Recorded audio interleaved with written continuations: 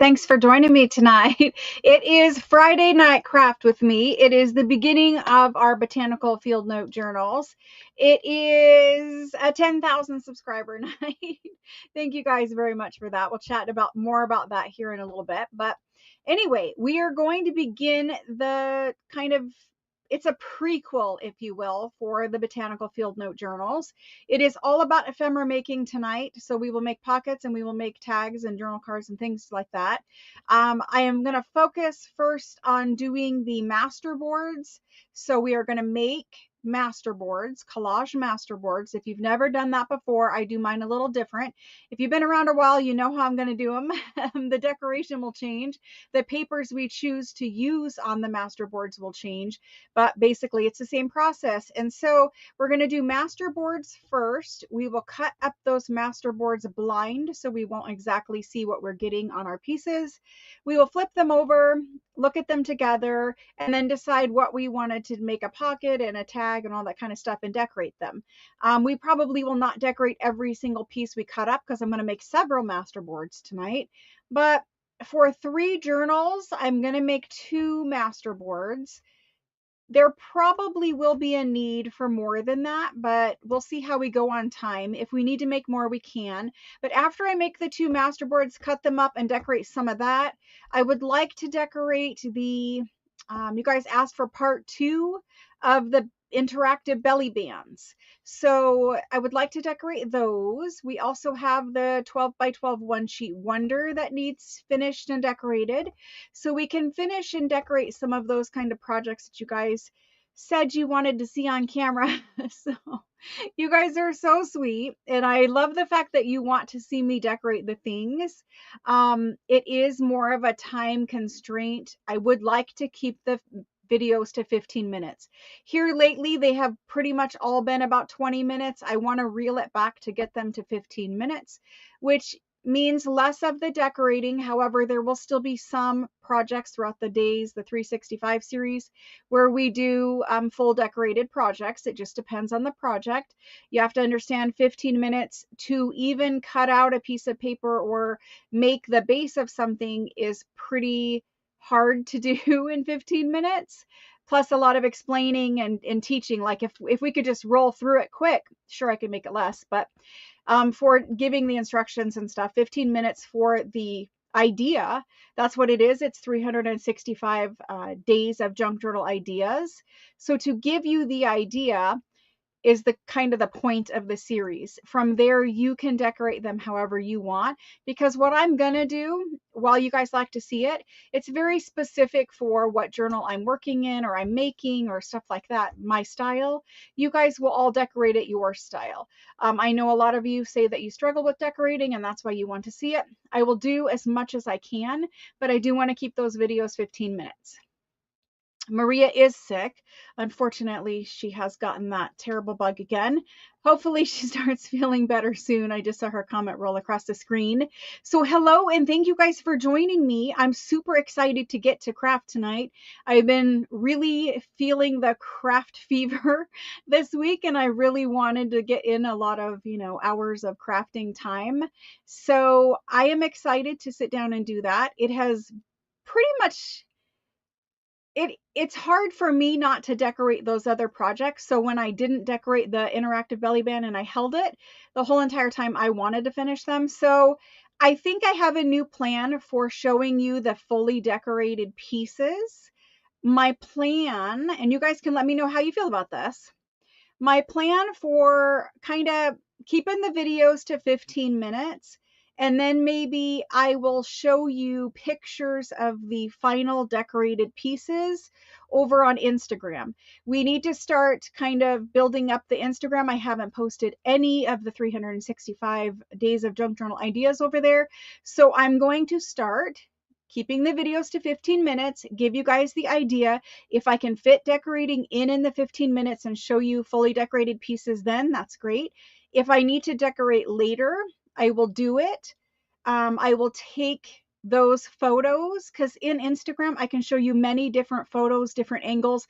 Like if it's a piece that needs opened up, I can open it up and show you those things, different sides of it or whatever, different things that are in the pockets. I can show you a lot more over on Instagram because it allows a lot more pictures.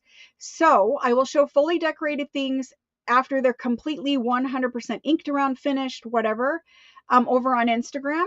If I can fit it in the 15 minutes, fine. On YouTube, no big deal. And then if you pay attention to the thumbnails of those 365 series videos, the thumbnails is pretty much where the project is when I say it's basically like done.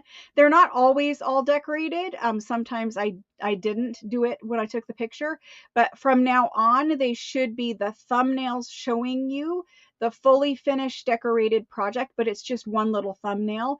And then if you want close-ups and you want to see it open up and you want to see what's in the pockets and the back side of it or whatever the case may be, that will go over to Instagram. And it's just a different way of showing you all the little bits and pieces that go into making something. So if there's ever a point where I need to, like, I don't know, give a little bit more detail or something like that, that can go over to Instagram too. If you don't have Instagram, don't worry. You'll still eventually see the fully decorated pieces, because even if you didn't, like, if I didn't decorate it, I'm still going to decorate in the 365 series. I'm just saying, for the ones who spill over and I can't fully finish them, I will still show you them in the craft with me's when we're sticking them in journals.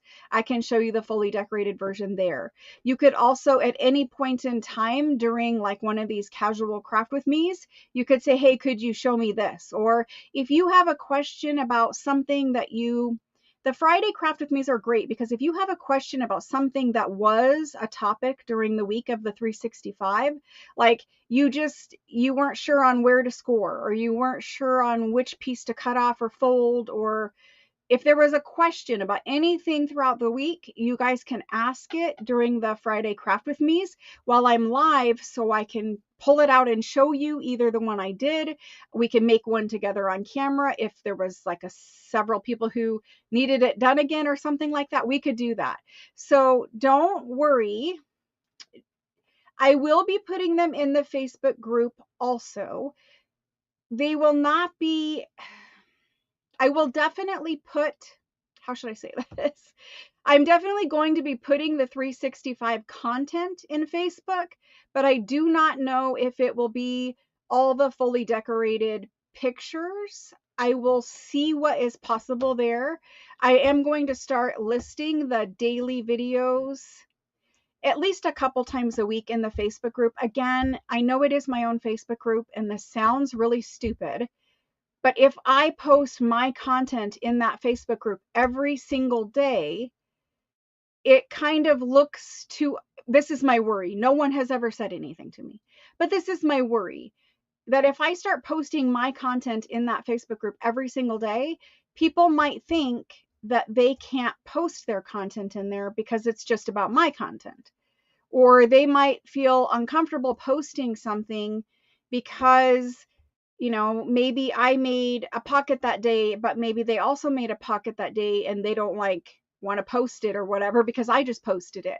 So I haven't been posting my 365 content in there. I've only posted it like 5 times and we're on day like 78. So I have tried to keep the Facebook group more about the people in the Facebook group rather than all about me. I do post when I'm going live, just a little thing saying I'm going live and link the video in there, but I try not to make it seem like I want everyone else to post their stuff and I want them to feel comfortable, and I don't want them to feel like I want it all to be about me, because I don't want it to be all about me. In fact, I would rather not post in there at all. I would rather it just be a Facebook group about junk journal makers posting all of their makes, everyone's makes in there. And so I have been kind of cautious and staying back away from posting the content every day.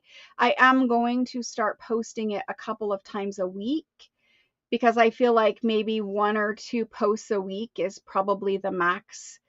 Because if I post every day, it fills up the feed, the feed on the Facebook page, like where you scroll through. It will be like my post, my post, my post, my post. We need a lot more other people to be posting in there so that when I do post my content, it just goes in with the flow instead of looking like it's all about me. And we have a large Facebook group, 3,000 something, 3,300 members or something like that. There should be a lot more people sharing their stuff. I don't know what the hang up is about not sharing their stuff, but I don't know how to encourage people to share more other than have challenges and stuff like that. So I think when we get a moderator for the Facebook group, several of them, I'm going to have them do some content to get people to post. So the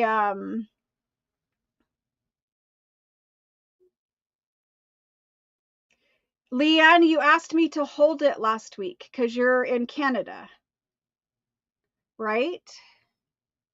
Okay, I'll answer that in just 1 second. So I know we talked about that last week, and I believe you told me to hold it, Leanne. So anyway, back to the whole posting in the group thing. We'll get some admins or some moderators in there.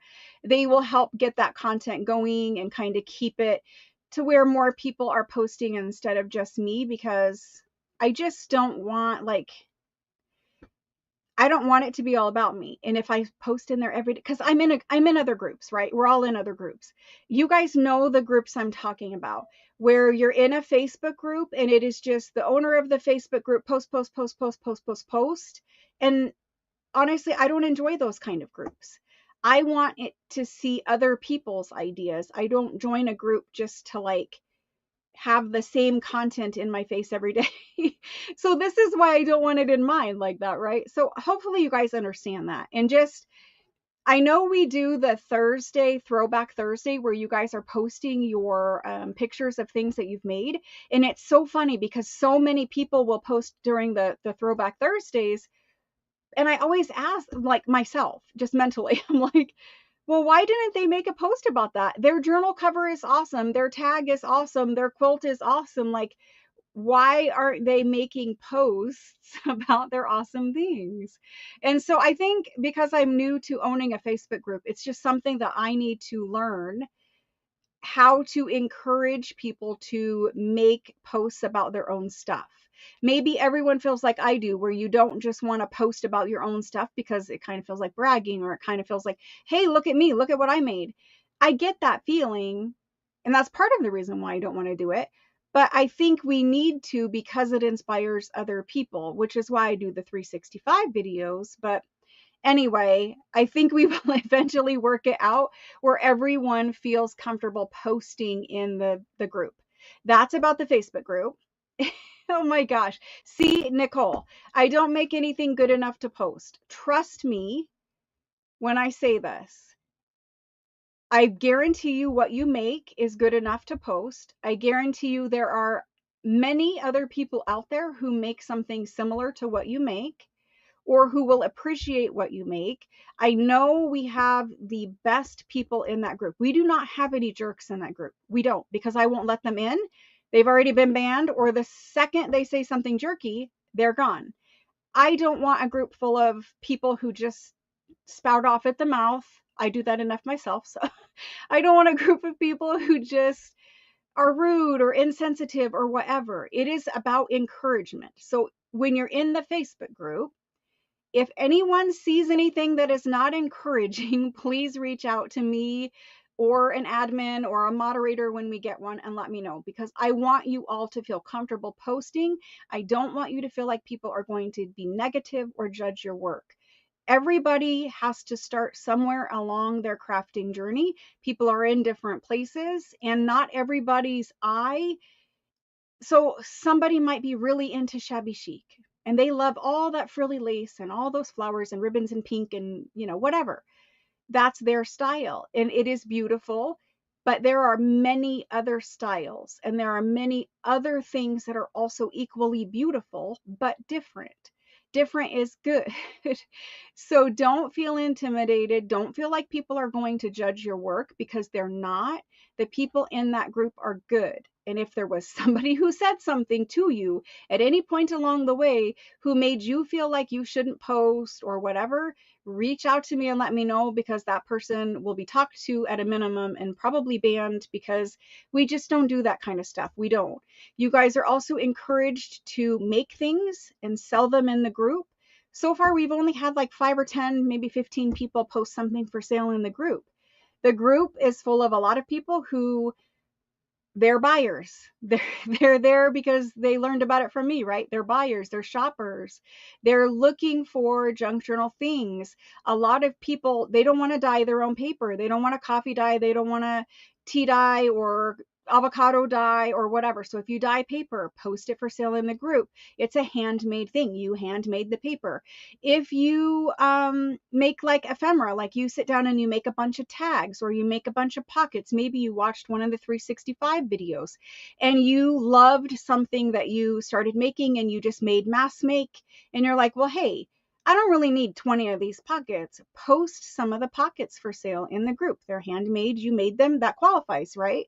So I encourage you guys to post your work, because your work inspires other people. Everyone there will encourage you, and it feels good for people to see what you made and say nice things about it, and that in turn makes you want to craft more. So sometimes, your mojo might be kind of down, but getting that little bit of encouragement helps. And also, when you post something, you help other people, because maybe somebody was like, hey, I went to the flea market and I bought a bunch of old magazines. What do I do with them? And you posted something where you used old magazines, and it gives people ideas. Okay, I can use my old magazines, right? So it's just a positive environment. I encourage you guys to use the Facebook group more. The Facebook group is always growing. You guys see the post every Monday where we have hundreds and hundreds of people who joined the Facebook group during the last week, the last 7 days. The Facebook group is growing a lot. It's growing quickly. I do need the admins and moderators in there. We're working on that. There's several people who can do it. I just need the time to reach out to them and set that up, but definitely going to happen. So make sure that you guys are posting whatever it is that you made. You don't have to make a video if that's not what you're comfortable doing, but just when you're done, you sat down, you crafted for, whatever it was, an hour, whatever, just snap a couple of quick little pictures of what you made, and then just take those little pictures and put them right in the group. You don't even really have to say much about it if you don't want to say much. You could just say, made some pockets. That's it. You don't have to type out this whole thing. You can go into all detail and list everything that you did and all that kind of stuff. Totally can do it. But the posting, it's beneficial for you and it's beneficial for other people. The Facebook group is not monetized. I do not get any money from that. It is not something where I'm looking for that kind of thing. I really just wanted to create a place where we all would feel comfortable encouraging each other and sharing, because unfortunately there are a lot of Facebook groups out there who, either the owners of those Facebook groups, let's just talk about Facebook groups for just a second. Most of us are in more than one Facebook group. That's the way it should be. You should be in more than one Facebook group, because you get a lot more, good junk journal pictures and inspiration in your feed, right? So being in more than one group is great. I encourage you guys to be in more than one group. This is not about tearing other groups down necessarily, but there are a lot of groups out there who, they're very much about the group owner. Some of them that I joined, because I didn't look into it. I joined them because they say they're about junk journals. But you join them and then you find out you can only make posts in this group if it is about the group owner and everything that they sell. And I think that is so rude. I'm sorry to those people who have those groups. I don't, more power to you if it's working for you. But I don't think building a community that is so selfish like that is what I'm after. I want a group that is more about the people in the group and less about me. Yes, I do post my stuff in there. I share it in there because most of you guys go there to get like, okay, here's when she's live, or here's what's happening, or whatever, right? That's also a place where I can post updates. Like if we have a craft with me scheduled and I can't do it, I have to move it, whatever, right? That's a message board where I can tell you guys information. But there are several groups.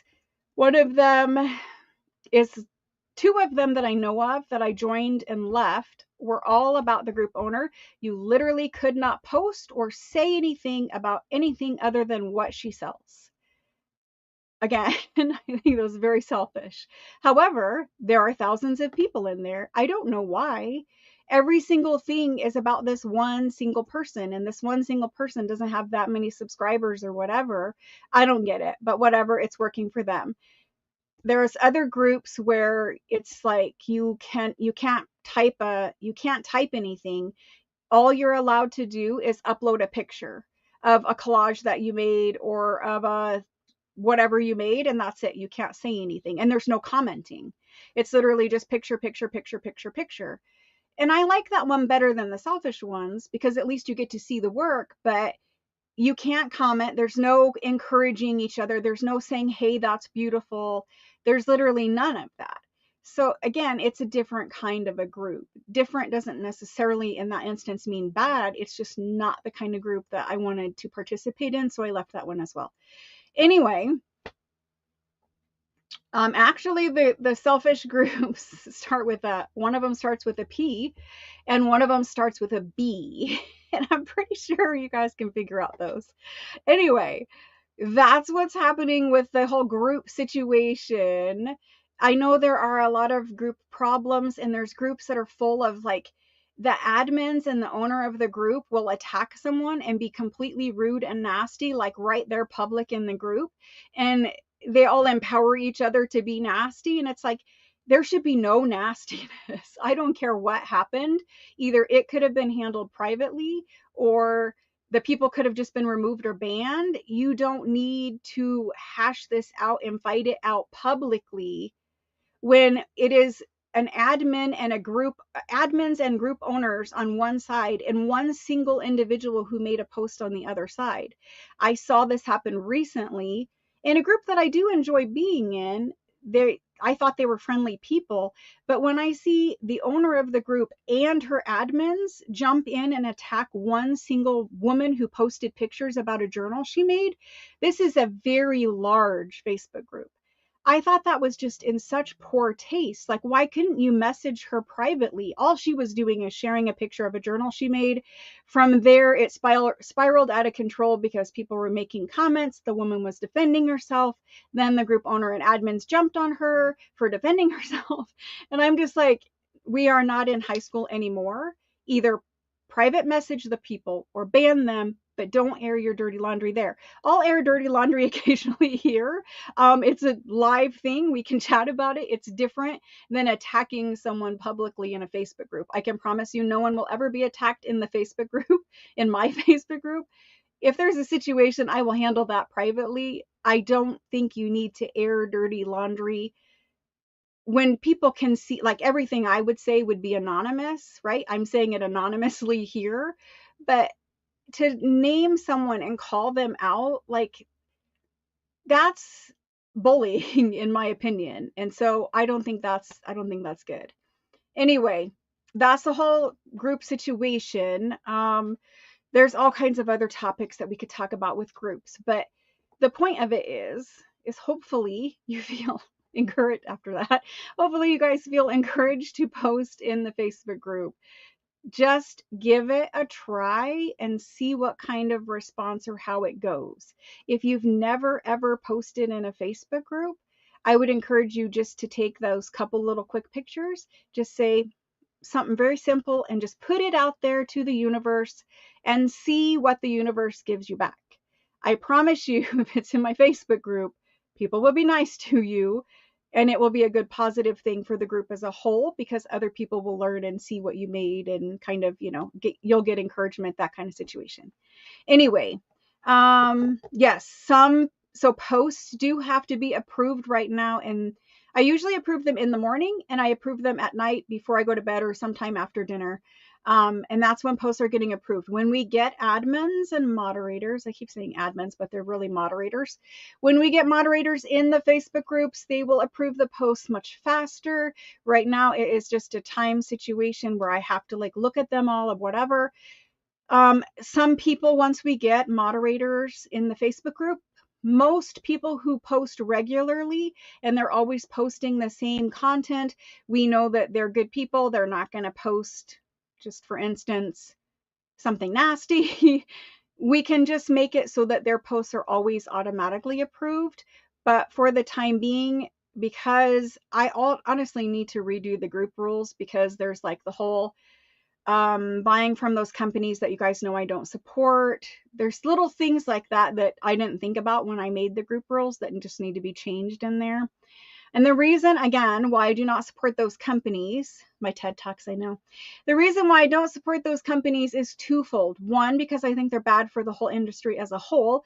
Two, because they have very bad ethics. Their ethics are twofold. They often steal other artists' work and they sell it and say it's the real thing, and it's not the real thing.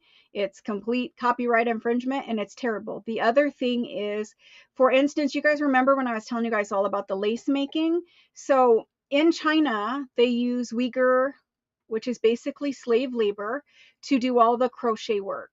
I don't ever sell any of that kind of crochet. That crochet is made literally by either child labor or slave labor. In China, they have all of the Christians rounded up, put into basically concentration camps. They are called Uyghurs. It's a different group, Uyghurs, and they make them make the crochet. It is forced labor. And that is how crochet is made. Crochet cannot be machine made. It is made by hand, and it is unethical business practices. It is outlawed by many countries to treat people this way. And China, for whatever reason, does it. And America, for whatever reason, lets those products in. Those are just two reasons why I do not support those companies. So I really hope that you all look into what I'm saying. Don't take my word for it.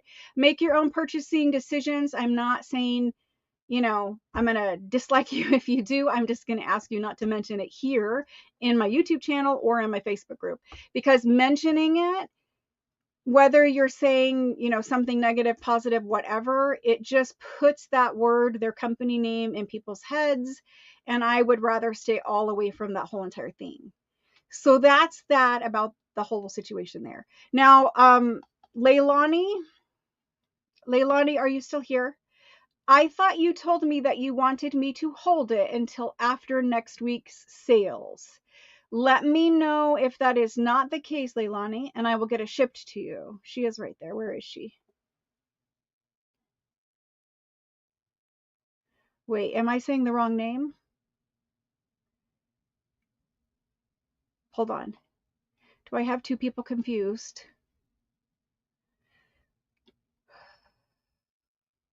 Maybe I have two people confused. There's Leilani and... Hold on. Hello, everyone. Thank you guys for joining. We are going to craft. I don't want a second Facebook group. I can't bear. Great idea, Sherry, but I can't barely handle what I've got going on now. I cannot imagine how another something on social media would go. Where is this? Leanne, I do. Hold on, Leanne. I was thinking you were Leilani. Hold on. It makes a lot more sense now. When I switch the camera down, I have the book right underneath me that will tell me. Leanne, I'm going to check for you as soon as I switch the camera down. Let me not knock over my water. Let me write this down on a sticky note, because I'm going to run in the other room and check. Because as far as I know, I thought I was all caught up. But let me check. Did you check to see if I had shipped it over the last couple days? Sorry, Leanne. I don't know why I thought you were Leilani, but there is a Leilani and she is here. She's like, what? What are you talking about? I'm so sorry, guys. Leanne, Leilani, Leilani, I think I'm holding yours because you're in Canada. Leanne, I'm going to go check and see because I did ship a bunch of stuff just Wednesday. I packed and shipped it and it left here Thursday morning. You might have an invoice out there. That's probably the easiest way I could check it, but I have to log in. Let me just go check your bin because if your bin is empty, then I know I shipped it. Sorry, is there anybody else before we get started that needs something? And also we need to talk about next week. Next week is the week-long live sale. I initially said Monday through Friday. I want to ask you guys a question. Okay. So I think we're going to do Friday craft with me and Saturday live sale. That way we stay on schedule with the craft with me and I can just do the 5th live sale on Saturday. So we will do live sale, which is, it's different. We're going to have it on Monday.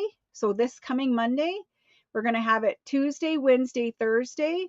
We'll craft together on Friday for a little break. And then Saturday at some point, I don't know what time yet, we will do another live sale. And that will be the week-long super sale. I call it a sale-a-thon. There's sale prices in there. There's de-stash stuff like I've got, I mean, I can pull out anything that you guys could possibly type in this chat right now, and I could probably pull it out. There is all different manner of stuff. I have huge shipments from France. The other room is completely full of all brand new inventory. I have stuff from the Italian paper stationery company. I have the Italian paper here. I don't think we're going to do it during the super sale because it has to ship all by itself. If I do it, you would have 2 separate packages. So I think we should just wait on the sheets of it. But anyway, we have tons and tons of new stuff. Most of what I will sell during the super sale-a-thon will be new inventory that you guys have not seen. It just arrived.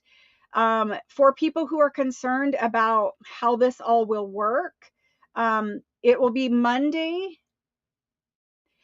Tuesday, Wednesday, and Thursday, starting at 7 p.m. Eastern Standard Time. I'm going to do a 4-hour live sale, Monday, Tuesday, Wednesday, and Thursday. On Friday, we will do the craft with me. On Saturday, I will post it. It might be during the daytime. It might be during the evening. Do you guys want to vote on it? You guys can tell me whether you'd prefer earlier, like Saturday. Just let me know. Do you want morning, afternoon, or evening on Saturday? I understand not all of you can spend all week long with me. I get it.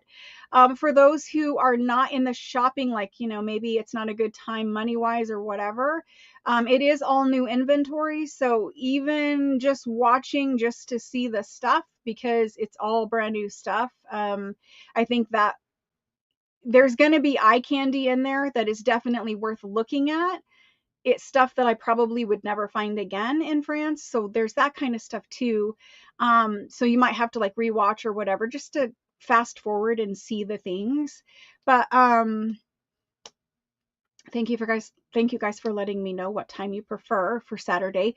But as far as how it's going to work, there is Afterpay available in Square. So I invoice all purchases through Square.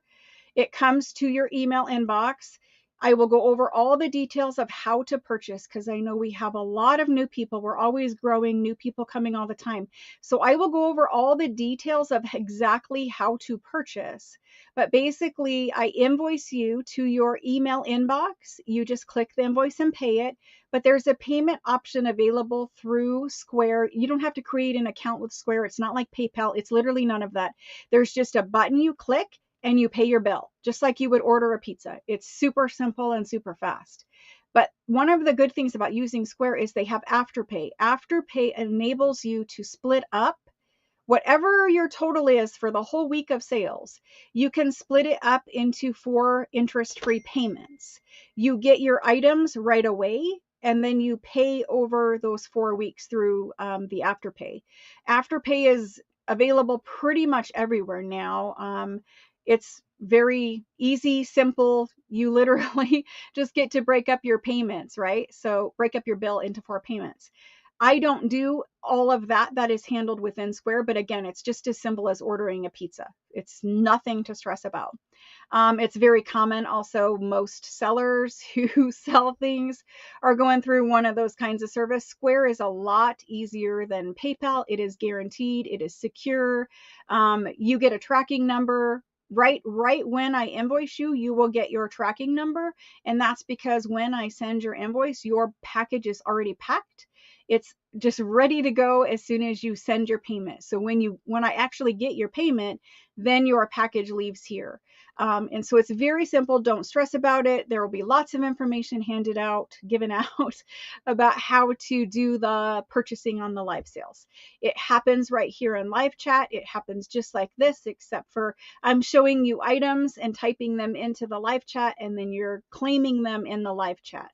Very, very simple.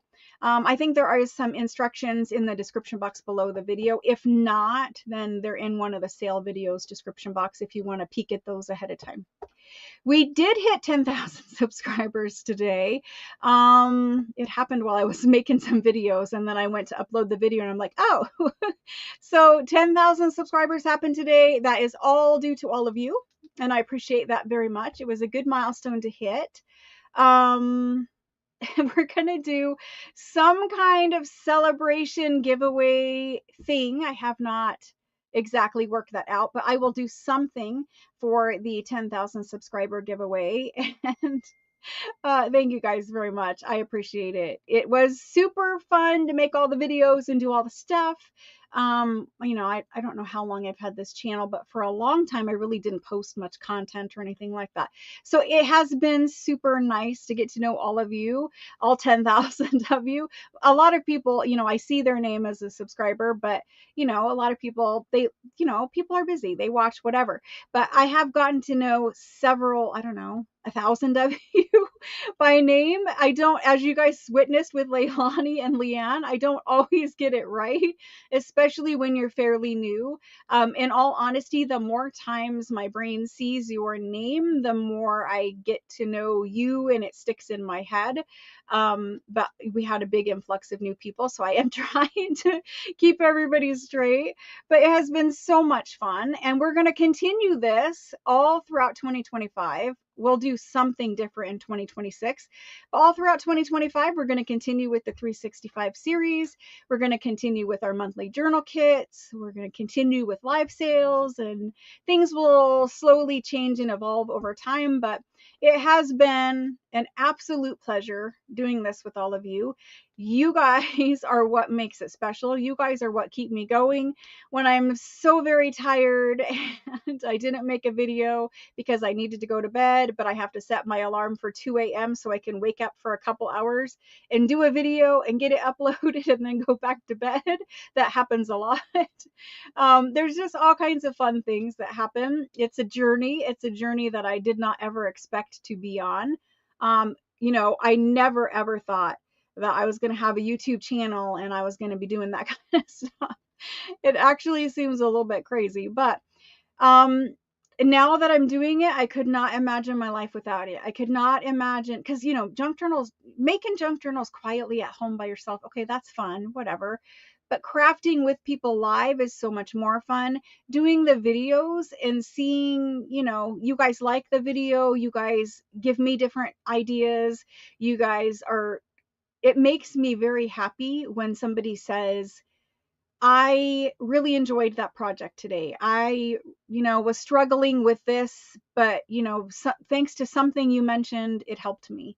And I do, every morning when I wake up and I read those comments, it really is a great way to start out your day. So for those of you who do not have YouTube channels, I would encourage you to start. You all have a YouTube channel because I see that, you have one. You might not be posting content on it, but you have one. And so I would again encourage you to start putting that content out there because you never know what's going to happen. You don't know, it could, for me, it was slow going for years because I wasn't putting a lot of content out there. But I would just suggest you start one if you think that this is something you want to do, because the faster you start putting the content out there, the faster you can grow your YouTube channel. And so we all work together, we all learn from each other. When I make a video and I'm showing you an idea, sometimes they're things I came up with, but other times they're just things that I learned around the way. Like, I've been making junk journals for, I don't know exactly how long, somewhere around between maybe 6 years and 8 years, somewhere around there, because it depends on what you call a junk journal, right? But when I started, obviously I had to learn from other people, and mostly I learned by watching YouTube videos. I didn't join Facebook until, I don't know, maybe 2 years ago, something like that. But I'm just saying, I learn from other people. Some of you guys are learning from me. It's just the whole circle of life of how that stuff works. And just like, I help some people with some things, some people help me with some things, and that's kind of what it's all about. So anyway, I just want to say thank you. 10,000 is amazing. I'm very, very happy and appreciative. And I feel honored that lots of you guys start out your day with me, your coffee with me, etc. I feel very honored that you guys watch the videos and that you give me that time out of your day. That is amazing. It's very kind of you guys. And so just thank you so much. I will do something more to celebrate and do a giveaway about the 10,000. I'll make some video or something. We'll have it posted so that you guys will find out. I'll put it in the Facebook group, whatever. But that was coming, or is coming. It seemed like it was going to take a little bit longer to hit it, and then it got really fast there at the end. So anyway, I appreciate you guys. Oh my gosh, I don't think I'll ever get to 100,000, but if I have to make a video every day until I get to 100,000, that might be a little much. Be making videos when I'm like 90 years old. I'd be lucky if my hands work until I'm 90 years old. Anyway, thank you guys. I appreciate it. I appreciate all of you. Goodness. Okay, so are we ready to get started? Anyone else need anything before I move the monitor and can't see your comments as easily? Is there anything else I needed to say to you guys? I don't think so. So we're going to make master boards, and then we're going to do some decorating of some projects that you never say never.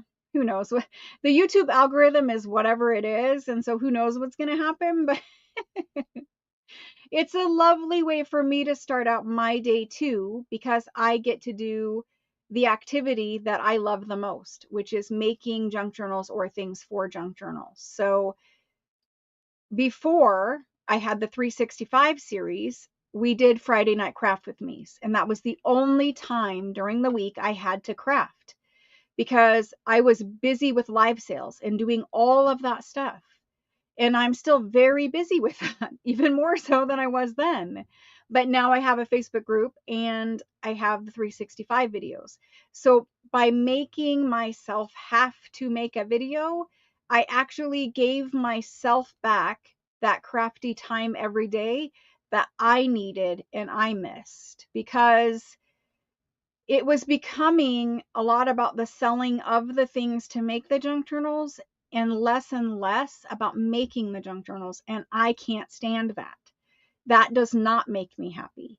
In fact, at the end of last year, it was making me very unhappy that I no longer had time to do the one thing that started all of this. So I came up with doing the 365 series, just thinking some people would watch, and you guys really liked it. And so it kind of took off from there. But giving myself that time every day to craft means if I start out my day that way, I am happier that whole entire day because I got to craft that day. So anyway, it's not selfless by any stretch of the imagination. I definitely enjoy the crafting part of it. If it ever becomes where I cannot craft, then I need to quit selling stuff or lower it or something, because the selling of things and the buying of all this French stuff, it is to make junk journals. That's what I want to do. This is just, okay, it's fun to share the things. It's amazing to get all the cool stuff from France. But if I can't craft with it, then I'm just an antique store owner again. And while that was fun, that was a fun 25 years of my life, I don't want to go back to that. I want to make junk journals. That is the thing for me. So I need to be doing that. Thank you guys. Thank you. Thank you. I appreciate it. You guys are the whole reason why that happened. So thank you guys. Okay. I don't see any other questions. So I think we're going to switch the camera down and we're going to get started. Aw, Alice, I hope you're doing better. Aw, soon she might get back to crafting. I know we have lots of people ill and lots of people going through things. And it's such a hard thing when you can't craft. Just like I was saying, it's such a hard thing when you can't craft, especially when you're a crafter, right? So there's something beautiful on my table down here. I need to raise the brightness just, oh, this is what's wrong. There we go. There's something pretty on my table. Something pretty. This beautiful St. Patrick's Day card arrived. It's very, very beautiful. I appreciate it very much. You know who you are who sent it. Maybe it's okay for me to say it's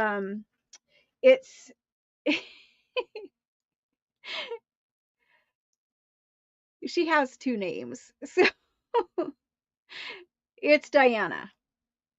This is Diana's beautiful St. Patrick's Day card. She has been very kind. She has sent me many cards. Lots of you guys have sent me beautiful cards. And when you send them, I do show them, but I don't show what you wrote inside because that's, you know, that's private, whatever. But I do show the front of it at least. It's a beautiful card. Awesome. Thank you, Diana. Okay, I'm going to put this stuff out and let me pull up and look and see about Leanne. Because I'll be able to tell right now because I can log in. So we're going to collage masterboards. I build my masterboards on 12 by 12 coffee dyed cardstock. So all of this is out because I was making videos. But I build my masterboards on 12 by 12 cardstock, which is what I'm going to do tonight.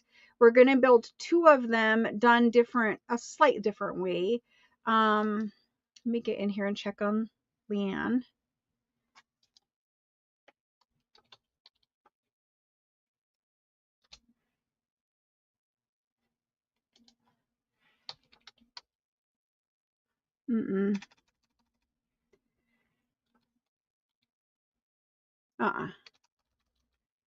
Okay, Leanne, tell me, I know I keep saying it. Leanne, tell me what it is that you purchased that you're waiting for an invoice for. To save me from having y'all wait. Tell me what it is that you're waiting for an invoice for. I know. My brain, once it gets it's in there wrong, it's just in there. So we're going to collage these. I'm going to use a bunch of scraps and I'm going to use some new things. So this cardstock is, you can see, it's a little bit thinner of a cardstock. I would say it's probably somewhere around the 80 or 90 pound range. This one, I believe it's the one from Hobby Lobby, but it could be something else. I don't exactly know, but we're going to do one at a time. We're going to do that. I'm going to put this underneath of it so I do not get glue everywhere. I do need to regain some of my desk back. I just have way too much things in my way right now. And honestly, I probably should just pick these up, but I want to leave them to decorate. So that's that. A rag paper book for 45 in February.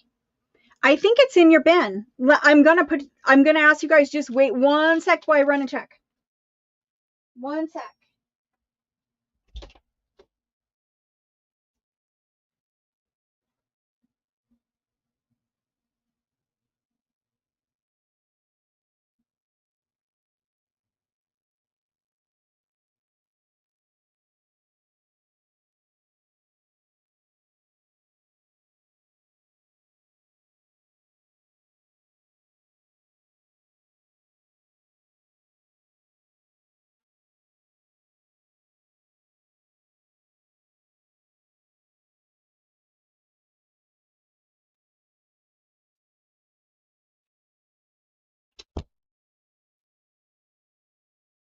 This is your book. Now, I put a mark on your bin that tells me that you are international. Are you or are you not international? I've never invoiced you before. That's what it's telling me in the computer.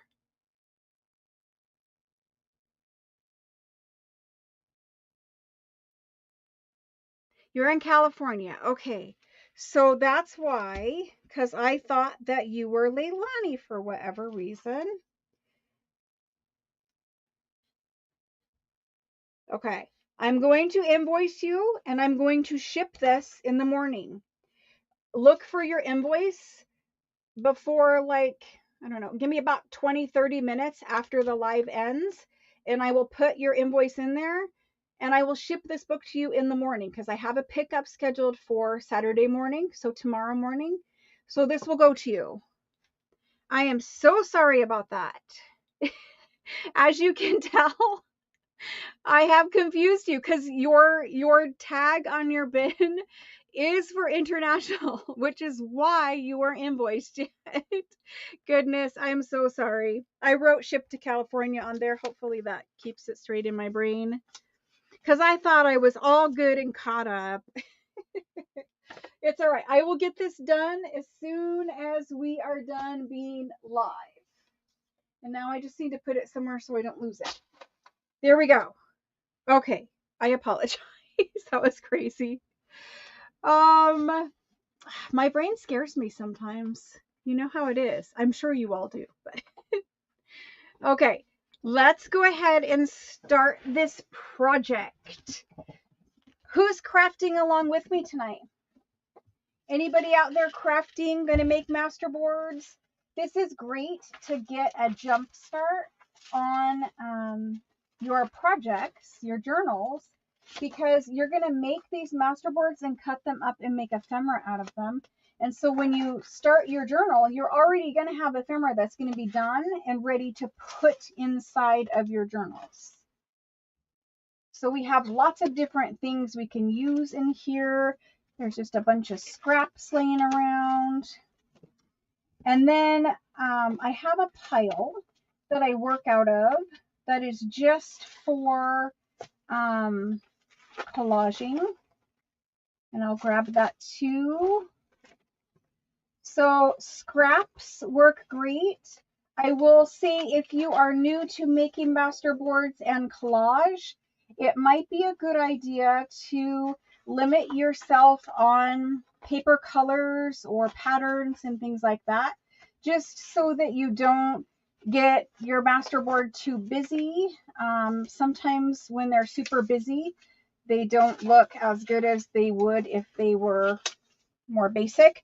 Remember that these things that we're making, they're masterboards. They're the base layer. They are not the decorated finished layer.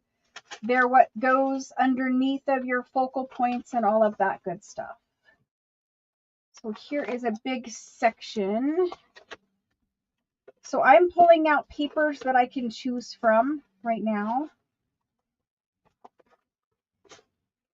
Like you want different colors of paper, even though it's like a book page or whatever, different tones of paperwork, some music, some ledger, some handwriting. You could use some of this straw paper if you wanted something more basic.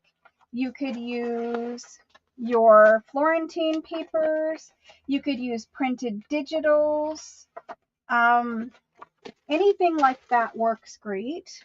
So from this pile, we just need to decide. This is kind of my botanical field note color palette of the old Italian papers that we had. So I have just a collection of, you know, more earthy kind of fall colors, if you will, because this is what we had to play with from the last couple of Italian paper orders. Definitely don't want that color palette, but that's just me, you know. So there's that. We might use some straw paper. And I just want to shift this gigantic pile to the top so I can play out of it. So there's that. And that. What I don't want to do is make my masterboard too thick or too busy looking. So a lot of this I don't need. This is a scrap, and this is a scrap. And the reason why I like to build mine on copy dyed paper, copy dyed cardstock, is because when you build it on copy dyed cardstock, it's the right thickness to make your pockets and your tags and journal cards and stuff from. But it's also about having that copy dyed paper already built in on the back side.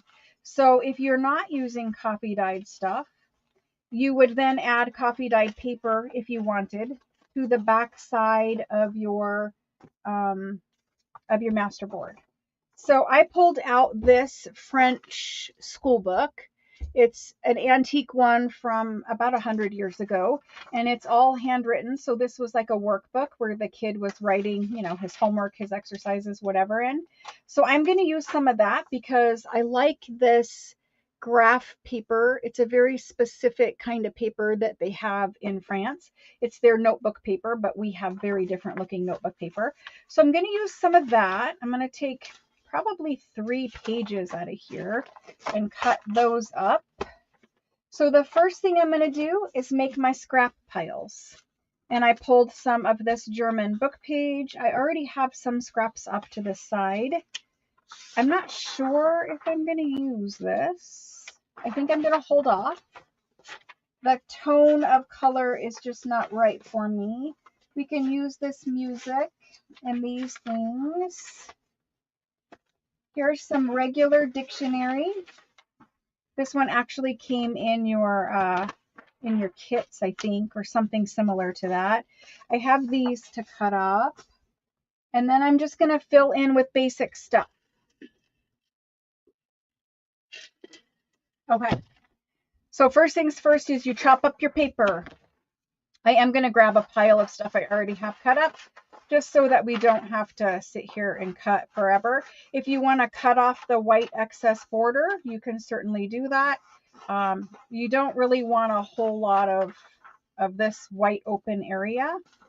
Some is okay, but not a whole lot, in my opinion. Now you do whatever you like and you're comfortable doing, but I'm just going to chop these up quick. And like I said, I have some already done that I'm going to pull out just so we can get going. But you want to cut them up into random sized pieces. Don't cut your pieces too small and don't make them too big. A 2x2 is probably the smallest I would do. In reality, I like rectangles and I like them to probably be 3x2 or something in that range. We'll save that since it's already torn. This guy is awesome. I might save him. I might save him. He's so awesome, he might need to be saved. But anyway, you can use, if you have scraps that are rough torn, you can use rough torn scraps. You don't have to have straight edges. I like mine with straight edges because it is faster and it is easier. And this is the base layer. So whatever it is that you put on here is going to get covered up anyway, for the most part. So don't stress about it. Like this is a beautiful one, but it's got a lot of white space. So I will save that for another project. Here is some ledger. So any old scraps of ledger will do. If it's cut crooked, like this is really kind of crooked here, go ahead and straighten it out. So you can see I'm working in all neutrals so far. This one is really like falling apart. And so any fragile pages, now there is a point to where fragile is too fragile because you don't want it to peel off your masterboard, which sometimes I have used paper not realizing how fragile they are, and I've been unhappy with that result. So this one, it's holding, it's not just flaking and flaking off. So I think it's okay. But make sure that your paper is sturdy. It doesn't all have to be rag paper or anything like that, but just make sure that the paper is sturdy enough. Sometimes we have paper that's a little bit fragile like this one, but still can be used for collage. So I'm going to do that, and then maybe we'll get a little piece here. The rest can go. You can save your offcut strips for stamping like words on, or for backing the Tim Holtz little words, his little sayings, his quotes, whatever you want to call them. You can use them to back his words with. It's kind of like a little layer underneath. I don't know what you want to call it. A layer underneath like a label kind of situation. This is a very weird shape. It will work. So I'll just cut a couple more of these, and then we're going to call it good. That one is torn all over the place. Same with this one. Okay, and then these two I can cut together because they're the same. And this one, I'm just going to cut off some of this.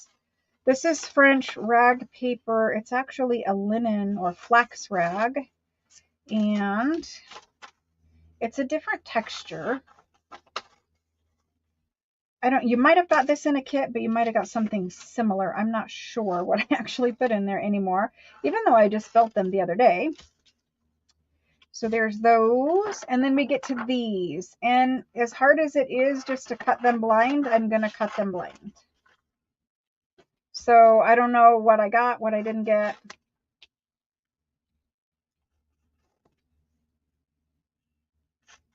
And I pretty much cut everything in that pile into a rectangle. So I'm going to grab the rest of the pieces that are already cut, clean up my pile of trash over here, and we'll move on to gluing. Now we have everything beige. We need some things that are not beige.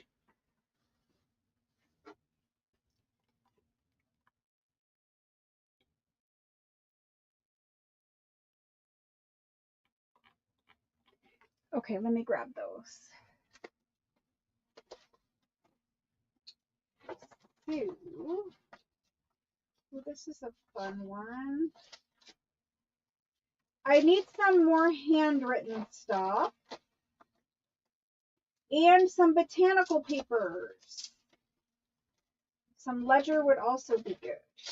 Let's see what I can find. Digging, digging, still digging. Found it. I found some anyway. There's a little bit there. Digging, digging, digging. This is a good one. Let's see. This is a good one. That's good. Good material. Good material. There's some more scraps.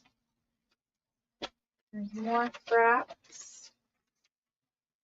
More scraps. And handwritten. I'm coming. I didn't disappear, I promise. I thought I had more cut up pieces in this bin. I don't know where they went. Ooh, maybe down there. Anyway, we're fine. We're moving on. I don't know where my actual scrap pile went, but it's missing. We have these. So a bunch of ledger offcuts. And down here, there is stuff that's already cut up. So I'm just going to pick through that quick. I'm looking for color things, like things that go with my color palette only. So far, that's all the neutral stuff. Some of you guys might remember we did a collage masterboard with all neutrals, and that was one of my favorite masterboards I ever made. And I should have scanned it before I cut it up, but I didn't. Okay, so the other thing I want to add is botanical paper. So paper that has the flowers, like from book pages and things like that on them. You could use magazine images. You could use digitals instead of all these are originals, but you could use digitals instead. I found a good amount of handwriting in there, so that made me happy. And then, oh, we don't want blue. No, we don't. We want these. So, how many people are going to be making this journal when I'm making this journal? How many people in chat are making the field note journal with me? I know I asked how many people are crafting with me tonight. Now I'm asking how many people are making the field note journal. I'm going to cut it this way. I know there's quite a few of you in there making that. I'm super excited to get started. It's been hard to like wait. I know it's been hard for you guys to wait too, right? You guys have been waiting a long time for that one. Goodness.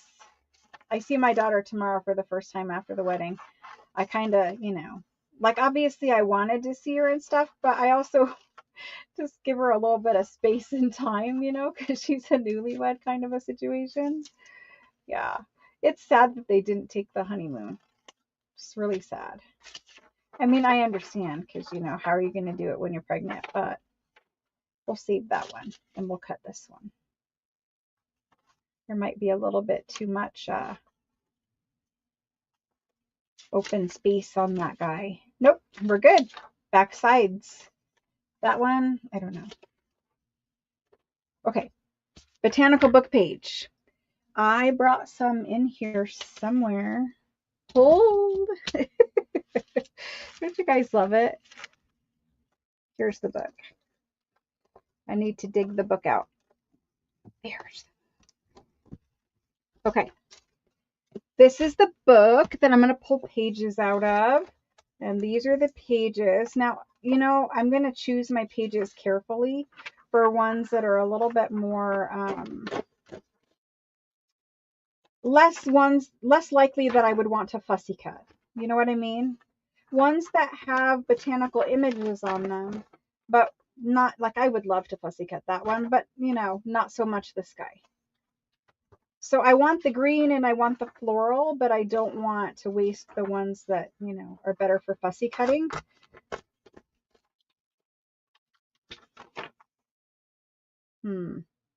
This one is a no. This one I might keep. Okay, we're getting there. I think I have enough now. This book is from Amazon. I've linked it a whole bunch of times for you guys. There are a folio of this. There is a folio of this in your kits if you got the kit. So there's that. And then same thing. I'm just going to do these quick all together. You could use paper trimmer, but I better cut a little bit inside to allow for oopsies.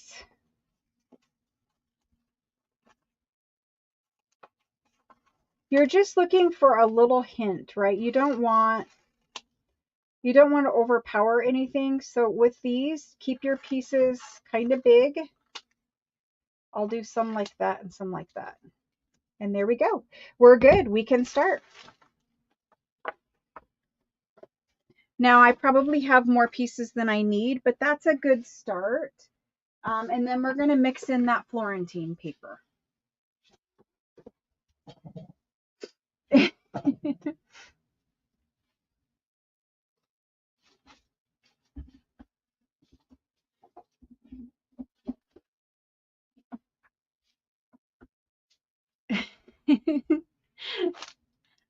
Okay, so let's get started with this.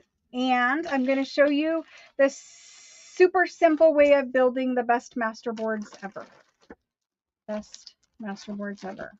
I need space. Out of space.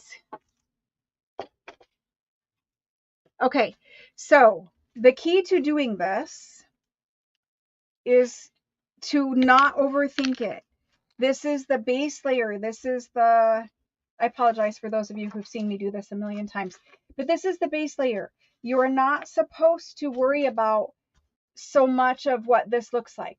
Don't make this too decorative. This is supposed to be more the bland part of it, and then your focal point that you decorate these pieces with later, that's what brings in a lot of your color pattern. That's where your eye is supposed to go. So make your base more neutral with just a little bit of color or whatever.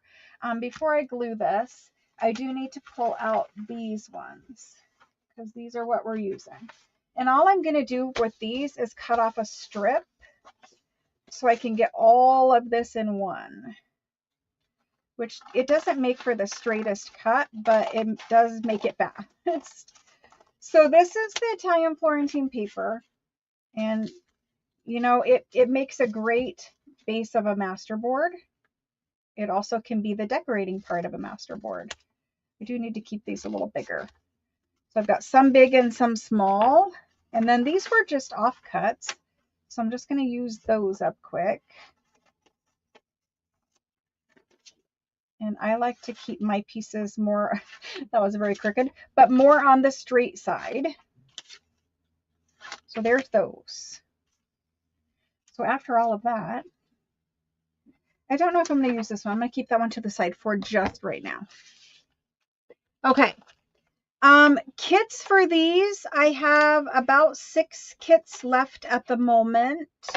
If you would like a kit, I would ask that you attend a live sale next week.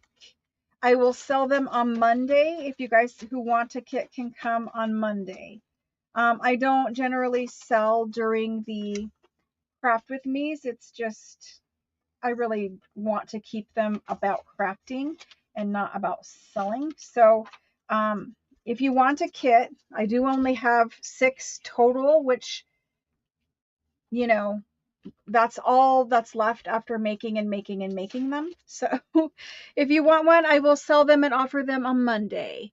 Okay, so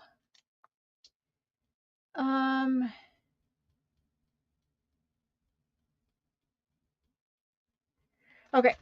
Sorry, trying to keep up with chat too. This is the way that we make the master boards. So after picking out your papers and cutting your papers, the way that you do it is you glue your whatever your base is. If you're making, first of all, try not to make small master boards. Master boards are meant to be big so that you can cut them up. Anytime that you do tiny little pieces, it is going to look too busy to the eye. So try to make your master board base large and try to keep your pieces on the larger side. You'll see as we go. But the other key is to glue a quarter of your board. So I literally just take my glue stick, and I'm using the Oohoo Magic Blue glue stick. This is the only one that really keeps your pieces down as you're going. Some of them you think that they're down, but if you come back to the project years later, all of your pieces fall off. So I haven't had that problem happen with the Oohoo, and pretty much every junk journaler out there who makes and sells swears by the Oohoo. So if it's good enough for them, it's good enough for me. Glue up 1/4 of your masterboard approximately. Start in the corner. And don't try to keep all your words going a certain direction. They look better with it. Just pick up a piece of paper and stick it on. You don't care if it overhangs the edge. I actually prefer mine to overhang the edge because it's really hard to get it exactly on the edge. So let it overhang. You can trim it off later. And you're just going to work your way around your masterboard, alternating between, you know, book page, handwritten page, different kinds of paper. You don't want same. So I'm going to try to keep it where the same paper is not next to each other. It just looks better if you give it a little bit of variation as you move around. That music paper is awesome for adding some interest too. So here's some music paper. That's great right there. I might do it over here if I can fit it on my glue section. So there's that. And then we've got little sections here. And so there's where you're going to fill in some of your little pattern pieces. And if they need to overlap, like that needs to overlap, no big deal. It's actually 2 pieces. Let's see, do I have a skinny one? I have a smaller one. Let's do this one. So when it's time to overlap something, you just overlap your glue. No big deal. And then put it on there. Some of the paper is double-sided, so you might look and see, you know, what looks better. No big deal. So then I've got this little bit up here, but honestly, I'm ready to move to another corner. So most people will take a lot longer to build a masterboard. If you use this method where you pick out your papers, make sure your pile all looks good together. If there are papers in here that don't look good together, your masterboard isn't going to look good whenever those papers are stuck together on it. You know what I mean? So try to make sure that your papers are, picked out and look good together. From there, we're just going to keep working our way around, and you don't have to stay in the corners to start. And eventually you're going to be left with some random shapes, and that's no big deal. That's great. So we're just going to stick that guy over there, overhang him. And also don't line up all of your lines going the straight way. You want them to be a little bit crazy, right? Like, this is lined up here, but you don't want to continue that row all the way across. Like, in my opinion, it's just a different look if you do. It's not, it's not terrible. It's just different. So I just do mine all random. I really like the randomness of this. So this is a big piece, and it's going to overhang quite a bit. I'm going to do it. We're going to go right over this guy and right over that guy. My glue is it's almost at the end, and so it's very top heavy. Here we go. Like it. And I just need a little piece right here. In fact, I can kind of cheat it and go over just a little bit. You want to avoid pieces that are on your masterboard that are too small. So I give it enough where it's going to stay stuck on there. And there's that.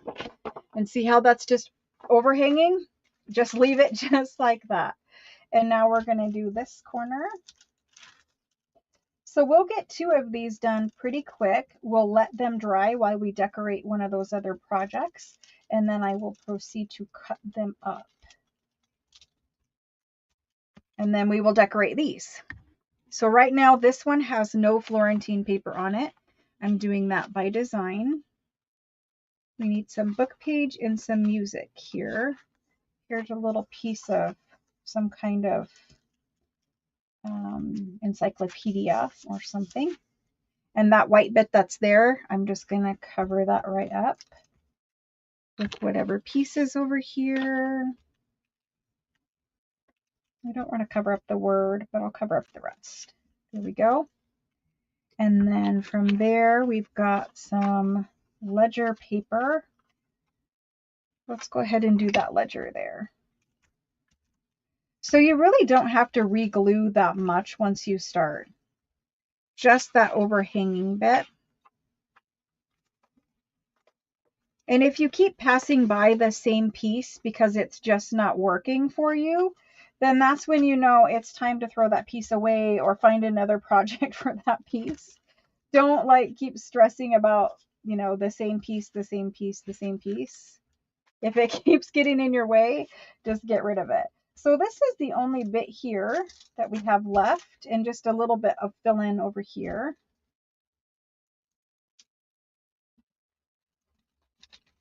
And I am generous with that oohoo because that's really really important that this part, right? We want to make sure that our pieces don't come up. So I've got ledger for here, and that glue is still sticky, so we're good. I do need it to be over a little bit more. Whoop, tore my masterboard. That's because it was soft from the glue sitting there for so long. There we go. There we go. And then we need to get some of this. And it doesn't matter that there's just little leaves there. It's totally fine. There's that. Here's encyclopedia for right there. Dictionary, whatever this is. We have just a little strip here, so that's going to be a fun area to fill in. I do have some more handwriting, and I'm going to take this handwriting right here, just a little more over. The good thing about glue stick too is you can slide your pieces. If you were trying to use art glitter glue, for those of you that don't like the stickiness of glue stick, if you try to make a masterboard with art glitter glue, you cannot slide your pieces. And there are times where you just, you need to slide something over, right? So we have this little strip here, we have a little tiny one, and we just have this area here. I need some more prettiness, so I'm gonna go here with it. So don't stress about covering things up either. A lot of people do. Don't stress about covering them up. It's all good if you cover up.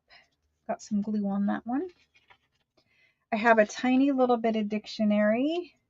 It can go there. So I had some square, everything lined up pretty evenly over there. Not anymore. You can always go over and do a second layer.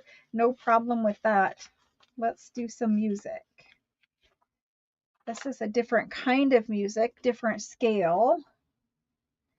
Let's cut that up and put that right here. Beautiful. This one is probably going to be my favorite.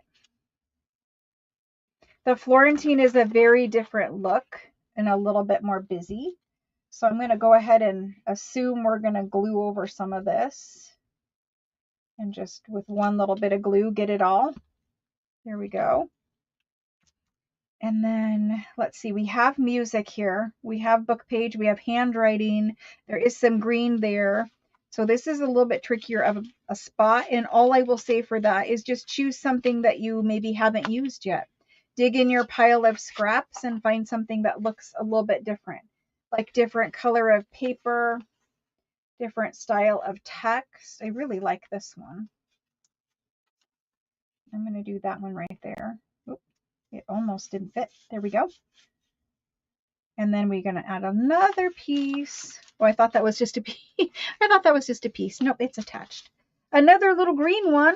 We didn't add too much green. That would be beautiful there. So if in fact you're done and you don't like it and you think, well, I need to add a little something, I would suggest that unless it's very, very obvious that you need to add something else, don't. Leave it until after you cut it up and then look at it again. Try not to be too fussy with this part. This part is just the base. It's just the under layer, right? So I can see a little piece sticking up here. The only time I will use art glitter glue on a masterboard is for those little corners, those little areas that didn't get stuck down good enough. So before I cut it, I generally take my hand and kind of run it over and see how we did. I think we're good there. But when we cut it, if something comes up, then you'll just glue that tiny little bit. The next thing is we flip it over and see all these little offcuts to the side. We just follow the cardstock around with your scissors and straighten that edge. It's very easy to do. And that's why I said don't worry about overhanging. It's actually better, I think, to overhang, especially when you're new, because it's really hard to like get everything stuck right to the edge. Now, if you didn't get it stuck all the way and there's a tiny little bit of your base showing, another good thing about building your bases on the coffee dyed cardstock is if there's something that's showing, it's going to be coffee dyed, which is a lot less obvious than white paper or like junk mail or whatever. I do like building them on junk mail, but see, this is the side where people can write on the back of the tags, and this is my finished masterboard. And this is, I think this is beautiful. I don't know if you guys can see, but on this document right here, on this document, there is an embossed seal on the handwritten document. It's a little bit puffy right there, but there is a handwritten seal right there. And so that was a little hidden surprise. The paper is moist. It needs to dry before you chop it up. But that's what the first one looks like. So now we're going to make another one. Out of this, you can try to save some of these little scraps if you want, but don't stress about them either. And then we're going to just dump this into the trash and do another one. It's just the base, but this is how we're going to decorate, or how I'm going to decorate my envelope, my cover. So the cover of the journal that I'm going to make is going to be collaged on the front, which is another reason it's going to look a lot like this. At least it is in my head now. but when I actually do it, that's when we'll know for sure what it's going to look like. So we're going to start another one. And again, this is down here so that I can just take my glue right to my edge without getting it all over everything. I already have all my pieces cut, and so we can just keep going. And we're going to let these dry. You see how I got my glue, but there's little spots where there's no glue? If there is any spot that does not have complete glue coverage, that will be an air bubble in your masterboard. And while it's not the end of the world, it is much better to not have air bubbles. So complete coverage is important. For this one, I'm going to do the neutrals with the whatchamacallit, the Florentine paper. Yes, that, with the Florentine. So for instance, we're going to go in and we're going to do a nice big piece of green here. I'm going to do this green with the orange. And we're going to put it right there. So see how I slid it into place to get it perfectly butted up against each other? It needs to slide just a little bit. I'm crafting a good 18, 20 inches away from my face. So we're going to slide that one over there. And then we've got music. And so I can start filling in from the edge. Oop. Yeah, it's fragile. That one's just going to go right there now because it's fragile. And then we've got ledger. Ooh, this is a fun ledger. It's got a bunch of numbers on it. And see how it overlaps right here? I just need to get a little glue there. There we go. That one's good. You do get kind of gluey, but you know, you can be better about that than I'm being. You can, you know, not run your hands over it. And then when you're done, you could just wipe your hands with a baby wipe too. But you do get a little bit gluey. Now you can make collage anything. It doesn't have to be a masterboard. You could just collage yourself some, you know, some small pieces like tags or whatever. You don't have to start with a masterboard, but I think it's fun and it's fast. It makes your ephemera making go. You're going to see how many pieces we're going to get in just a minute. And I promise you, you're going to be a little bit shocked about how far a masterboard will go. I'm looking for one specific green paper that I thought was in this pile. Oh, I'm sorry. You guys can't see this pile. Here's this pile. This is what I'm looking for. I want to use that like right here somewhere. Let's put it right here. I'll leave myself some, I don't want to cover it up, but I'm going to. See, don't stress about covering it up. And then she does. Okay, so we're sticking. My glue is way top heavy. It's super annoying. No matter where I put it, it falls over. It's just about gone. There's just a tiny bit left in there. Anyway, Florentine paper is going to look great. It's just a little bit busier of a look. This is just basic dictionary. That's good to go there. I don't know if I got it all the way to the edge. I'm too far away from myself. Okay, so then we need handwriting. We don't have much handwriting on this one. This is a super cute little piece. Let's put it right here. It's pretty white looking, so we're going to need to add some creamier stuff over here. Do we have any creamy colored music? We do. Here's some creamy color. Let's go that here. And then we'll do Florentine paper. How you guys doing out there? Anybody making Florentine masterboards with me? I keep asking because I'm just curious. Who's crafting with me and what you guys are doing? I'm being all nosy tonight.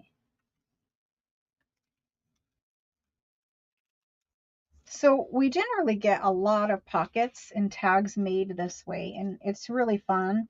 This is relaxing. Like if you've had a hard day and you think you want to craft, but mentally you're just kind of tired and worn out, this is a great thing, a great project to make because it doesn't take a lot of skill. You see, I'm just gluing stuff down. It doesn't take a lot of skill, and it's kind of fun. Mentally, I think it's relaxing. I need something else there. I guess that works. And we're glued enough. Okay, so I've got this middle section here, and I'm just going to leave that for now, and we're going to glue up this other one. I really hope this glue stick is done soon.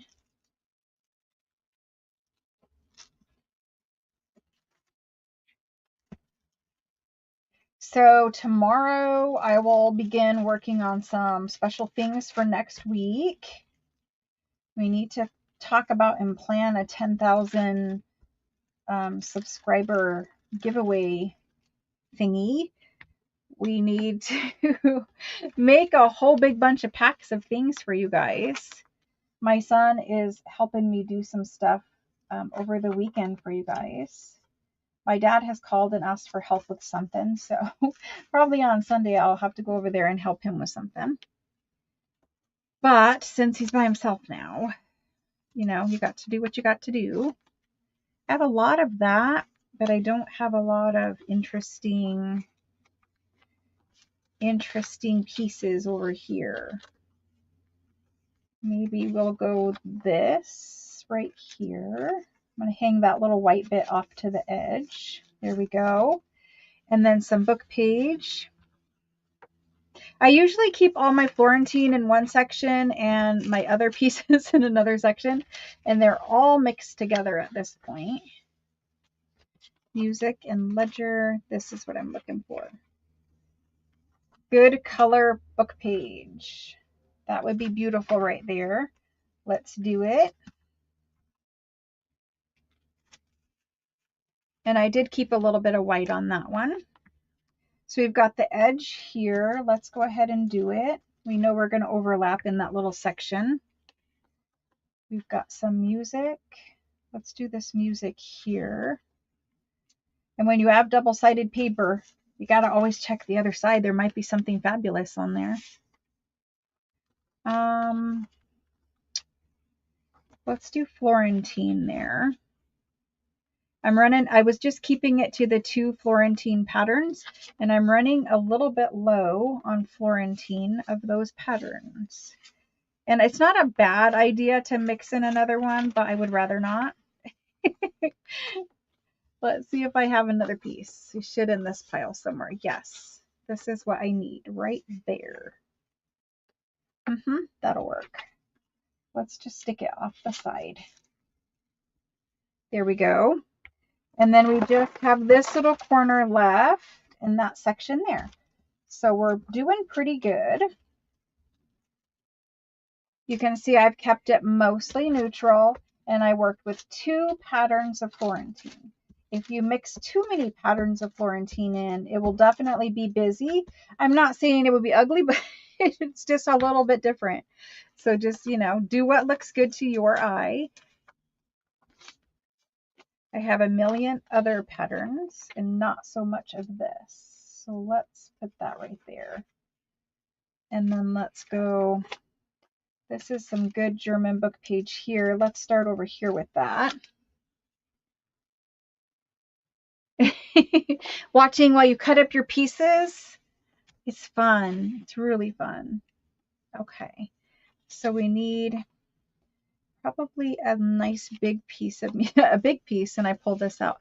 We need a nice big piece of music.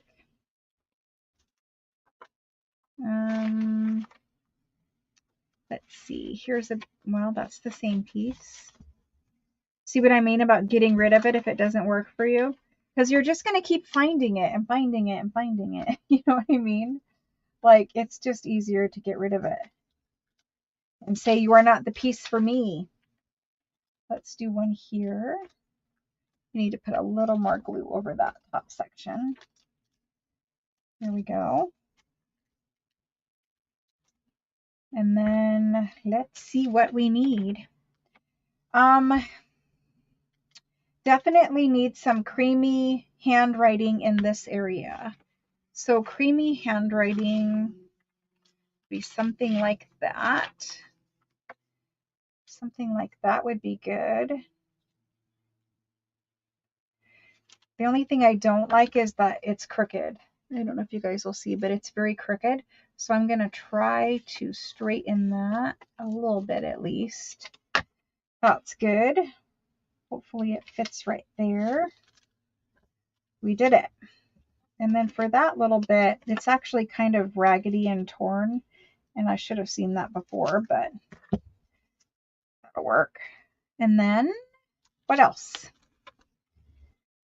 We got these little sections. Truthfully, I don't know. I want something creamier, something browner. Let's fill in with one of these pages. It's a little more, I don't know, tanned in color. Let's fill in with that. And we just need little section for there. So that can go either way. And then we'll put some here too. So we've got this little strip for right there. Love it. Let's do it. See, my glue really is, it's just about done. There we go. There's that one. And then let's do this guy. I really like it that way. I am going to do it that way. Oops, see, it was a little crumbly right there. And don't worry about getting glue on top of your masterboard, because this, if you're using Uhu anyway, it dries clear, and we are already, we know that we're going to be embellishing over this. So don't stress about getting glue on the top. Okay, I've got some old book page crumbs there. Let's do just these little small areas left. I am going to do that there, but I'm going to cut this white edge off. And then there we go. That first one was easier. My glue is really, really not happy with me right now. Okay. And if you get a little bit too much glue, you could wipe it. I'll just wipe that. Okay, I got two spaces right here and right here. I would love a little bit more Florentine, so I'm gonna try to find another pattern that will work with this, because I do love it. So I think this one goes. We will use it. If I can get some glue out of my glue stick. These glue sticks, they're not the most inexpensive things in the world, so I do try to use them until they're really, really gone. And then we have this piece here. I think I have to quit though. It's going to tear my paper. Yep. All right, you did tear it. Okay, I'm going to cover that up. But that one's done. Let me see what happened. It's okay. It's on the floor, but it's okay. My trash can is underneath my desk, and sometimes my aim is not as good as it should be, I guess. Okay. We got a lot of glue there now. What should we put there? We have music, we have book page. There's my hair. We have music, we have book page, we have Florentine. We kind of have it all there. So let's use something that's a little bit different from our pile. Oh, we didn't use any of this because I cut it up and it was on the bottom. That's sad. Because we're going to have to do another one. I mean, not right this second because you guys are bored with it. But we're going to have to do another one because this is the French children's book page that was handwritten that I really wanted to use on these. And I put it on the bottom of my stock and then I didn't get to it. So there's that. See, it's better. I really like that. That's better. The handwriting is just better. So anyway, there's this one. And now we're going to flip it over and cut off all these overhanging bits. I'm going to read chat just for a second because I haven't been looking at it while I've been collaging. I find it really hard to read the chat and look down at the table. My monitor for chat is off to the side of me. And I find it really hard to look at the chat and read while you're like, your brain is trying to collage. It's just a multitasking that I need to improve, but it's really hard. I know one of you guys told me that there was a program that would read your comments out to you while you're doing a live video. I need to look into that too, but that might be worse, more distracting for my poor little brain, but I'm going to look into it. In the other studio, the monitors are in different places and they're bigger. So that might help. I will show you guys that one in just a second. Pick through this and save anything that could be useful and get rid of the rest. Let me dump this in the trash. We'll look and see what we got. And we'll start decorating some other things. That first one might be dry, but let me look. Okay, so here's the two that we made. Very wet still. Here's the two that we made. Lots of neutrals and just small little pops of pattern or color. Same with this guy. This one is still my favorite. However, I do want to make another one. You guys don't have to sit through it. But let's go ahead and decorate some other fun things. And I'm going to read chat.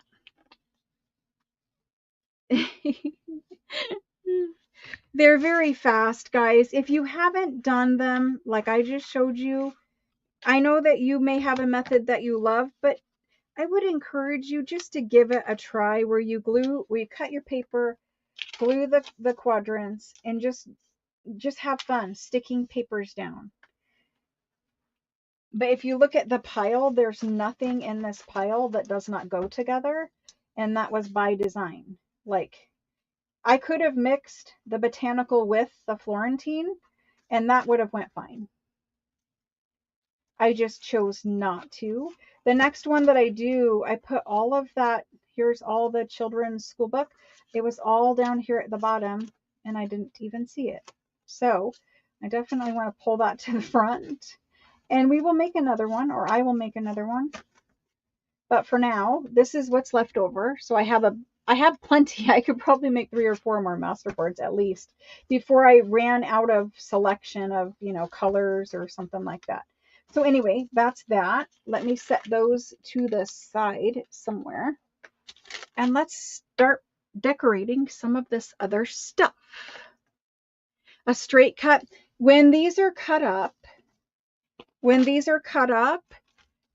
it's a lot less straight cut looking, because when you're just dealing with a small little piece that you then take and put a focal point on, like I'm not saying you would put that one, but so there's straight lines here, right? Like if I cut this corner off, if I just cut this corner off and said, okay, here's a journal card or a tag or whatever, the only straight part that you're really seeing is this little intersection here.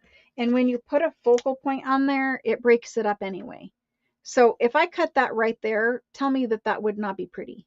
It'd be pretty. So straight cuts, they're just easier. With the rough cut ones, you have to overlap so much that the boards also get bulky. So with straight cut, you can keep them really nice and flat looking. I forgot to check for little pieces that were sticking up. When you're done, it is a good idea to just flatten everything right when you're done, because that way you also make sure that the paper gets good contact with that glue that's underneath. And then you can smooth and check for, nothing pulling up or whatever with your fingers. So anyway, moving on to decorating. We have these things to decorate and to talk about.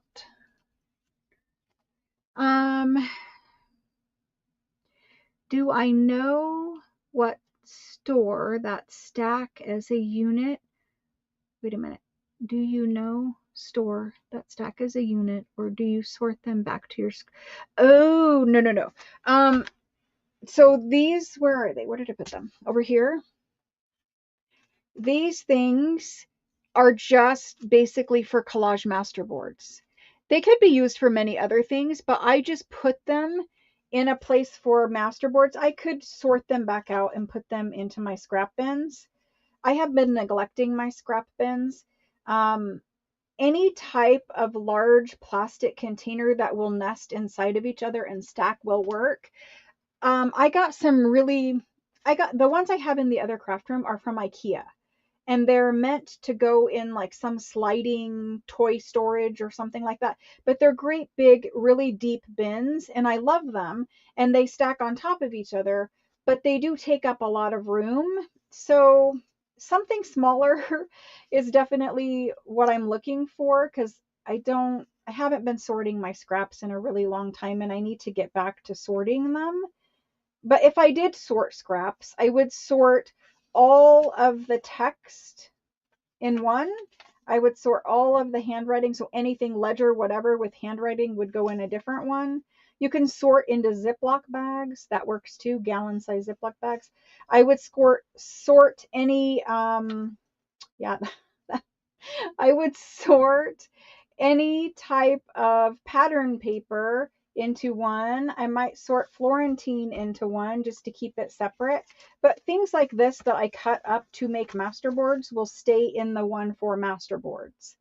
From there, you could separate out colored pieces from neutral pieces, but honestly, it's pretty easy just to pick through them quick and say, I don't want orange in this one. I have been really neglecting putting away things. They've just kind of piled up because I've been too busy. At least that's what I told myself. Anyway. Yeah, I don't have any type of trays. So you want it deep enough where it'll hold all of your stuff, right? Like a small little tray for me would not be enough. I would need something that's got a good depth to it, but I don't want it to take up a huge amount of my table space. The ones from IKEA are probably as big as this sheet of parchment paper, and that's too much. I can't fit that where I need to fit that to be right next to me to pull scraps out of. So everything that I'm doing is just working out of a giant pile of paper that's sitting over here right now because I haven't been sorting my things. And I do keep things per journal series. So everything that I'm working on now is all in one container for the botanical journals. Everything that I had for the blue journals is all in a container for the blue journals. I do keep it separated by project until I'm done, and then it is supposed to be resorted and go where it is supposed to go. I have been neglecting that. So there is bins from blue journals, there's bins from Italian ladies journals, just because it didn't get put away. That's just honest, you know. It just, you mean to, but you just don't quite get it done. There's always another project, right? So we have all of this stuff to do. We're going to finish this guy. That was today's video. We're going to finish these guys. These are the 12 by 12 one-page wonders. Those are their pockets. These are some offcuts that I thought I would use for journal cards. And then this is the first one I made on camera. And then I was like, I wanted a little different. So this is the one I actually made. So the belly band is much wider, and I used the graph washi tape instead of the black washi tape. Everything else is still the same. It's still constructed exactly the same. The measurement for this one, I know it is wide, but I wanted the belly band to stick out further than the envelope. So the envelope is this one here. It's the widest layer. I know it's hard to see because it's got washi on it, but the envelope is right here, and it folds over and shows some of that paper for the belly band. Whereas this one, it is more of a traditional belly band shape, and your envelope overhung it. And so either one will work, but I ended up liking this one better.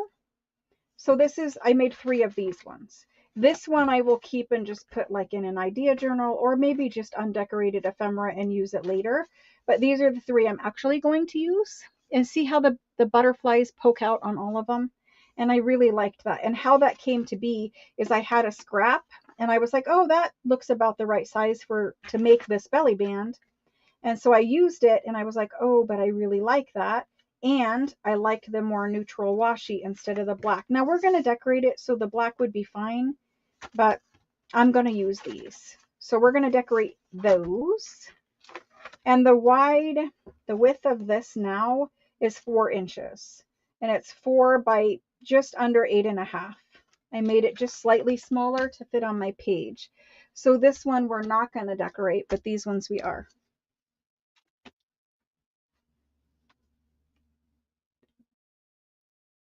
I actually use book pages, collage on cardboard stuff to use as your trays. That would be great. I know a lot of people repurpose, like they'll get a package in the mail and they'll cut it down to the size they want and then collage over it. And that's great. For me, I need nesting plastic trays. It just, I need them that way. I have been on the hunt for the perfect trays. I know Gail has some. I can't do a weird color. They have to look good in my craft room. So I'm looking for the right color, which is either a neutral, a gray.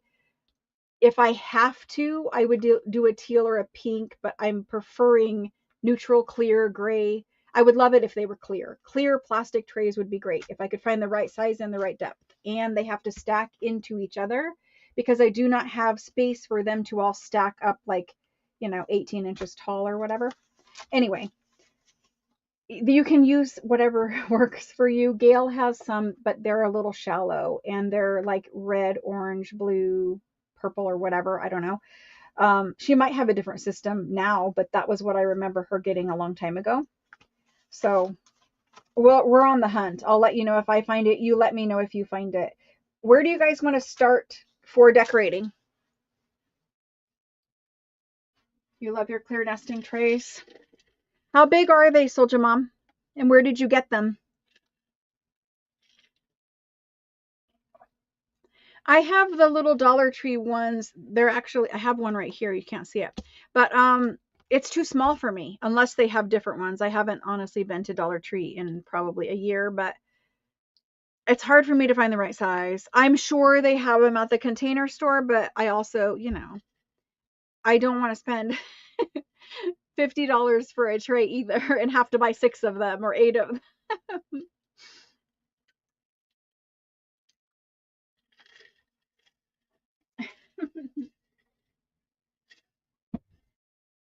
I needed a water break after all of that. Okay. I don't see any.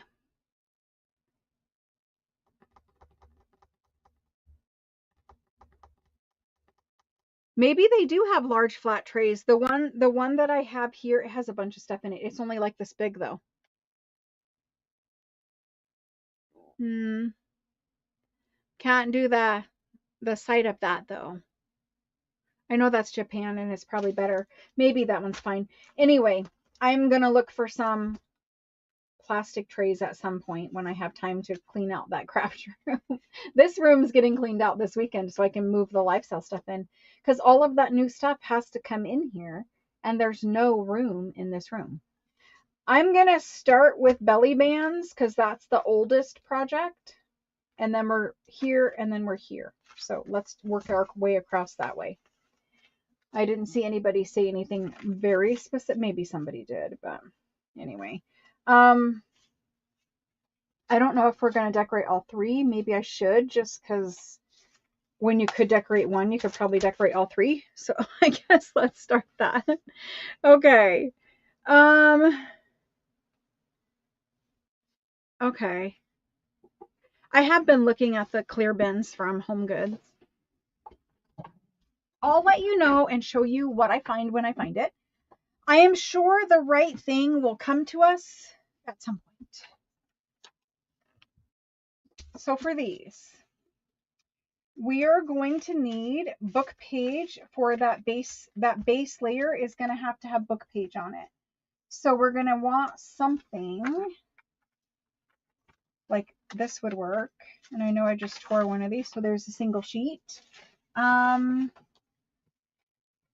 We could have ledger in here.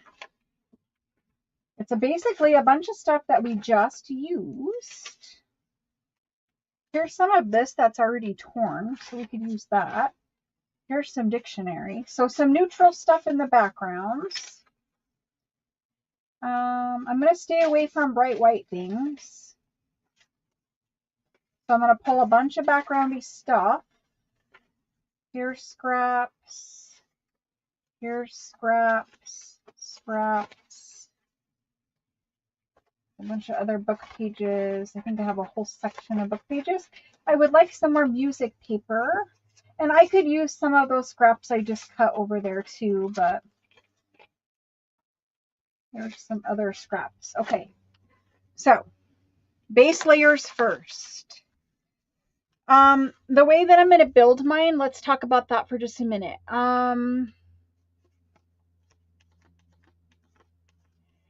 These, I want to decorate both sides of these, but not every piece.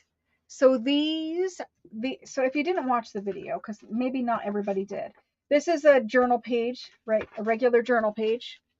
These are belly bands. So they glue across the top and they glue across the bottom.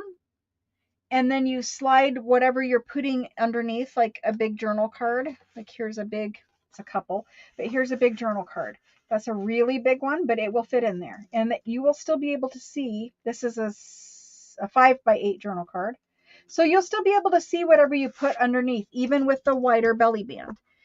But that's just the basic belly band. And then when this is glued down to a page, this opens out this way and it opens out that way, where you'll be able to see everything on all sides of it. This is already a built-in pocket. And this one needs washi tape right here. It doesn't have it. All the other ones do. But anyway, it's a built-in pocket right here. So if this is a pocket, I want to leave this one for writing space, and I want to put a pocket here. I'm going to alternate pockets and writing space, or pockets and decoration, however we want to do it.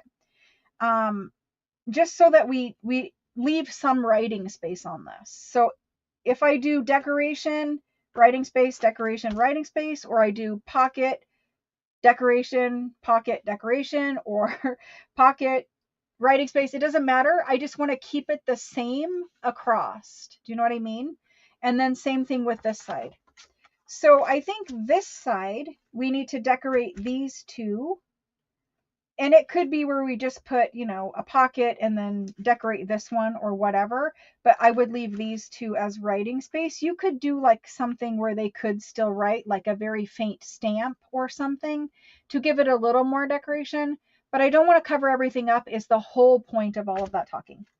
So I'm going to choose, because there's no pockets on this side yet. And when it's closed, this is what we see. So I know that this is going to get decorated because it's what you see. Let's go ahead and work on this side first.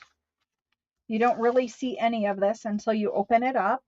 And let's start with this guy, and we'll put something in the background, and then we'll put a pocket right there. So I've got some scraps already. This is a little bit white. This could be here, just based off color. I'm going to go ahead and tear it, and we're going to glue that down.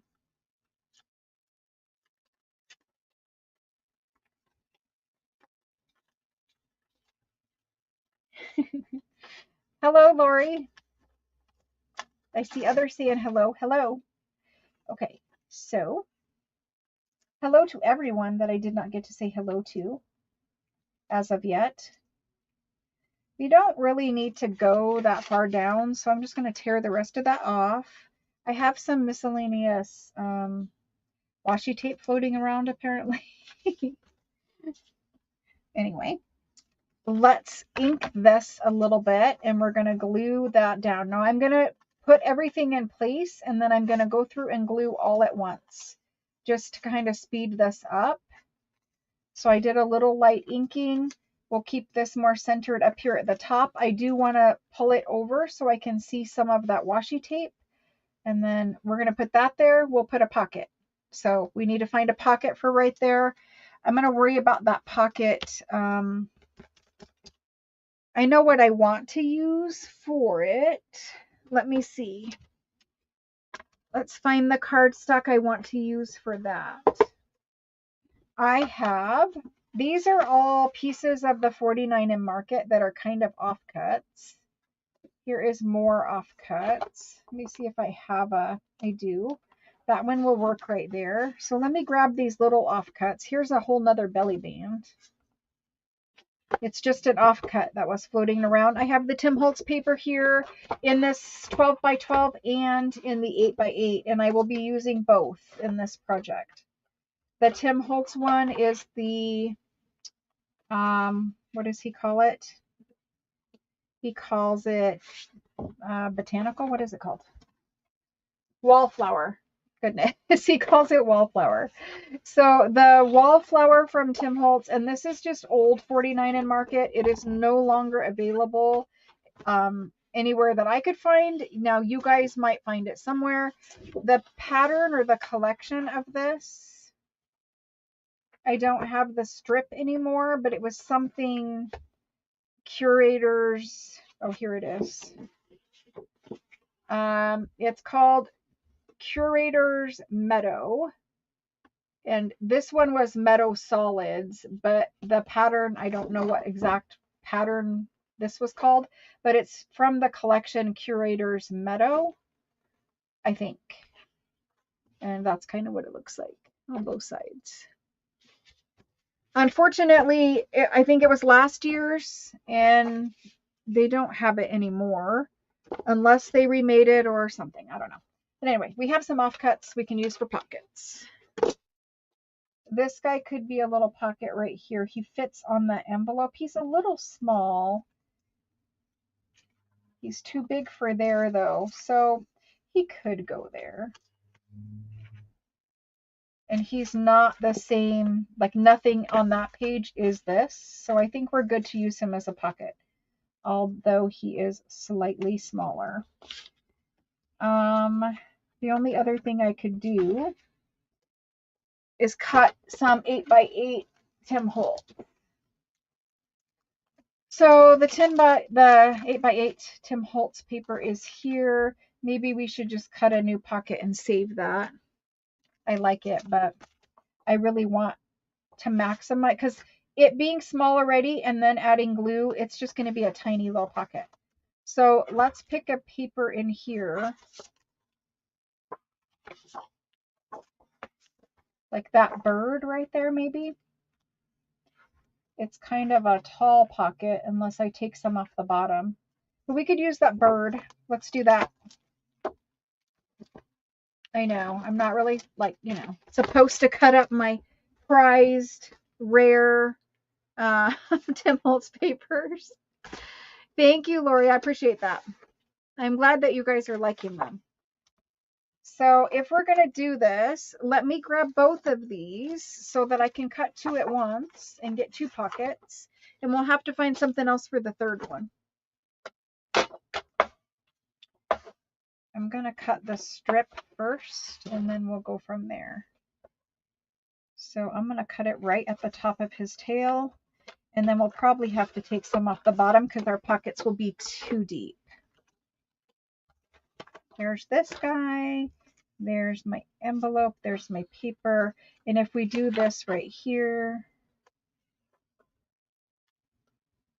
it's okay. It's deep, but it's okay.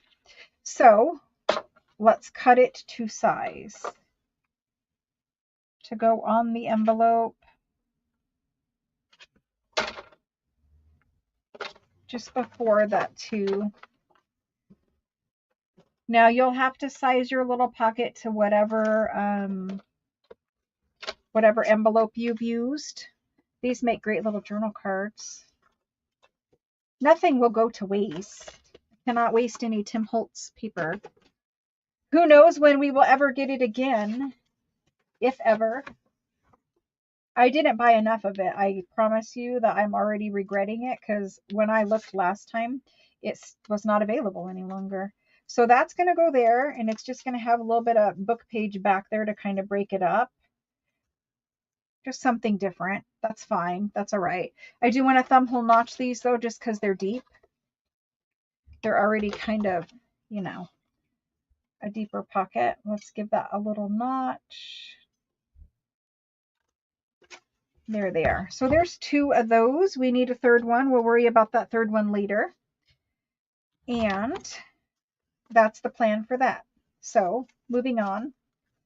You won't be able to see the back of this belly band, so we're not going to worry about it. This one I'm going to leave for writing space, and we're going to just do a simple little decoration on this one. So we have pocket, writing space, decoration, and then we'll leave that for, yeah, we'll leave that for writing space. Just had to double check it. Okay, moving on. Should have bought more. I think we all should have bought more. Oh my gosh, Lori, you're so funny. I just saw that. Oh my gosh. Okay, so something simple right here that goes kind of with that guy, or at least doesn't clash with him. Let's do a simple little flower. I don't know. Ooh, look, we have, not that I want to, but we do have a bird that matches. He apparently used that little bird for multiple things. This one maybe. I like that. That can go there. It fits on there. It's all right. We need a little something down underneath there. Let's do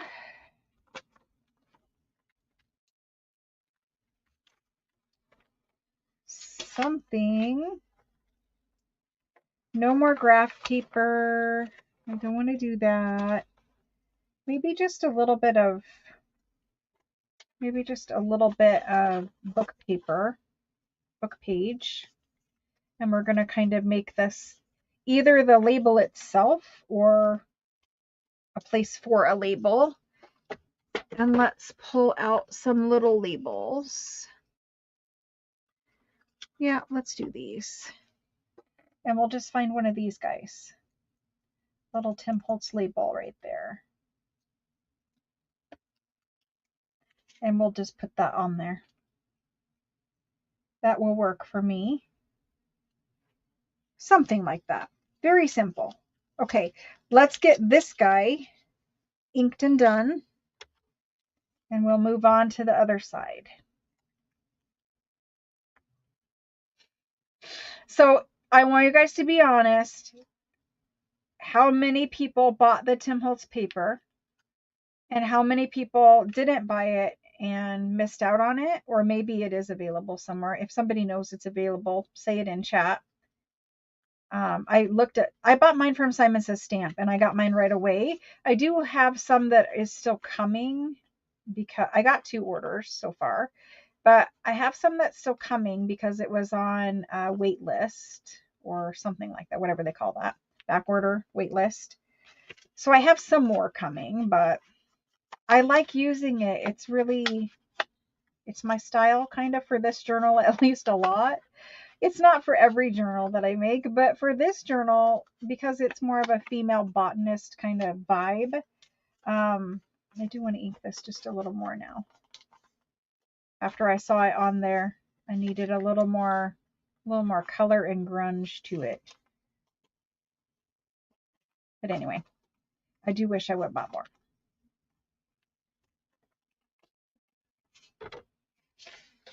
Cherry on top. Last time you looked, they had it. I don't know. I've never bought from them. I don't know exactly how they operate. Some places they sell it, but they don't ship it until they have it. So I never know like what, who's doing what or whatever. But I know lots of people buy from them. They've been around a long time. I keep seeing their ads, but they're in Canada, right? I don't think they're US, but maybe they are. Are they in Canada? This glue stick is super sticky. I don't know what's up with this one. It's new. It's just super sticky. I'm fighting with it. Plus it's rag paper and it loves to take the glue. Let's get that on there. I moved it over so I can see it. That will be good for me. This is the pocket that I did. Hello, Maritza. It only took 3 days. Is it in Canada though? Where is it? I actually wish I bought more of the 8x8. I just do. I don't normally buy 8x8 because I'm always like, well, why not get the more paper? But I do wish, because the patterns are smaller and cuter, on the 8x8. Cuter. I don't know. The patterns are cuter on the 8x8. I wish I would have bought more 8x8. So there's that. We'll give it a little snug, not too much because it's in something that's movable. Now we could decorate a little more on top of it if we wanted to put like little label or little cluster or something there too. Move that one out of the way.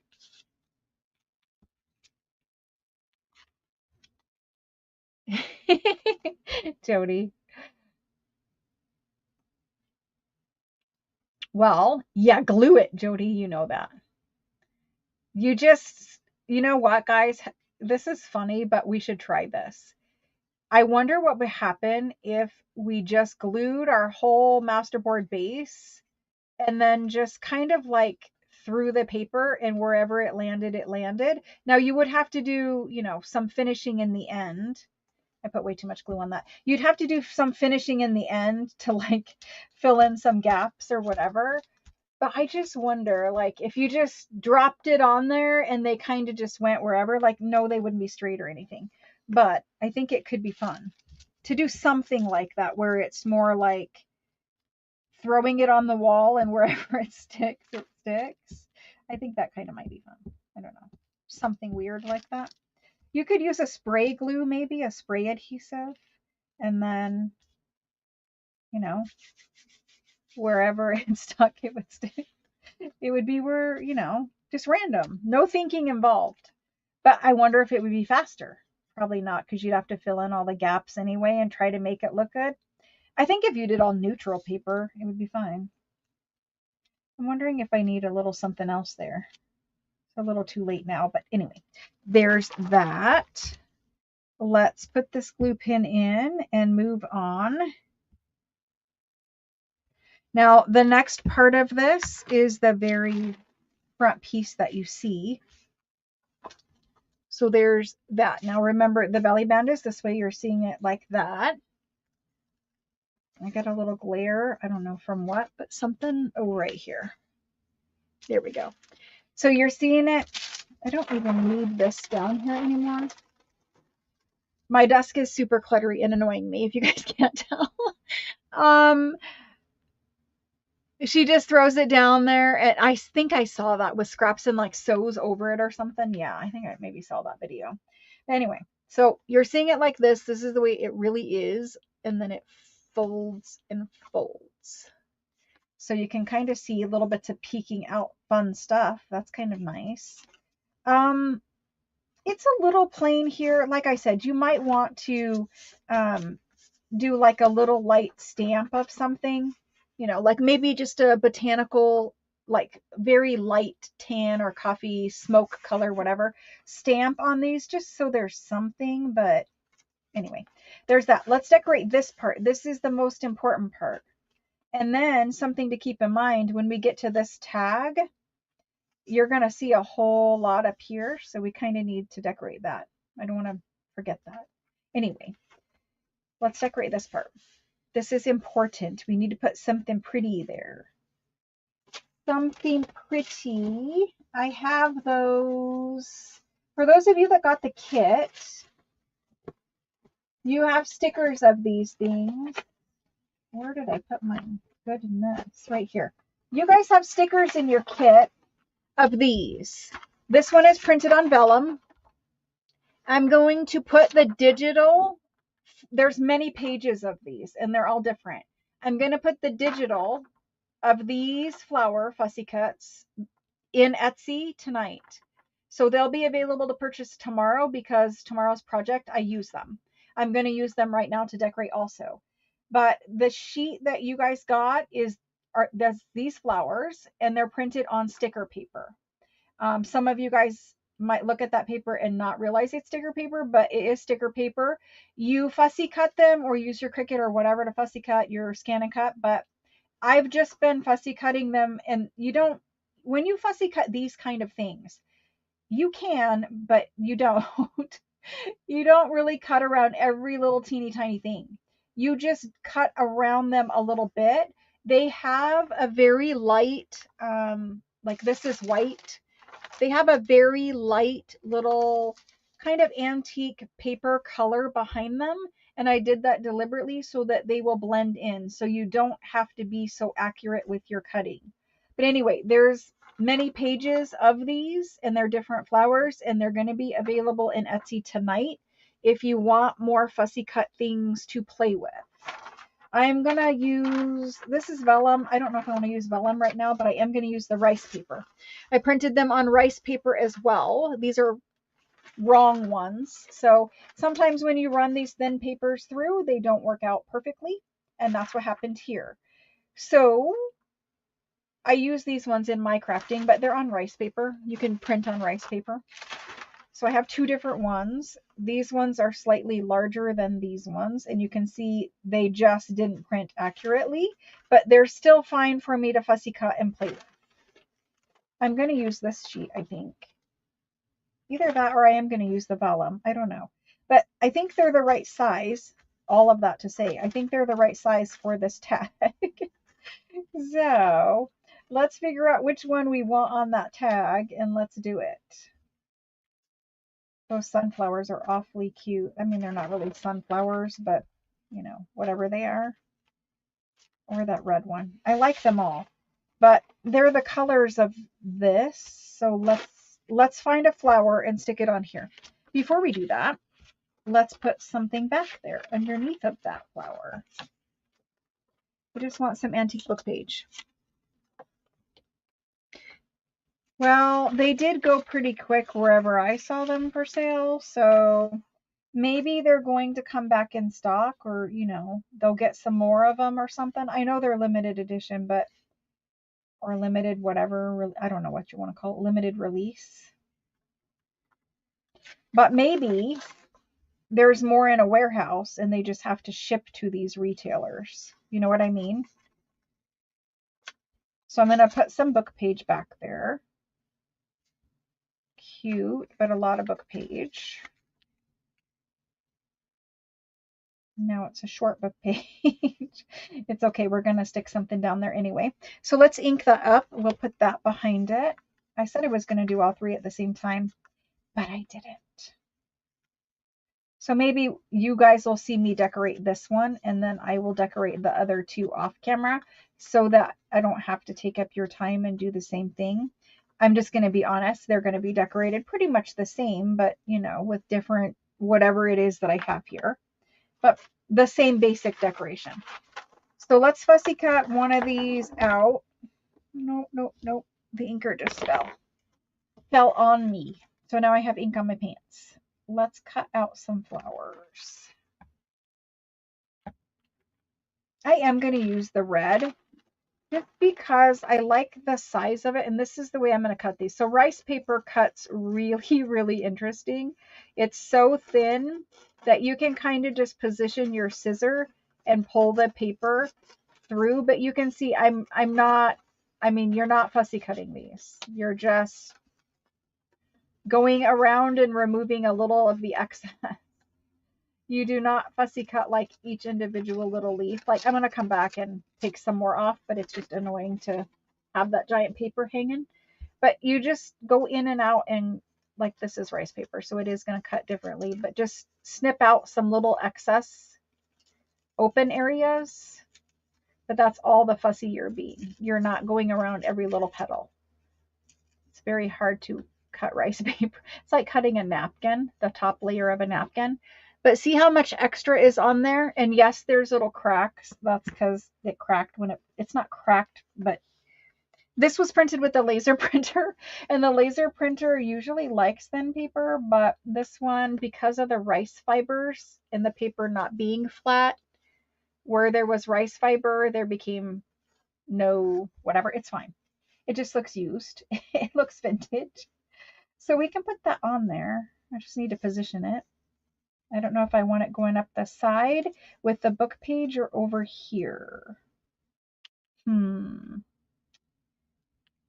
don't know if I like that. We might have to go this way.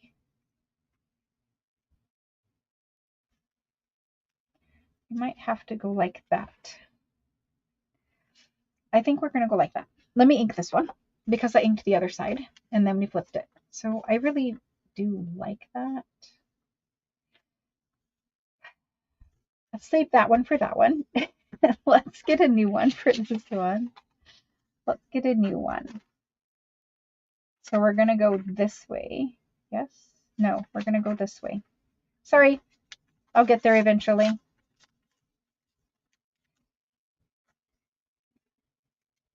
Yeah, I think that's better. Okay, I like that position better. So I don't ink this guy because you're not going to see any, when I put this down here, do you see any of that paper? No, you don't. You see the cracks, but you don't see any of the other paper. So don't worry about fussy cutting it. It's made to go on vintagey things.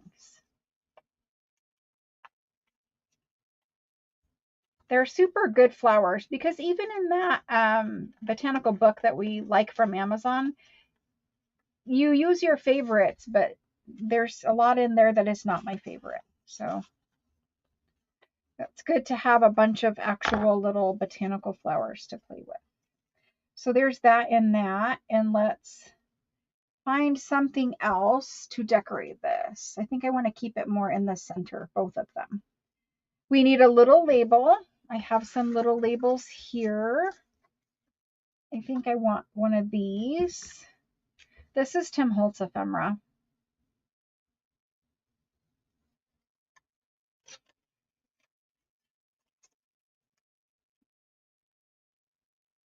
It's a whole sheet, you know, of these little labels. Kind of fun. No one had it last week. I also bought a lot, but I didn't buy enough 8x8, and I probably didn't buy enough of the wallflower. I got mostly correspondence because that was my favorite. But now that I'm using the wallflower and doing these journals, I really do wish that I would have bought more of it.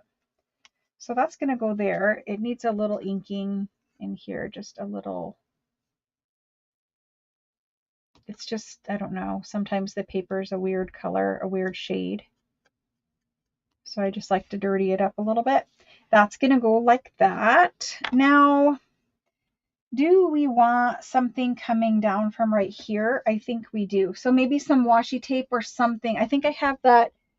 I do. I have that German paper measuring tape, and I will make that come down from right there. So let's go ahead and glue these things. I'm like, where's my, there it is. Red labels at a thrift store. That's a good find. That's a really good find. Those things are worth a lot of money these days. I mean, I've seen people actually selling the one little red Denison label for like $5 for one red label. And people are buying them because they're very, very hard to find. So, good find. Good save. I don't remember exactly where I had that, but somewhere like that. Just trying to keep my text somewhat straight. Let's glue this little guy.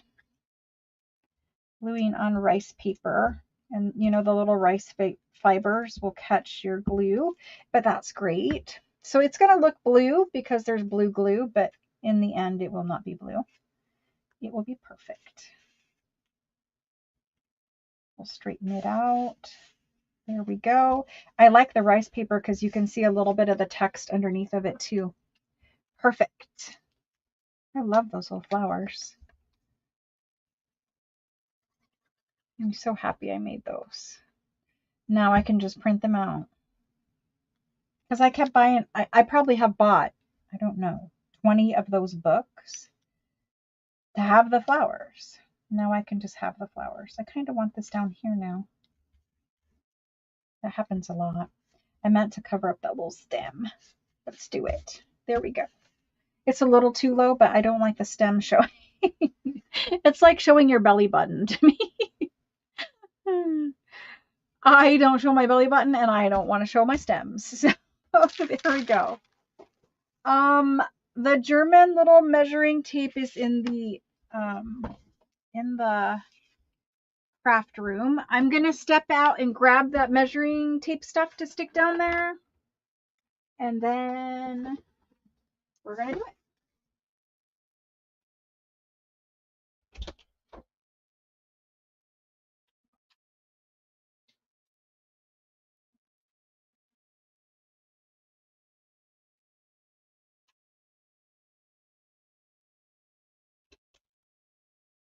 Okay. Luckily, I knew right where this was. You have a Staples stapler and you use it to attach to a regular piece of paper with the rice paper over it, and it helps feed it through correctly. So I have a very expensive laser printer and I would not run anything through there with a staple on it, but that's awesome that it works well for you. That's awesome. It is hard, but I have successfully done it before. The inkjet used to like it, but it doesn't like it anymore. But the other two printers will run it pretty smooth through there. The laser one is my choice, but my preference. But unfortunately, I did run, I don't know, 30 or 40 sheets through perfectly fine. But this one, you know, I like to craft with the things that are, I don't know, how should you say, the damaged whatever things, because you guys don't want to get those kind of things in your kits. So I use them here and send along the better things to you guys. So let's add that right there. And it doesn't really add anything to wrap it over, but it doesn't take away anything either. So I'm just going to wrap it.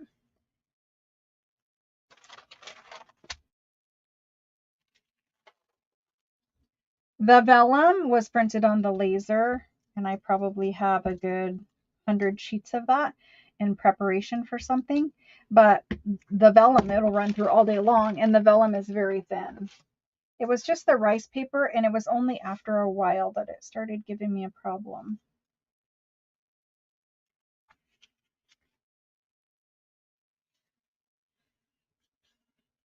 The laser printer, I have a couple of them now.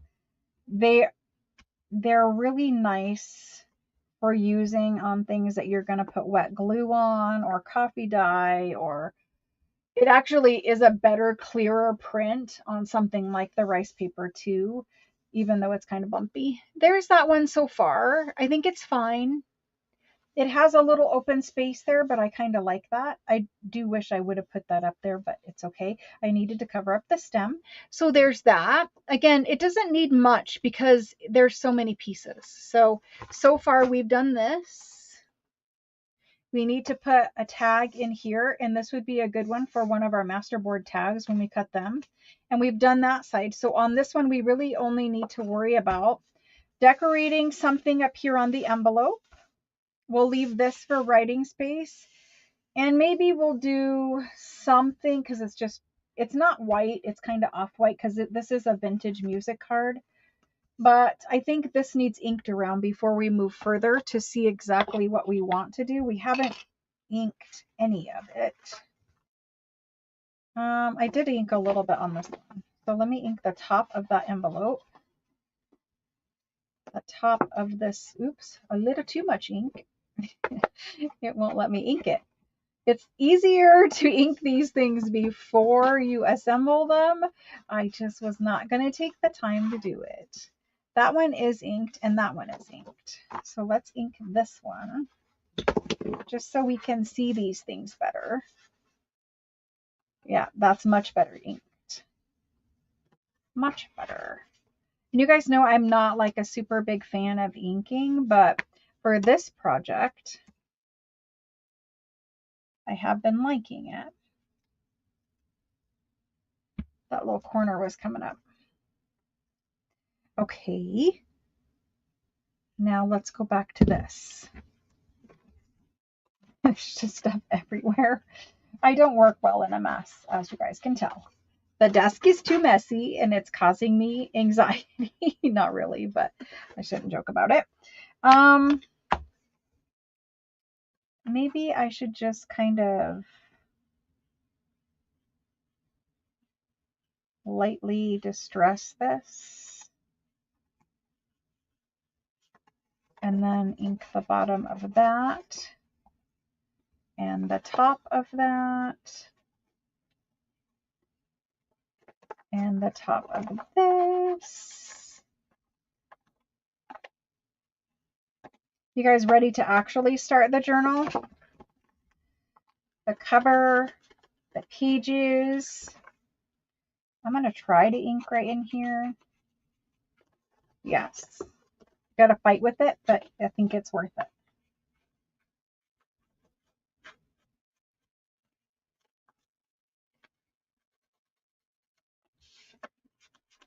I need a new little inky thing. Okay. We've inked a little bit. It's better than nothing. Okay. Hello, Sandy. Hello, hello. Hey, Sandy, that's your line. Stapleless stapler. But then you have to fold over the paper, right? Because that's what a stapleless stapler is it just makes a little cut and folds the paper together. It might work. I might actually give that a try, because without staples, maybe. But that little paper chard that kind of like, so they make a slit and then the little paper wraps around and kind of like bends over underneath. If that were to get caught in my laser printer, it would ruin it. So I might give it a try, but I also may not. I am very, very worried about damaging that because it was a pretty hefty investment. Let's talk about doing these. That's upside down. We're going to leave that for writing space. I don't want writing space in writing space, but maybe I'll stamp or something here. Or I could just decorate this one and leave that one. They could write here, but I think it's begging for like a long floral up through here. I want to do every other one. That was my plan. So we didn't do this one on that side. I'm going to do this one. I might also do this one, but I'm going to do this one. So let's start on that guy. Now we haven't used music paper anywhere on here yet, right? Like there's a music card. Let's do music here. It kind of goes with the other side of this music card. I have this small little music page. I'm going to tear it. I might give that a try. I'm still thinking about it.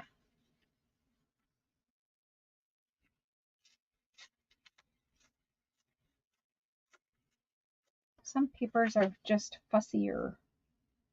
Okay. And then let's cut this side. Can cut the top and cut down here.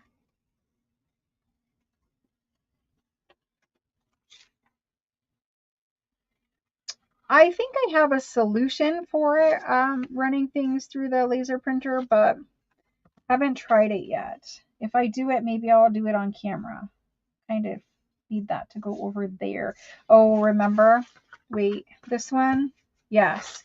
This one we do decorate because you're going to see it. So I really wanted to save that number, and it's not going to work there. So let me find a better one because we're going to see that. We want to see be a friend every day. Let's try it.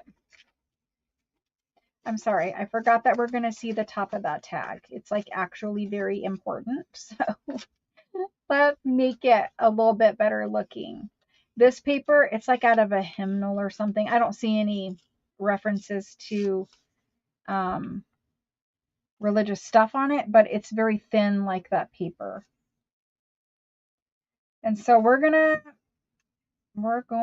to, I want it to show, so I'm going to go over top of that whole reinforcer that's there.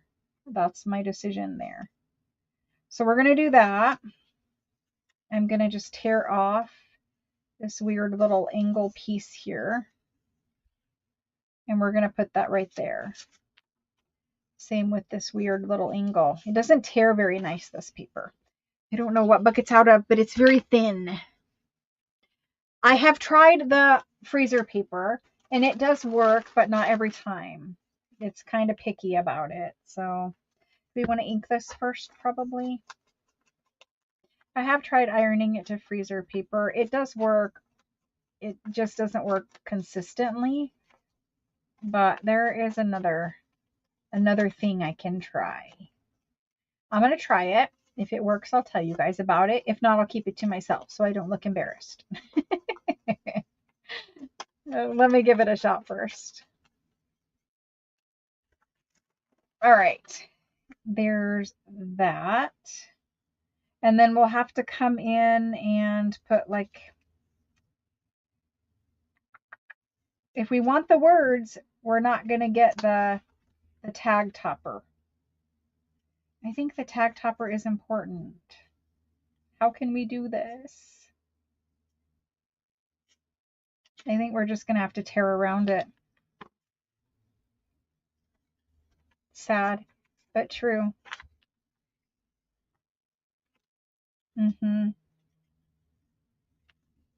Yep.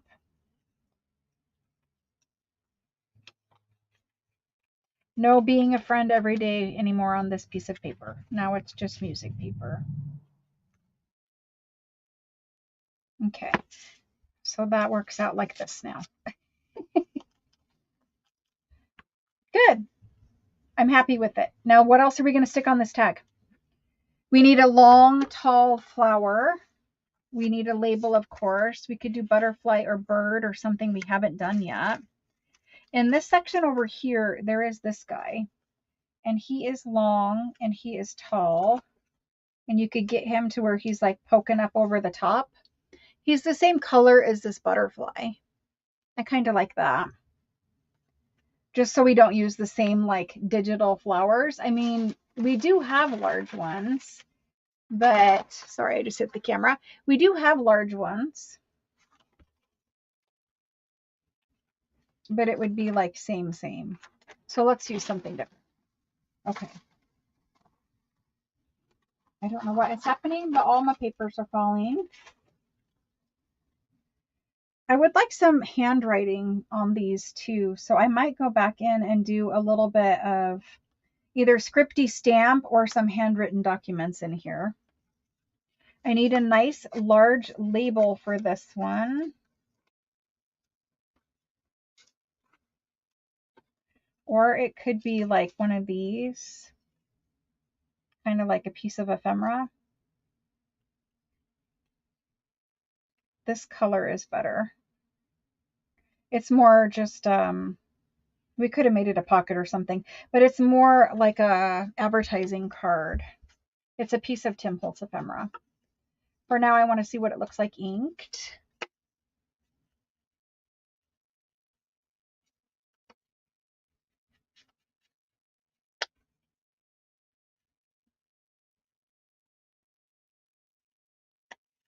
Okay, so there's that. Not bad, but I need it to be a little more, less pink and more brown. Better. Much better.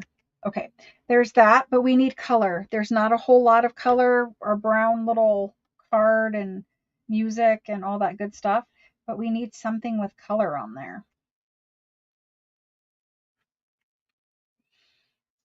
Maybe I could get like a postage stamp back here. Let's look at the postage stamps that I have that are real postage stamps and see if perhaps we find one that we like that way. So right off the bat, there's an orange one, and that could tuck back there. I kind of like that, but maybe not that orange one. Here is a green one. And we do have this little peak of green starting here. Let's see how it looks first on the outside and then on the inside. Blue, but I mean, it's different, but I don't think it's going to go in here.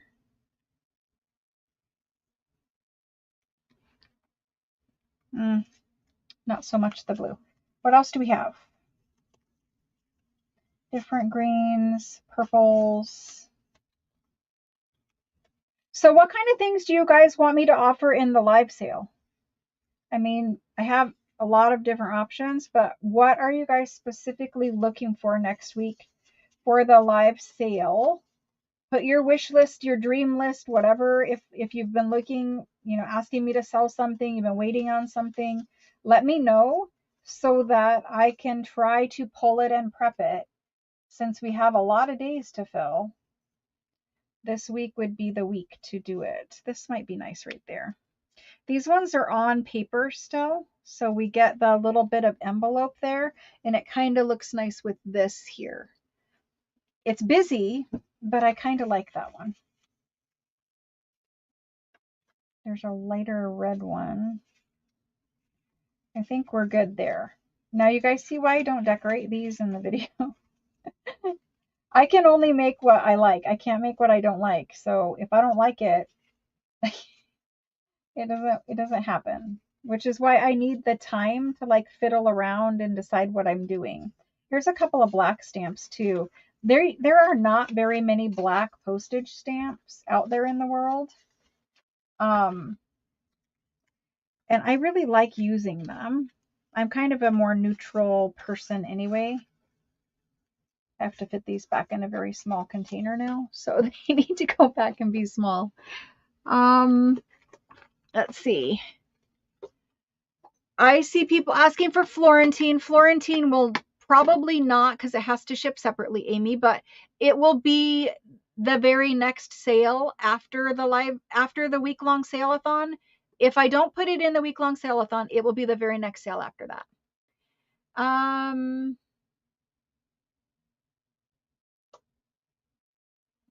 Jane, I think most of his 12 by 12s are sold out. You'll have to look everywhere. I haven't found any that are available right this moment. He did make them, but I don't see any available anymore. Coventry was saying stamps. Are you looking for stamps? Okay. The live one, Sandy, finally caught it. Well, awesome. Thank you for coming here. This is more casual. Next week will be definitely like teaching you how to make the cover. I see postage stamp Florentine, German scrap, seam binding Florentine, ledger number stencils. You're okay, Jody. Thanks for reminding me. Lace samples, definitely. Those are for sure coming. I was prepping those earlier. Lace is definitely coming. Lace and trim are coming. Tall, skinny ledger pages. Possibly a whole one. I definitely have whole ledgers. Definitely that. Book page bundles, got that. That's definitely coming. The Florentine, I probably will do the rest of the Florentine Italian paper, because they have like watercolor pads and things like that are bulky, but any sheets that roll up will ship separately and be sold at a separate time. Laces are definitely coming. I have tons of French lace samples that are actual individual lace samples. Those are coming. Books are coming, books of all sizes, rag paper books, all of that coming. Extra journal for this month. There is kits available. I have 6 of them at this moment.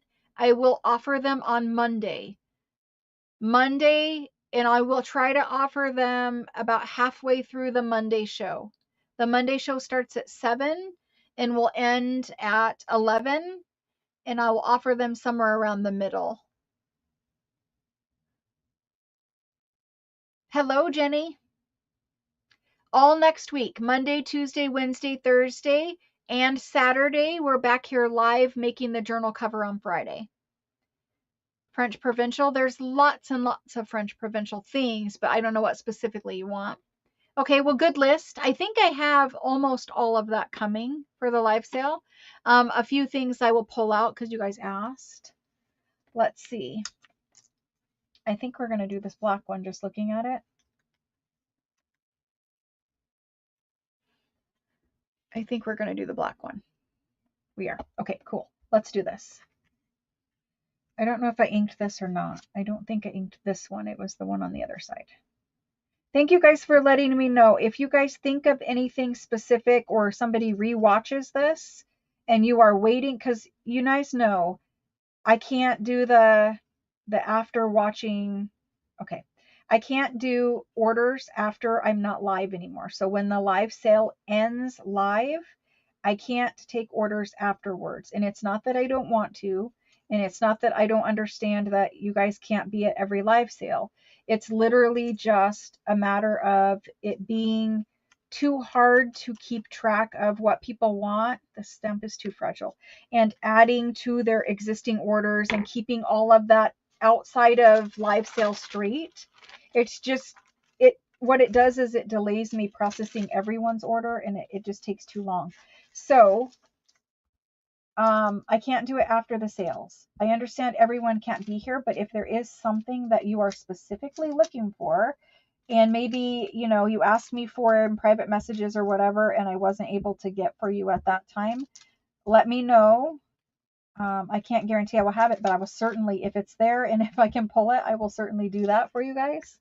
And then most of the things I have, a quantity of, but I am live every day this coming week, and I'm sure there will be something for everyone at some point in the live sale. And if you're not shopping, I totally understand that.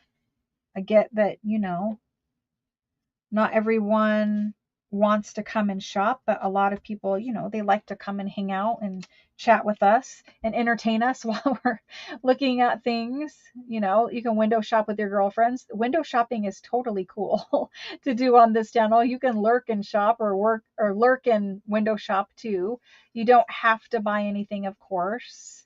I'm never worried about like selling the stuff because it all sells eventually. Like, it will sell in Etsy, it will sell eventually. So I'm not really worried about that part of it. It's more, I worry about you guys getting bored, or I worry about like,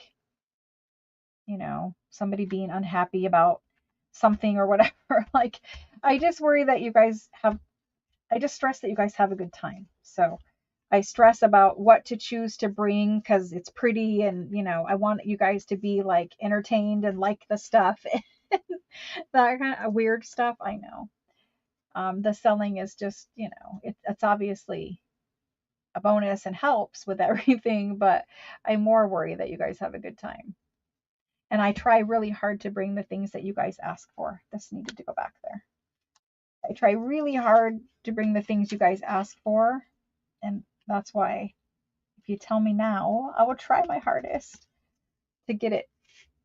That really needed to go over a little too. Am I on my tag? Yes, I am. Good. Now it's straight. And I can glue this back down. I need to shut up and quit talking. Yeah, I can't craft and talk. It's not working out too well. I forgot to put my stamp back there. There will be things for every price point. I am going to change up a little couple of things, and we'll talk about it, or it'll be in the video. There'll be a video intro, I'm hoping, that explains everything. I just need to get it done before then. Explains everything and how to do it and how it all works and all that good stuff, because there is always a lot of new people, So this is not going to be pocket. It's just going to get glued down. And then we're maybe done with this one. I'm sorry it took an hour. I need to quit chatting so much and just do it.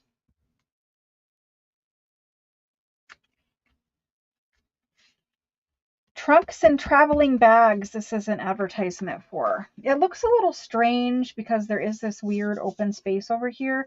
And I think I just need to ink a little bit in from the, yeah, just inked it a little bit so it was not quite so weird looking over there. So now it goes like this. This is the side of it. I think it looks pretty good. The only thing I really wanted to decorate was this envelope here. But we do have, this part of the belly band is showing, and I wasn't sure if I needed to like put a flower over that or add a little decoration, or is this enough decoration, or do I want to put like a focal point up there? Maybe it would be fun to put like a hidden Tim Holtz man, or make it a fairy or something. Am I hitting that? What's happening? Oh, there's a little piece of paper from the book page. I probably could tear it off easier than cutting it. That little book page was hanging over just a little bit. Your tweezers would be a good way to get that out of there. I'm trying to pull it. I don't really have fingernails at the moment either. Okay, so that needs inked and then we're good. And I think, yes, it closes now. But I think we could put something kind of fun back there, kind of like a little hidden surprise. So after you do all the work,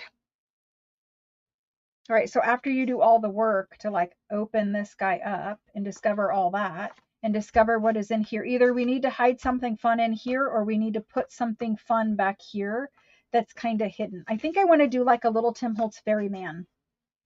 So let's put a man with some butterfly wings, because there is butterflies or moths or whatever those are. Let's hide a man back here. You guys know what I'm talking about?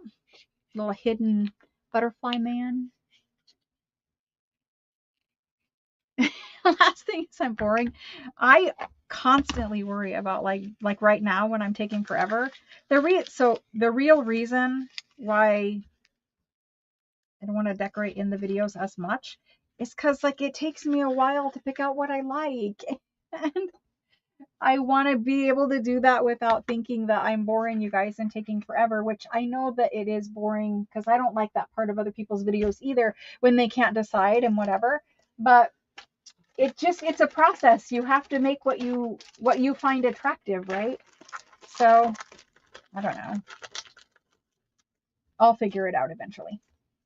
How to get it all done and not be boring.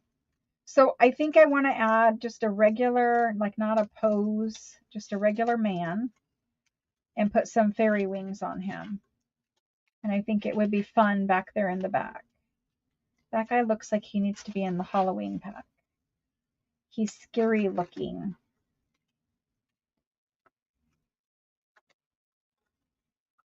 Where are all the men? Did I use them already? The little boy and his dog.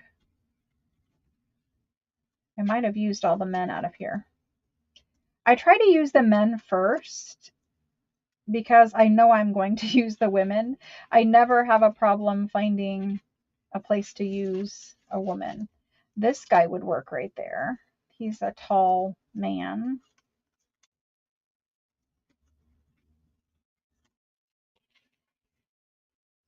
Those guys would work. This guy has his hand out. All right, so here's the men we can choose from.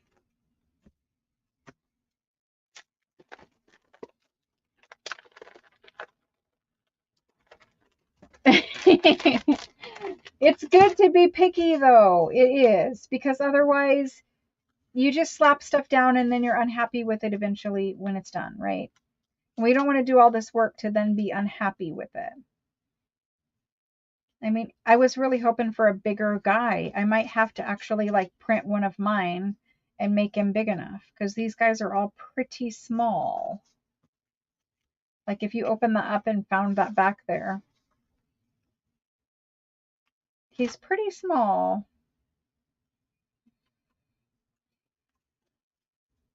I like him just because he has like extra stuff and it makes him look bigger.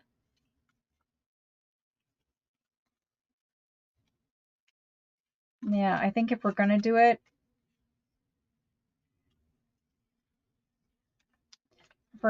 it's going to be one of these guys. Okay, so one of those guys, I'm going to put these ones back. We'll have to use the other ones in another project or another belly band anyway, so I'll keep them at hand. But I need fairy wings for these. I could use the Tim Holtz butterflies, but maybe this is a good project for the plastic ones.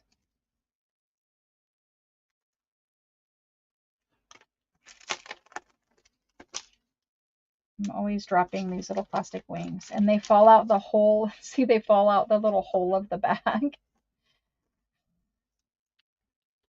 These guys drive me crazy.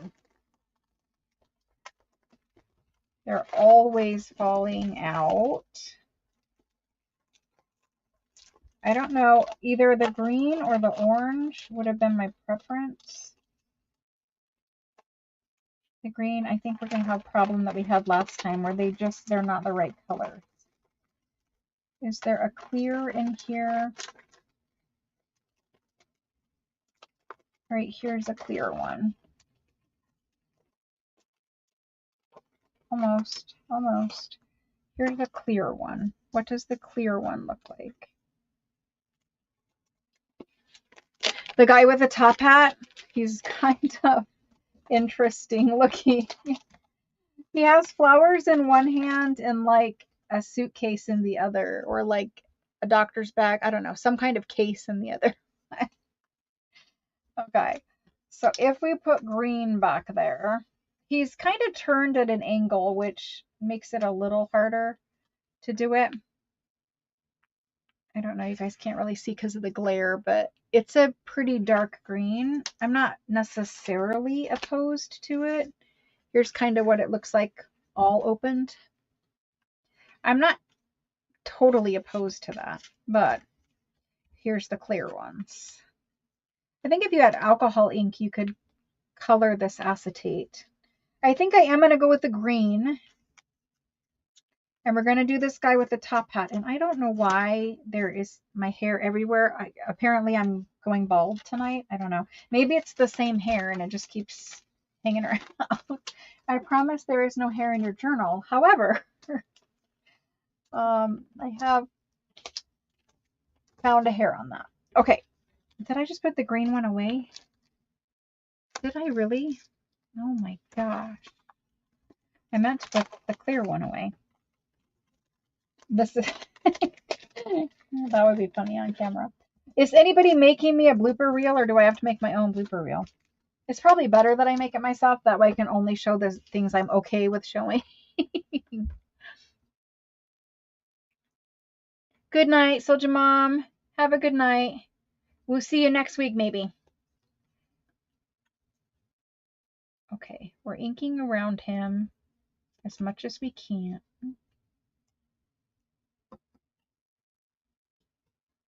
I need to ink this part of his legs. All right, there's him. We'll save him. He will go next, maybe. Let's get this guy done so we can officially call that part done, and then we need to make things that go in the pockets. You can see there would be like no way to get this done in 15 or 20 minutes. So to glue the acetate, you do need to let this kind of air dry for just a second before you try to stick it. If you let art glitter sit in the air, it kind of speeds up that sticking process for you. Acetate is kind of, anything plasticky is kind of hard. It doesn't, you have to let it dry before you try to stick it down on paper. And I'm still playing with them. Okay, we'll leave it there. So he'll go there. What should he stand on, or should we just like leave him there? I think he should stand on something. Starting to stick now. I don't want to cover up this butterfly, and I would prefer not to cover up that, but he has to stand on something very small. We have, what about just like a little ticket?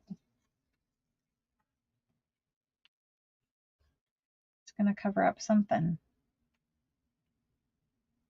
Kind of weird that he would just stand on a ticket though. And it's not my favorite ticket. This is a ticket right here. I'm going to ink it and look at it, but I'm pretty much not going to use it. Do you know how sometimes you're like, I don't think I'm going to like that. Okay, we need to cut up these masterboards after this one, I think. We didn't really get too terribly much done here. I think we're just going to make him stand on that. At least he's not floating, and it's there. Good night, Amy. Thank you so much for joining. I'll see you guys next week.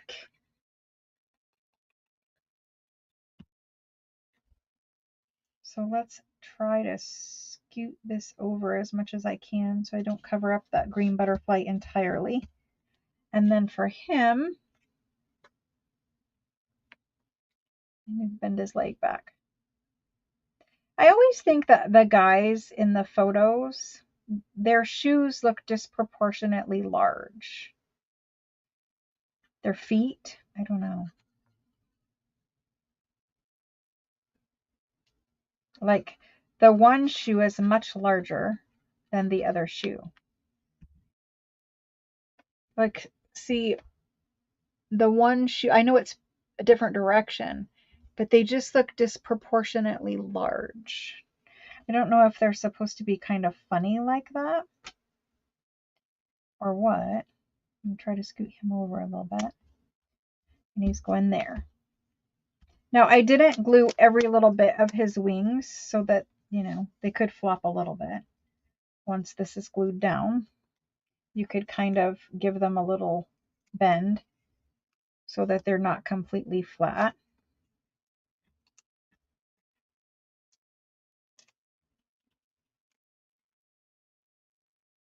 Just to kind of show that they are wings. Okay, they're not going to bend a whole lot because we got this folded up situation going, but at least they're not completely flat on the paper. Uh-oh. They look creepy. A lot of men look creepy, right? My ticket printable would have been a good idea. I think the colors are better, but it's okay. Saved me from fussy cutting. So there's that part. I didn't add the washi right here, and there was supposed to be washi right here, and I can't get it in there now. So all I can do at this point is ink it, which will make me happier, but it just went all over his wing. But all we can do is ink now. And it is better. Not my favorite, but it's better. Okay, so we did one, and we have it like this. So it kind of goes like that and like that. There it is completed. In the video that airs tomorrow, I talk about a way to keep this closed because the video tomorrow also, wait a minute, that was today's video. Wait, I don't know what day it was. Maybe it was today's video. I talk about a way to keep these things closed, a different way of keeping these things closed. I don't know which video it's in now, but that happens to me a lot. This side over here, we need a tag. Let's use a masterboard one. This side over here, the only pocket it has is this one. And again, we could use a masterboard one. It's the same envelope.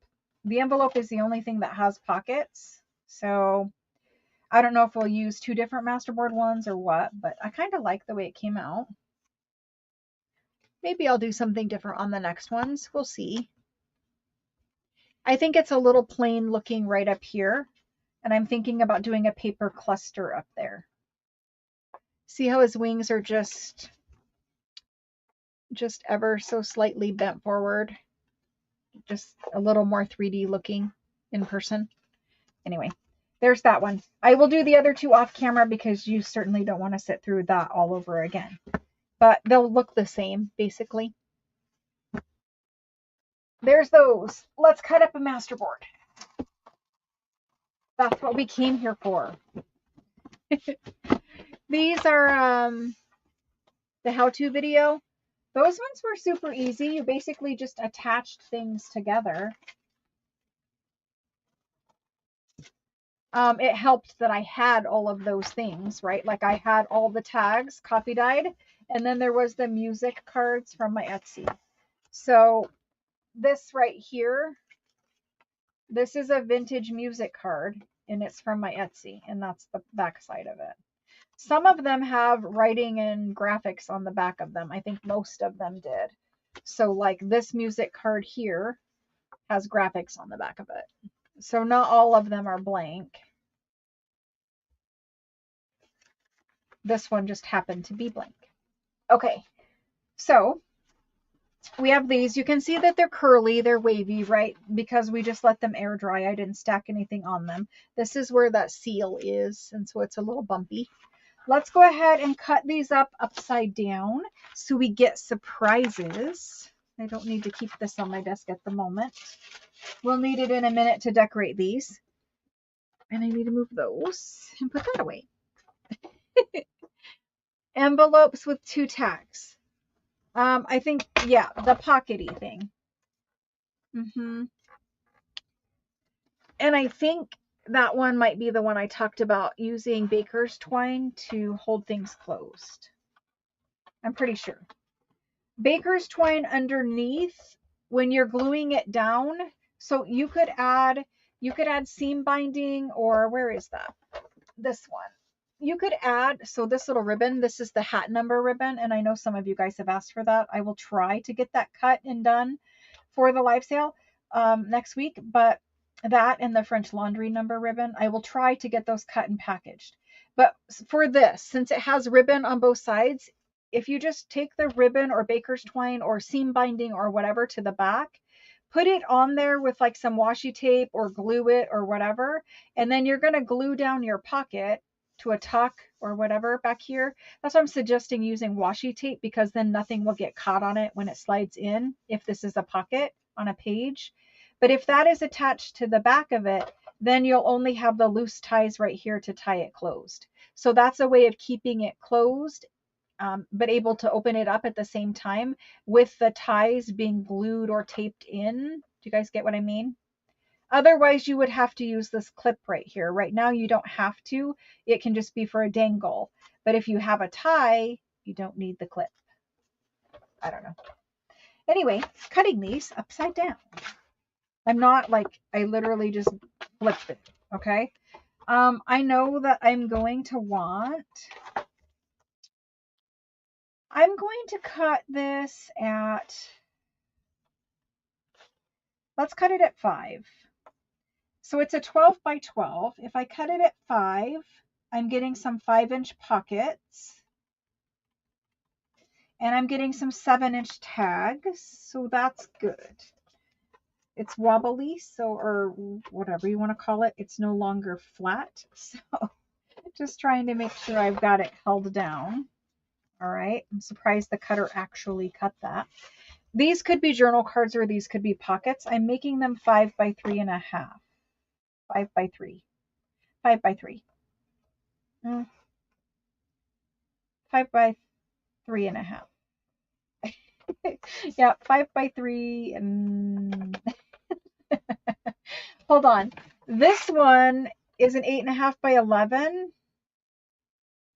I'm going to make them 5 by 3.5. The pages in the other journal might be slightly larger. So that's why I was thinking about what size to cut them. But I'm going to cut 2 5 by 3.5s. And those are going to be pockets. They could also be journaling cards, but pockets. This guy right here, I'm going to make 2 little tags out of. And I'm just going to cut him in half right there. So 2.5. And these are little tags. They're 5 by 2.5. This one is 7 inches this way. So we're going to cut these to some, I'm going to do 3.5. No, I'm going to do 3. Yeah, I'm going to do 3. Again, the pages for the botanical field note might be slightly larger. So I am going to do some at 3 and some at 3.5. I want to allow for some fun space to play. So this one can actually be a pocket at 3.5 by 7. A journal card or a wide pocket. Same with that. So we're done with that one. Let's cut it up. Oh, Maria. I can't scan them because they have the Florentine and the book page, the Florilegium. Because everything was not antique, the Florilegium book, you can't scan, and you can't scan the Florentine. But if it was all antique, I would. Yes. So do we want to look at these now? They have some little paper fuzz from the cutter, which is why I was rubbing them.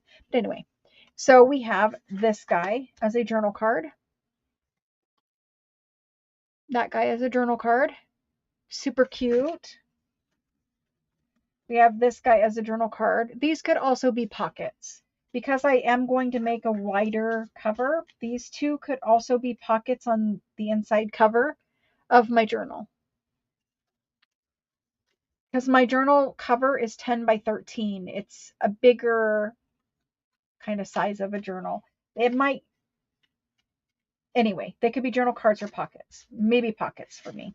This is a tag.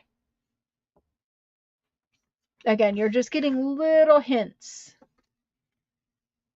This is a tag. I would probably do it like this, but this is a tag. This is a tag. This is a tag. And these two are pockets, page pockets. So you can see right here, I have an air bubble. The only thing to do to get that to go away is to decorate over the top of it, which we're going to decorate over the top of this pocket anyway. But that's pocket. And here's a pocket. Now these could also be journal cards, but probably a pocket. I don't know.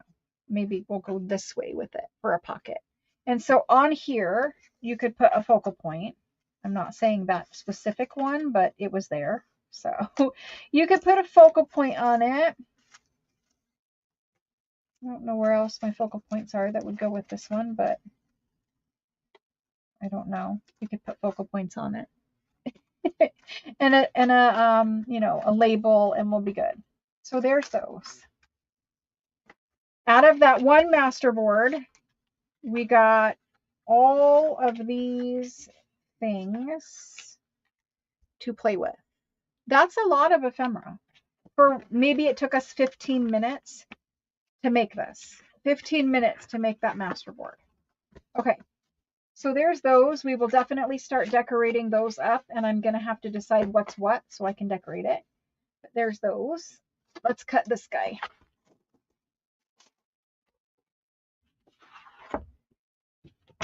Yes, I will make a video for the I don't know about the closure specifically. It may just be in the video for the front decorating. It's just, there's a video coming that is just a junk journal topper. And in that video, I'm going to make the topper that goes on the blue journal. It's just going to take me time because that video is really not a 15 or 20 minute video. And I need to prep everything ahead of time. And I have not had time. Right now, I just have to make whatever videos I have time for. And that one's coming. Obviously, before I sell my journals, I'll have to decorate the cover. It's coming. You can wait, you know, if you want to wait for me to do it, I will try. I know it's on your guys' list for me to do, and I mean to do it. It's just, it's a little more involved. You know what I mean? It's not just playing with paper. A little more involved, that one. So I'm going to cut it at 5 again. This one was a little thicker for whatever reason. And on this one, I am going to do the 3.5. It's so wobbly. Wrinkly. I don't know what to say about 3.5 and 3.5. And then on this one, what can I do here? If I do another 3.5, we get a very skinny little tag. I think I'm just going to do those same 2.5-inch ones. I mean, I could get another pocket or I could get 2 little tags. We're going to get 2 little tags. Then on this guy, I want the same 3.5-inch by 7-inch tag. So it's 3.5 by 7. I'm going to do 3.5 by 7. For these ones, I want those same little journal cards at 3.5 inches. Yes, 3.5. Okay, so we didn't change it up very much there. The closure, I don't think that, maybe that does need to be video. I don't know. It's just a simple eyelet closure, but we'll see. I think the closure, the topper and closure for the botanical one is much more interesting and probably things people haven't seen very much of. The blue one is more standard, you know, eyelets with seam binding kind of a closure. Okay, so you can see I just got a little strip here. Sometimes, because, you know, you don't know when your paper is ending, so this was a larger piece of paper that was collaged here, but the little strip was all that was left on this part. You can pull that off and add a larger piece of paper here if you want to. You could try to glue it, but they don't usually stay. So I kind of just peel it off and put a bigger piece there. Or maybe you wait for it to be decorated and worry about it then, but I'm not going to worry about it right now. We got a journal card, mostly a pocket, but a journal card. And sometimes you look at them and you instantly know, like, this goes this way, you know, because you're going to put a focal point. I have a piece of paper stuck underneath of my fingernail. You're going to put a focal point on there. So I'm not saying that one, but you're going to put a focal point and you're going to put a label. So not necessarily these ones, but you're going to do that.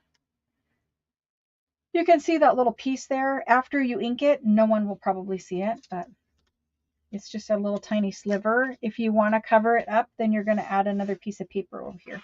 Okay, here's another pocket journal card. And again, we got a sliver. This one is actually over top of something else, so it doesn't need to be there at all. You can just peel it off. That happens with every masterboard, whether you do it my method or anyone's, because you can't tell where the pieces are going to be when you collage them. So this is a pocket. We have lovely handwriting. We have upside down music. You could turn it this way, but then your handwriting's upside down. So that way. And then we have the two large tags. I think they go like this. Again, they're curly. And I have just a sliver of Florentine here. I don't know if I love it.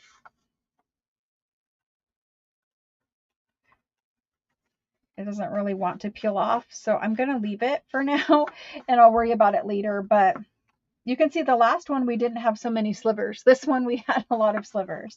I don't know why, it just happens. But there's that one. So a large tag, which if you're putting, you know, like a Tim Holtz man on there or whatever, that would be fine. They might have men fairies or women fairies or whatever on them. I don't know what these are going to have yet. They might have fashion ladies for all I know. I don't know. I'm probably not fashion ladies, but who knows. So there's this one. Again, where is that man that I just had? As soon as you add, this wasn't the man I had, but as soon as you add a focal point to this, all of those straight edges tend to disappear. I don't really have a large enough focal point to put on there, but all of those straight edges start to disappear. And just because you have it collaged, behind her, doesn't mean that you can't go back through and add, you know, a piece of music or a piece of book page or something to kind of ground your focal point either. But sometimes you have like really big focal points and you don't see those square lines very much. You know what I mean? So there's some ideas with those. We also have these little pockets. So these two. I love just, you ended up with basically like one or two little pieces of Florentine on basically every piece so far. So that was great. And then these are our little tags. You could do it like that or like that. Your focal point or your eyes will tell you which way they need to go. Okay, so we ended up again with pockets or journal cards, large tags, the same number of pieces, pockets or journal cards again, and two little tags. A lot of ephemera.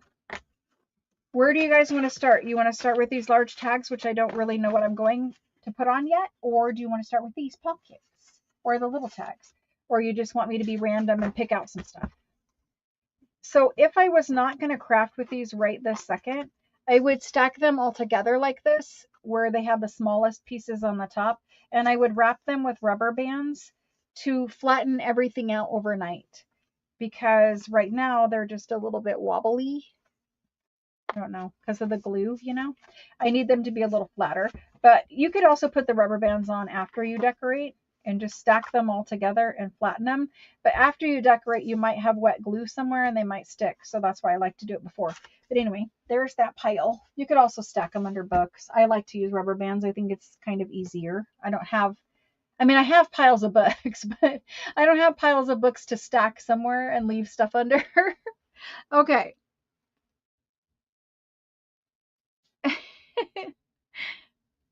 Who's going to bed? Evelyn? Good night, Evelyn. Maybe she's staying. I don't know. Big tags. You guys want me to struggle with it? All right, let's struggle with it. Let's figure out what we're going to stick on big tags.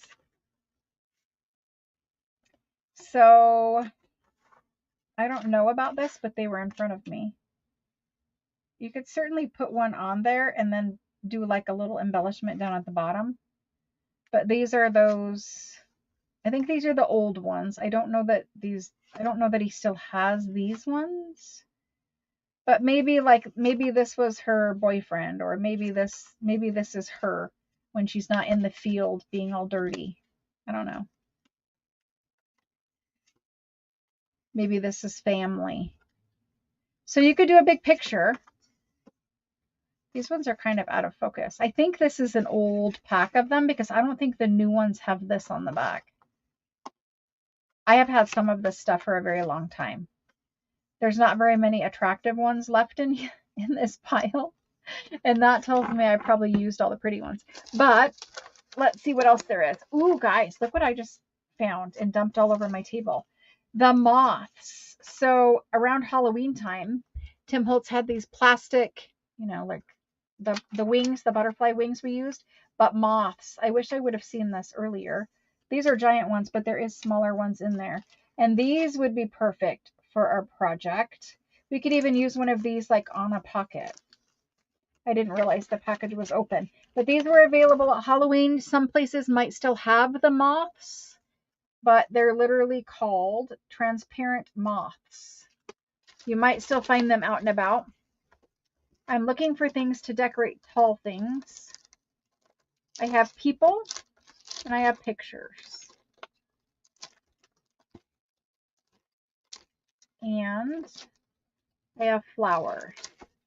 I can cut out some flowers, but let's see what else there is. Is there anything ginormously tall in this pack? This is layers. I know I want to use this one somewhere. Probably all of these somewhere. Let's see what's in here that's big. Just really some journal card kind of a things. This was organic layers. And this is one of the ones I wanted to use for this project because it's got all of our stuff in here. It keeps falling everywhere. But there's these kind of flowers that are in that book. It's not my favorite. I think I'm just going to fussy cut a flower. I can find a nice tall long one. Let's fussy cut a flower and call that good for this guy. I don't know why I chose this brown one, but honestly, any of the big ones would be fine. I can't fussy cut a flower and stick it on this one necessarily because it's from the same book, unless I use one of my own or something different. But let's worry about these two. I don't think there's anything tall in this pack. They're all like this, which isn't going to cut it on there. I mean, you can layer up some cards or something at the bottom, but I don't see anything. That's not terrible. It's about the right size. I could do that and then a gigantic label. I need to put that with those. I'm knocking over my glue. All right, so we're going to have to find the right card for that. There's like a study of wings. What if we inked up the study of wings and put it there? I don't think I would like it. I don't think I would like that. Okay.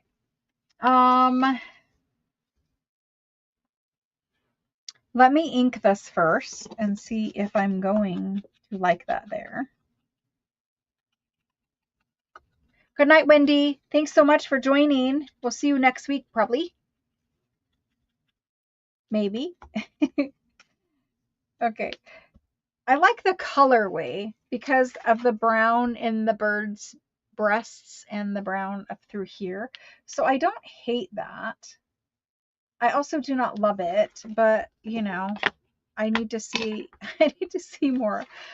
We need to see more ink. I think maybe we need to go with flowers or people, like the cabinet card kind.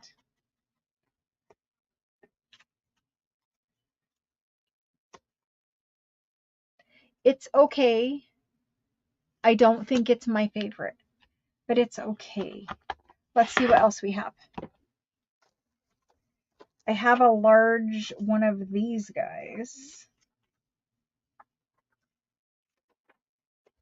I mean, I don't know if I would like it, but we could cut it out.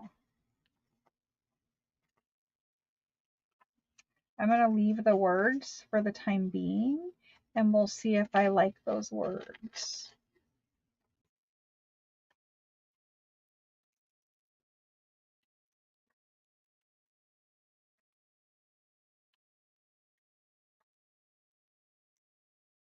I'm going to try to save that little orange flower in the center. I'm not being very careful with my cutting, but at the same time I am. If that makes any sense. We'll cut around that, and we'll cut around this and that one. So because it's botanical, we have flowers to put on it, people to put on it, birds to put on it, just layer up other ephemera or other tags. I have not gone and printed out any journal pages yet, other than the ones that I included in the kits. So I probably need to start by looking and seeing what I'm going to use for journal pages.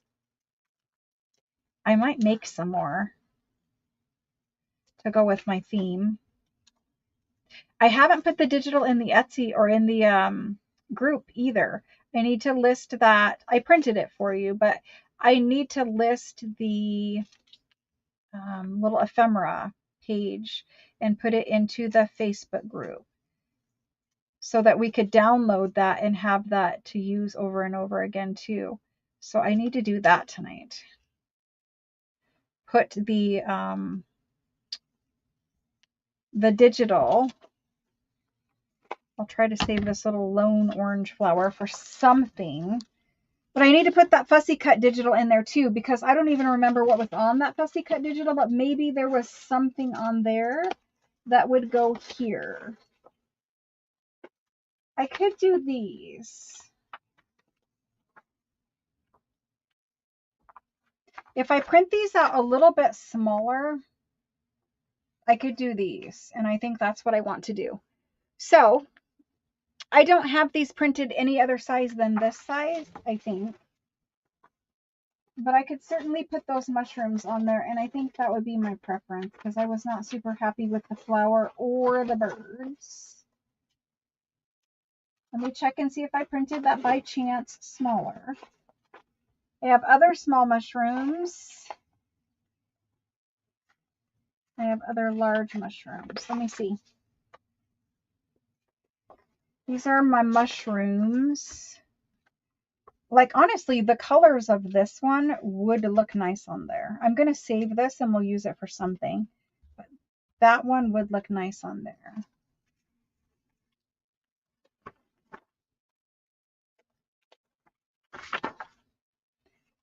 Most of these mushrooms are in the printable on the Etsy. Not all, but most. I could fussy cut one of these out and put it on there. I think I would prefer this guy.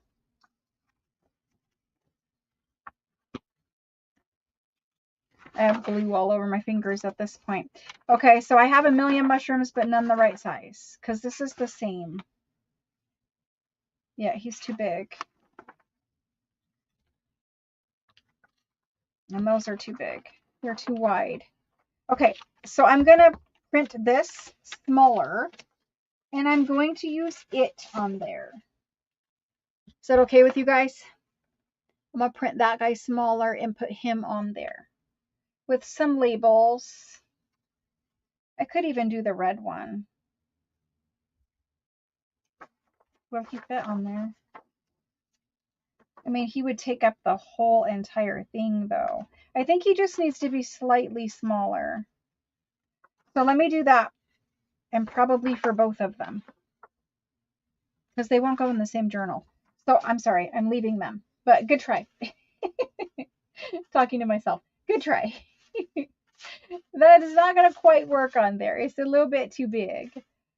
So what could we do with these guys?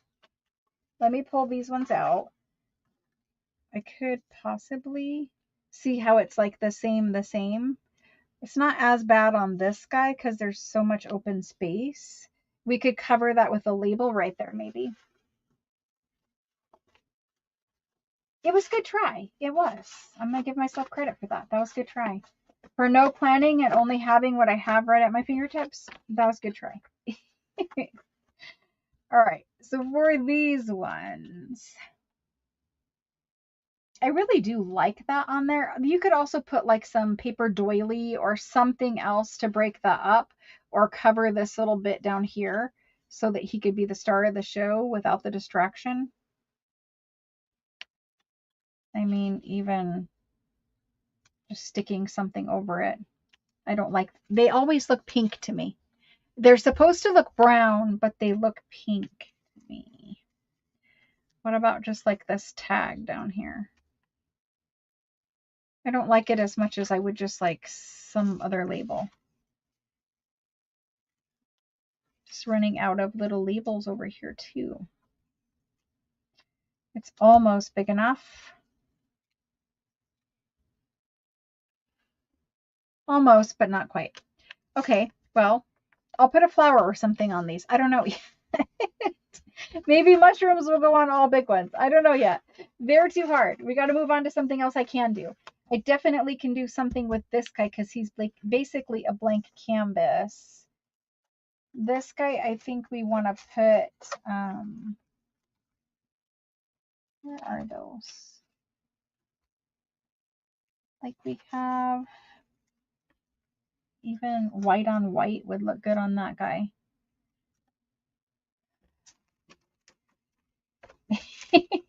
That was a big sigh. Somewhere in here, bound to be something. Or not. Okay, we're holding on those. I'm going back to these guys. What if we did this on this? Or this on this? I think it just blends in too much. It needs to be on a much busier background. What else do I have? Not those. Where's the organic? Let's look at organic on this one.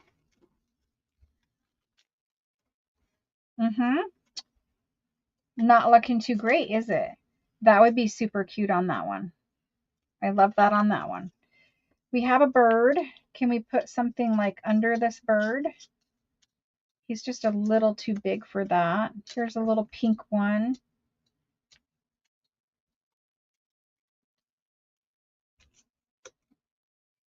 That's not awful on there, even though there already is green stuff on there. I think if you're gonna put flowers where there's already flowers, it's going to be difficult.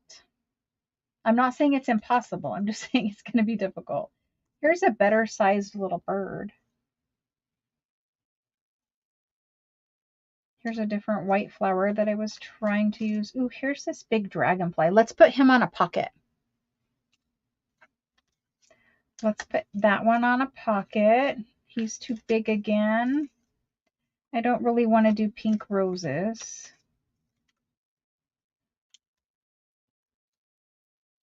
This one is better for this tag because the greens match the green down there.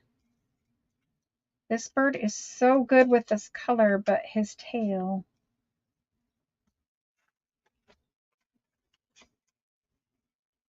I can't get him to go on there. He would lose his tail. But I do love him. Here's some tiny little mushrooms. Gotta find something. Eggs. I don't know what to do with the eggs.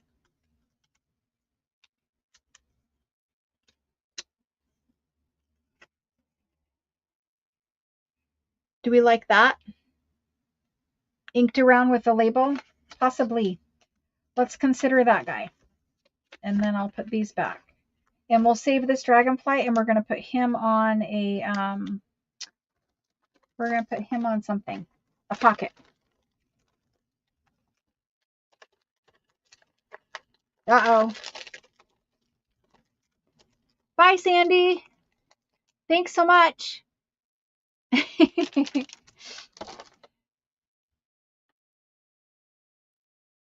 Uh-oh, what's happening, Jody? About printing things? Is that what you're asking? Sorry, I missed your question. You can buy the digital, and then lots of places will print them for you. Did somebody help you out with that? Is that what you guys are talking about? Or am I just picking up middle of the conversation?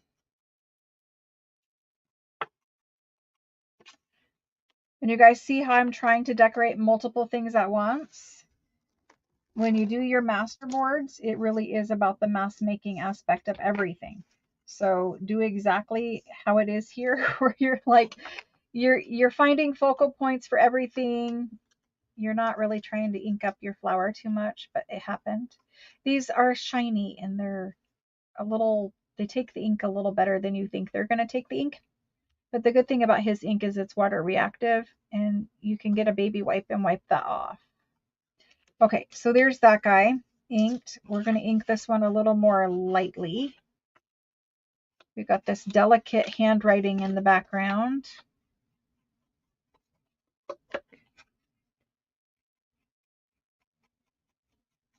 I'm thinking just one. I usually do the kits as single signatures.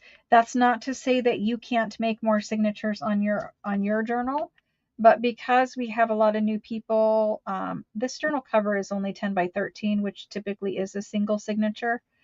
You can probably fit more in there though, because this is one of those ones like those quilt ones I showed you where you do have a little bit of more flexibility. You can do more than one, but I'm probably just going to do one. It just to fit it into only 4 crafting sessions, and because we have a lot of new people, it's not always a good idea to like go crazy. You know what I mean?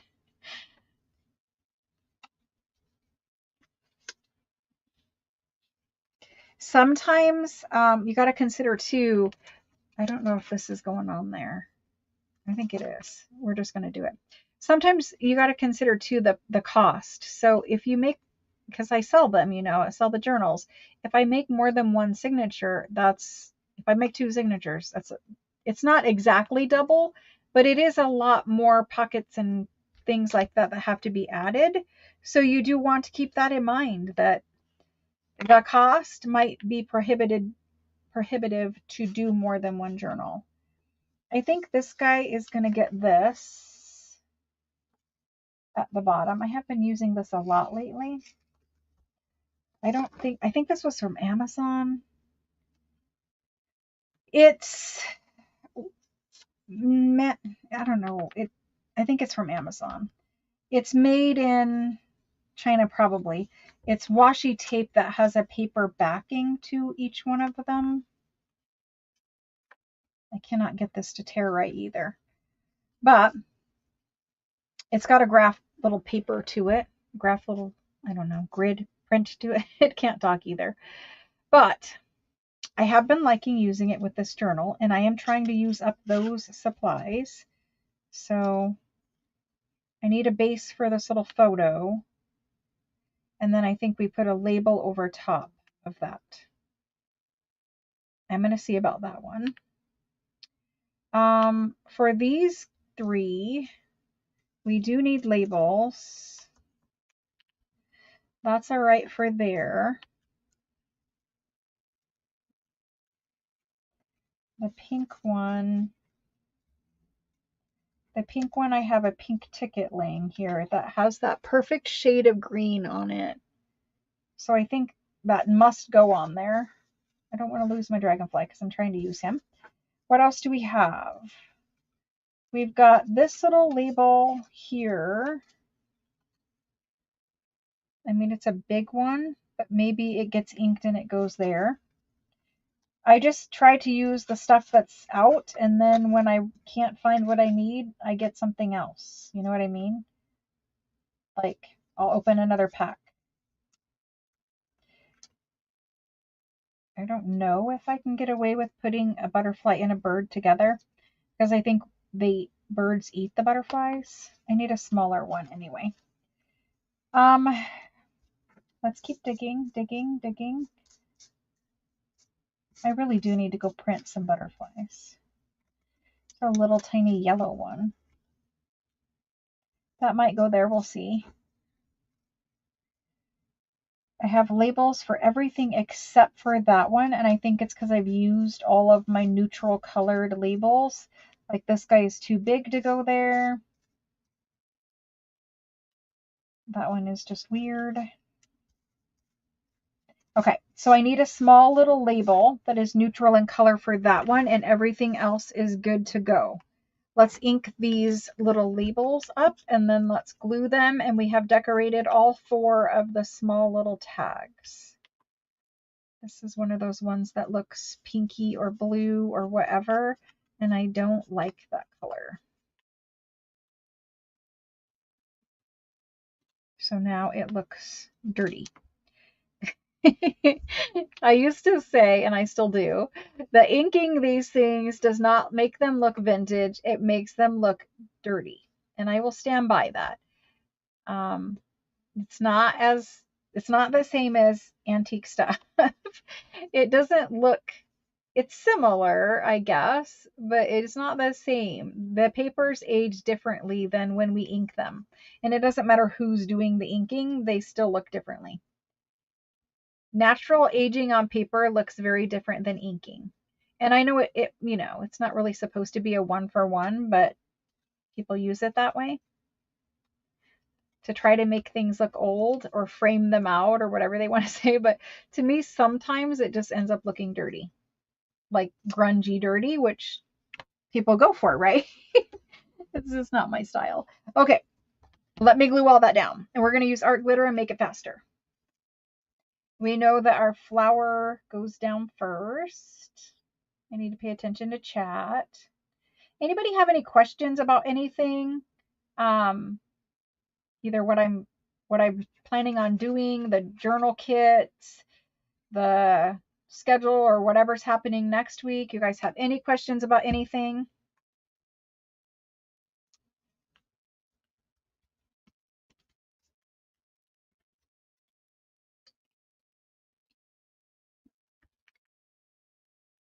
Yeah, you can print lots and lots of places.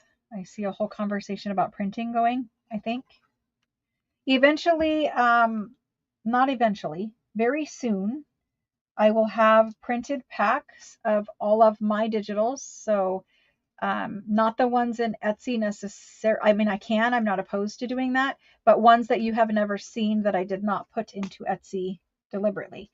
But I will sell paper packs. So there will be printed packs of all of my prints, all of my digitals. So when I say digitals, the ones that are available in the packs are not available digitally at this time. They will be eventually, sooner than later. But I'm going to do packs of them. Did I need to put this under or over? Under.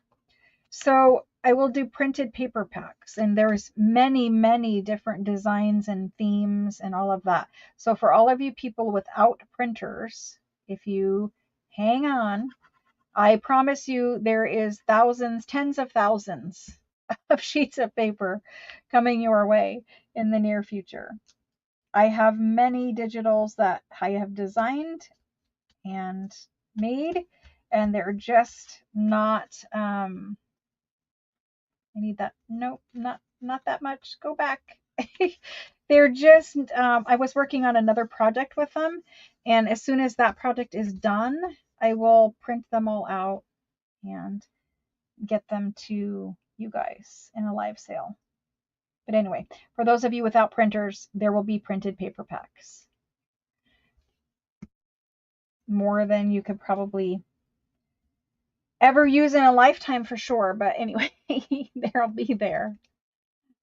This guy needs another label across the bottom right here. I just haven't found the right one. We will have multiple nights of nothing but printed paper packs. I have hundreds of digitals that are designed to be paper packs for scrapbooking and junk journaling. That is what I do when I do have a spare moment. I haven't had very many spare moments. And sometimes, truthfully, I do it while I'm in bed with the iPad. But if I can't sleep or something, I can pick up the iPad and I'll do that.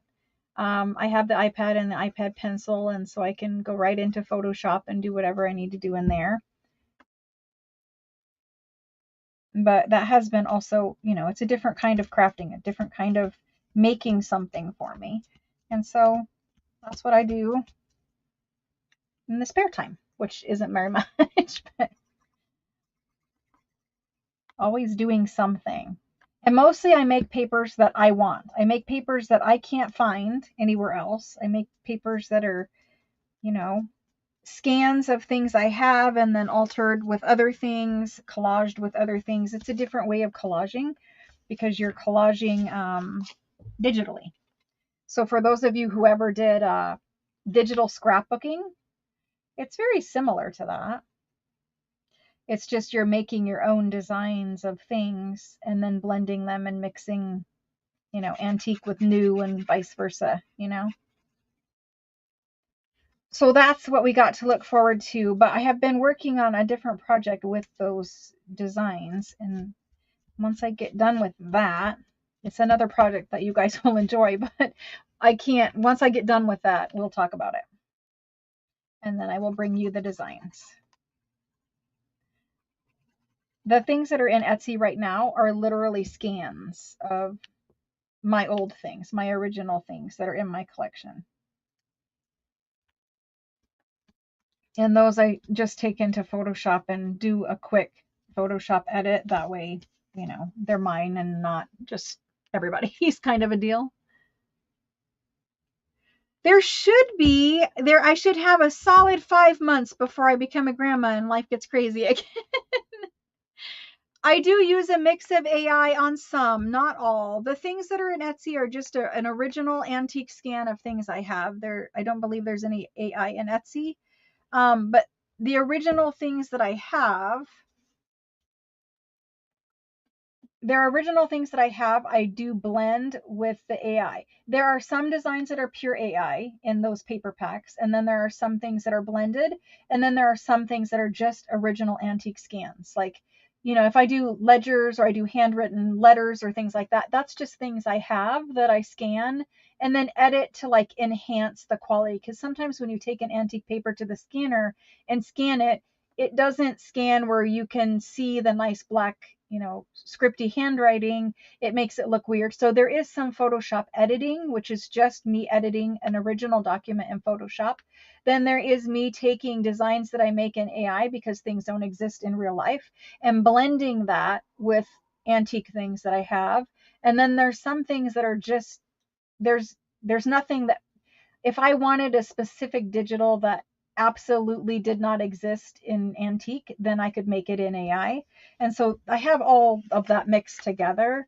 But when I do it, I can tell you guys what's what. I know some people care about what's what. And so for those people, I'll be sure I tell you.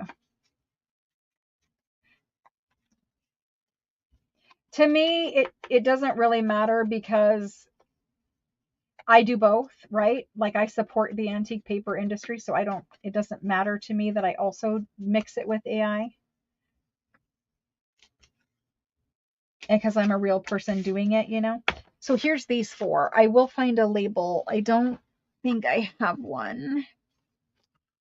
I don't think I have one that we can use on that. If I use not half a teaspoonful, but if I use one of these, I don't have one that has a good saying on it. It's too small. So I need one that is more the shape of this blue one for right here. And it will go right across the bottom and then down. I just don't have it here. I need to go print it or find it. I like both too, but sometimes the AI is creepy. So you just have to make sure that if you're going to use the AI, that you make it look nice and decent. And it doesn't always come out perfect. AI is imperfect at this point. So there's those. You could embellish a little more, put a tab or a topper or whatever on them. But these are the small tags. These are the tiny ones. And all of this was from the layers pack.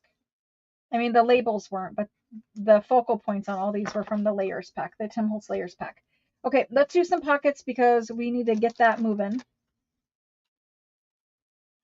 I have all of these for pockets, so we're gonna have many options for pockets. I have these really big ones. So I like him on this one. It's just kind of a hint of everything. We're going to thumb hole notch this, so I'm not really concerned with that. But I don't really see one that he would go okay on this one too, but I think I like him better on the other one.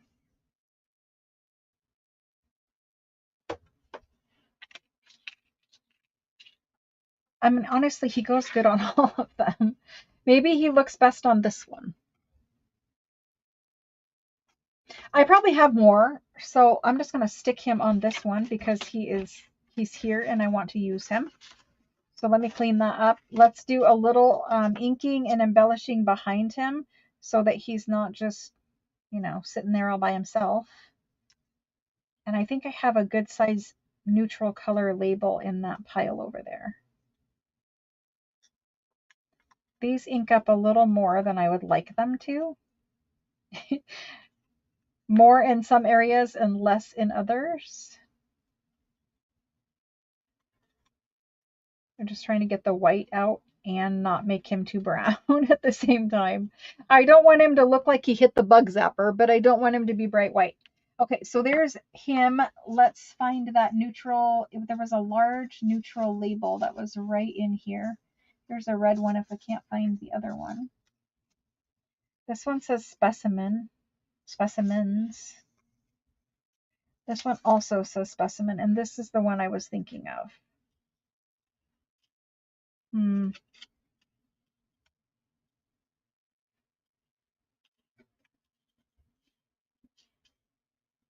Maybe he goes off center like that. Let's do that, but it needs something else back there.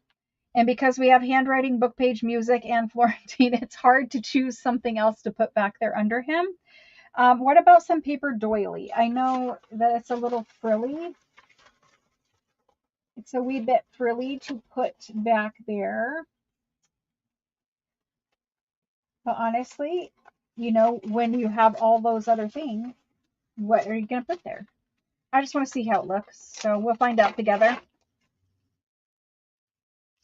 We'll find out whether we like it together. I don't know where it needs to go. If it needs to go more down or up or over.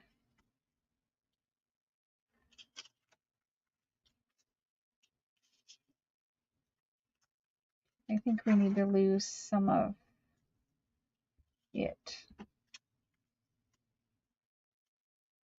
I don't want to cover up too much of that Florentine either. Let's see if we like it like that.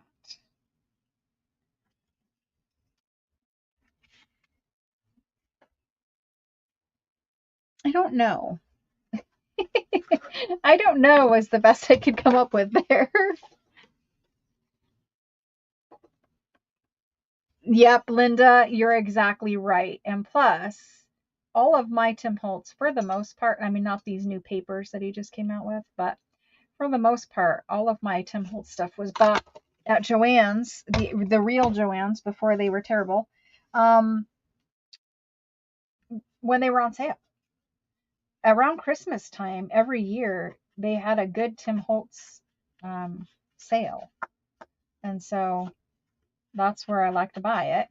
Now you can't get you couldn't get everything from them. Don't fall for their scams now, because they're literally just scamming now. But their online is gone, and they're just not, whoever owns it, it's not Joann's anymore. It's somebody else who owns it, and they're not good. I think it is going to go off center like that. I think we're going to glue that one down. We'll call that good. I really like it. We have a little frilliness.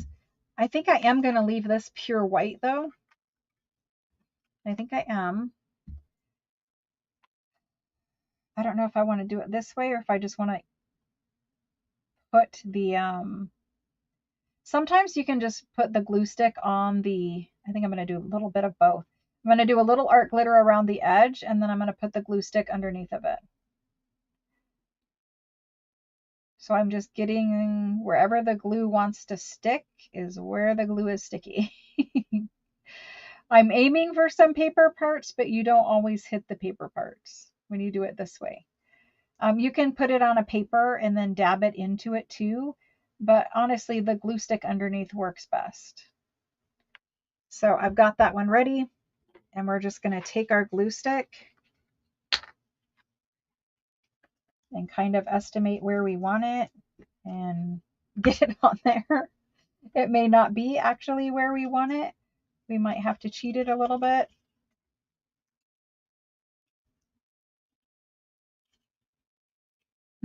Okay, so that part's good. Don't worry about the blue glue underneath. You can pick it up with your fingers if you want, like I'm doing right now. It kind of sticks to your hand and less to the paper, but it dries clear anyway, so don't stress about that part of it. And that will be not blue in just a moment. And let's get our guy on here. Yeah, they did. Yeah, they'll be missed because there was certainly better prices on some things at some points. I don't know. I don't understand why businesses are ran the way that they're ran. I think because, CEOs make so much money, and then those store employees are getting basically nothing. And yet they still have to lose their job after working at Joann's. Like the one by me, there was a lady that worked there, or with Joann's in general, not that exact location, for 20 years. Something like that, she told me. I don't remember exactly, but a very long time. And guess what happened to her? When Joann's mismanaged their stuff and filed bankruptcy not once but twice within about 6 months or something crazy, she got fired, and she didn't get anything. No overtime. She was older. I mean, she was older, like considerably older than me. She was probably nearing 70 or around 70. And she was obviously still working because, women get I'm going to just start, but women get a really, really bad deal on the whole Social Security situation. We raised children, and certain generations, they didn't work and they stayed home and they were wives and they were mothers. And then, maybe they got divorced or whatever the case may be.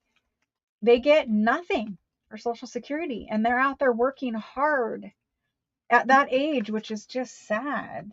It's just sad. And I'm just not saying that has to be how it is, but I'm just saying, as a woman who has been divorced, you get a really bad deal on Social Security. And so, this woman got fired and she got nothing. And it was just because Joann's couldn't get their stuff together. And that's just terrible. After giving them 20 years, that's really terrible.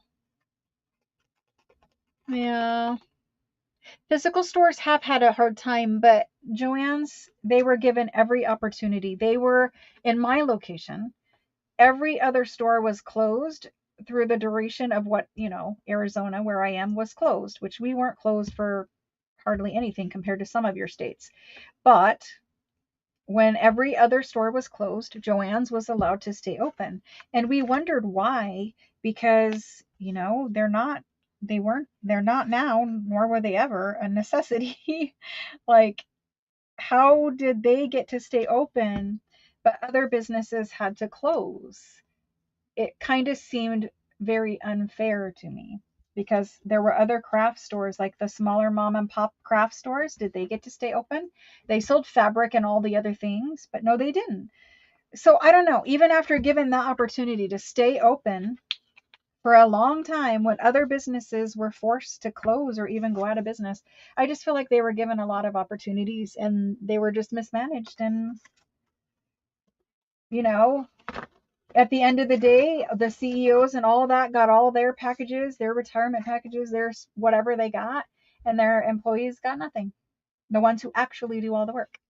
That's just basically everywhere, I guess. But my complaint about the whole Joanne situation. Okay, so there's that pocket. That goes with the tags that we finished. We could do another couple of pockets. I don't know what we'll find, but we could also put big butterflies on a couple. I don't know that there's a big one in here, but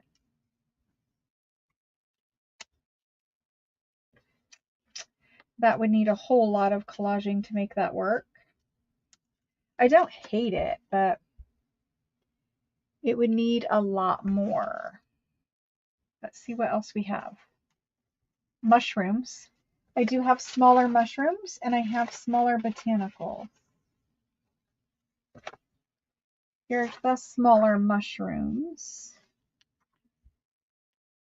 Could certainly put some mushrooms over in this area of this one. And these ones have these little green bits on them. So let's try these ones in this area. I think I'm going to have to fussy cut it. I don't really see any other way to do that.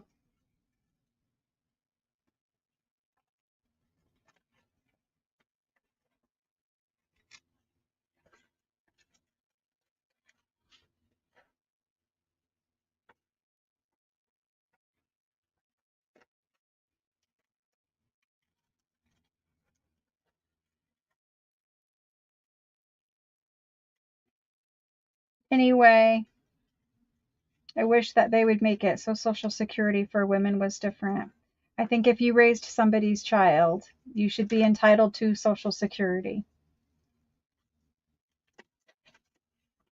not just get left out to have to get a hard job at your age. Like, that's really sad. I see in my area so many older women working, and they're working, if you talk to them, they will tell you they are working because they, from their own Social Security, because they don't qualify to pick up, from their husband's Social Security if they were married or whatever. They don't qualify to pick up his. And so they're out there working really hard jobs at, a time in their life where they should be able to relax a little bit. They raise children. They shouldn't be out there working that hard. You can see it's a sensitive issue for me. I just think women, we work really, really hard. We raise families, we keep houses, we work, we do all the things. And I don't feel like we get a fair shake. Yes, men work hard too. Yes, these days, some men raise children and things like that too. Yes, I understand that. But I don't think they do it the same way that we do it. I don't think the best of them do it the same way that we do it. All right, I'll let it go. I'm going to ink this up a little bit. Just kind of covering up where there's any excessive white paper, because you can't fussy cut, in between the little ferns and whatever. So I've inked it. It kind of fits and it kind of is a little too big, but I think we're going to use it because we cut it out. Yes, it does. I don't think women, mothers, are treated well enough. This is kind of a weird color, but it's here and I've been trying to use it, so we're going to use it.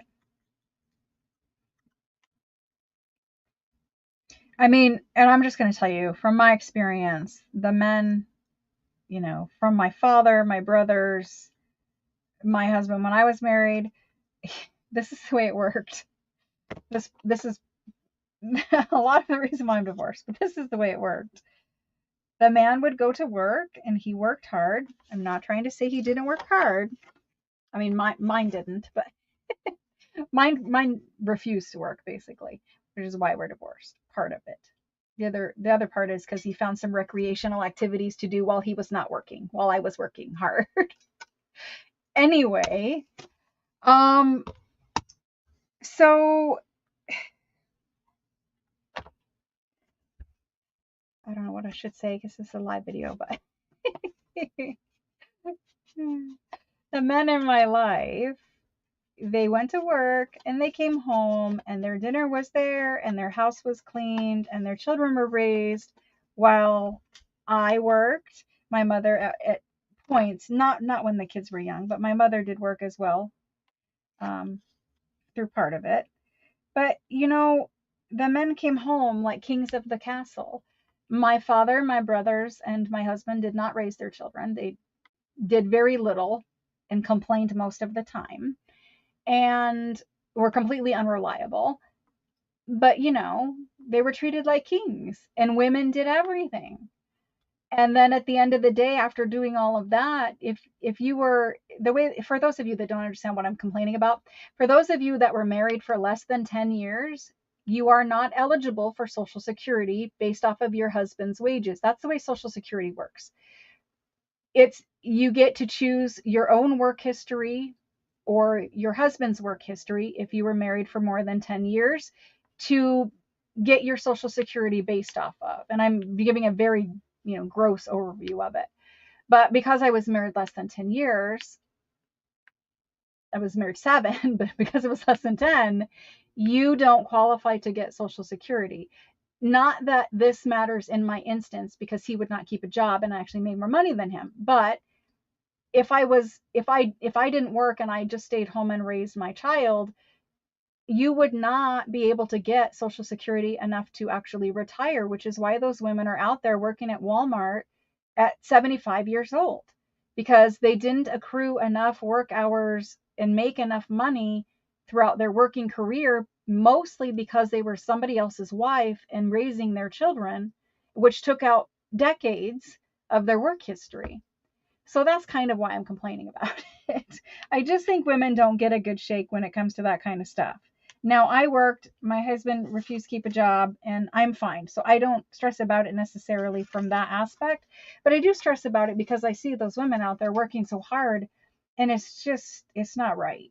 Like, if you're a wife and a mother, you have a child, that's decades out of your work history. And even if you do work, you can't work and earn the same money that a man works and earns, because every time your kid is sick, you have to go and leave work, which means for some women, they lose their job. They can't get a high paying job, even though they're qualified, because they have to be available for children all the time. And if you don't have family to help you or whatever, you often, as a single woman, a divorced woman, whatever, you have to lose your job, not get a high paying job. You don't get promotions, you don't get raises, because occasionally you have to take care of your child. That's the way it works. It's totally not fair. Okay, I promise I'm stopping. We're going to put these little mushrooms here, but I don't like the way it's laying out. It has this large, so in this instance, we need a focal point to cover right here. This one will, but then I'm kind of squished off to the side, which I think is really our only option. And then maybe a postage stamp up in that corner. So I think I'm going to switch that and do it like that.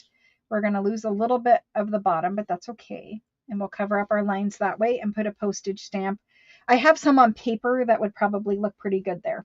This little butterfly needs a little bit of work, but I did ink it while I was complaining.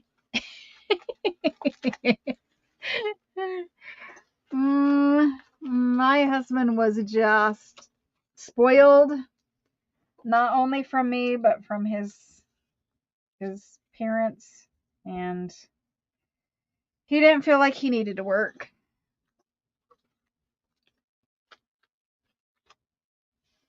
All right, so there's that. And I still have this red one, which I always think it looks good with mushrooms.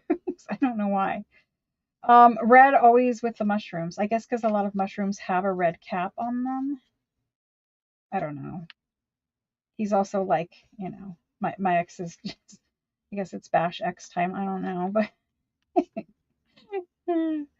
it'd be different if he was actually a father at any point of his life, if he was actually a father. Okay.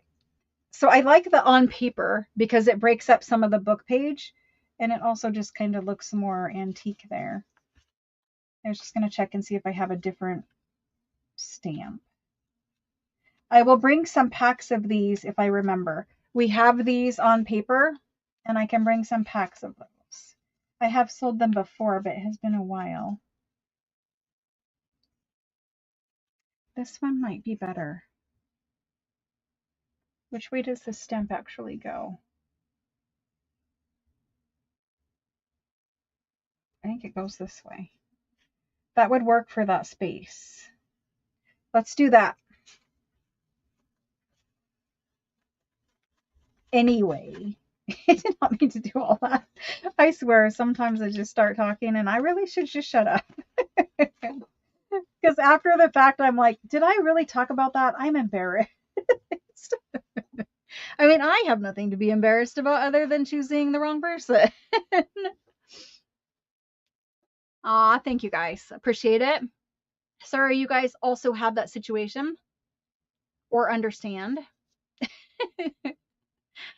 Aw, yeah. See, I was already significantly younger than my husband, but apparently after 7 years, not young enough. He found lots of extracurricular activities while I was working hard and taking care of our children. Oh, goodness. Life is just fun, isn't it? All right, so we're going to do that one. I'm going to go ahead and glue that one down in a minute. Let's do this butterfly one, and then I think we're going to, I don't know if we're going to do this butterfly. I'll do one more piece. I don't know what piece, but I'll do one more, and then we'll kind of take stock of where we're at and see what all we need to do. That one kind of looks good on there. If we do it as a journal card, I cover up the bottom of it, that would also make a nice journal card for that one. And those are only our large ones.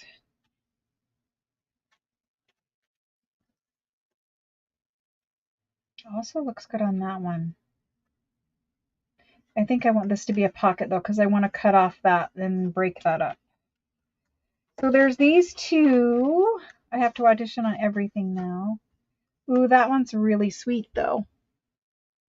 I think we're going to do that one. It's really sweet. I like the little, see how good this is actually from Spain. So this is where that seal is too. I'm glad we didn't end up cutting it. You can see it much better in real life. I wonder if I take can I hit it enough to make it visible without making it ugly? No, I kind of made it ugly and I wish I didn't do it, but it's okay. It's all right. Anyway, I just wanted you guys to be able to see it. So you didn't think I was just, you can't see it anyway. I can see it more in real life, but there is a seal right here and it has some kind of design in it. But anyway, now I've just made it look dirty. We'll knock it back a little bit. Life is just interesting and it all happens for a reason. And later on, we have to figure out, or not, figure out what that reason is. There's, not going to be like this either, but there is a plan.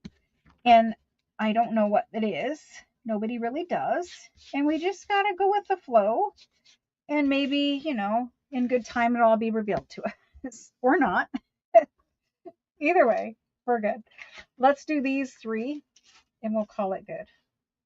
This one, I know I just really want to label, and we're going to call that good. This is a simple one. And this pack, I think, is the one that we can't find anymore. The one where this one came from, I think it's the one that he doesn't have the same flowers in it anymore or something. A moth? Ooh, a moth would be good. The big plastic moth. Is that what you're talking about? Yep, Lisa. I know you guys have. It's unfortunately it is a woman experience, you know. I mean, not entirely, but 99% of the time. I forgot about these guys. Look at how giant these are. It's kind of disgusting though. If I'm being honest, it's kind of disgusting. I think I have to put people over these. I'm sorry, but it's too disgusting for me. But if you put not like this, but she's the one that's in front of me. But at least if you cover up, I can't do the bodies. I can't do the bodies and the beady little eyes and the fur. And I can't. No, it has to be like this. They were Halloween for a reason. They're gross. I can't do it, but maybe in a different manner. Maybe I just need a different moth. That one's just too ugly for me. Sorry, guy. I'm calling you ugly. I mean, this one is slightly less gross to me. Nah, I don't think I can. I'm going to wait on those. But it is a good idea because I did say earlier I wanted to use them and they're there. And they're the right size and orientation and all that good stuff. But I think their bodies are just too gross for me. I mean, butterfly bodies are almost the same, but not quite as hairy and gross. Mm. Oh no, Ruth. Oh no. Yeah, they're just, you know, it is what it is. We just make the best of, the rest. And consider, if you're like me, you consider yourself lucky. You consider yourself lucky that you only wasted 7 years and that he isn't in your kid's life, because if he was, he would not be a good influence. So you just consider yourself lucky that they are who they are and that you are no longer having to deal with that. And that's the way I look at it. I am no longer having to deal with any of that. And I am lucky that it was 7 years and that it ended. I'm lucky. And if you believe in whatever plan, whatever, if you don't, I'm sorry. But if you do, I'm lucky. That was a favor to me. That was a really big favor. If you knew where he was now, you'd understand how big of a favor that was. Okay, let me clue this down before I say more things I shouldn't say. Anyway, I try to look at it as a positive, and for me, it is definitely a positive. No matter what happened in the end and what I like, if you took everything, whatever, it's still positive. Any amount of money to not have to deal with that is a positive. It's all good.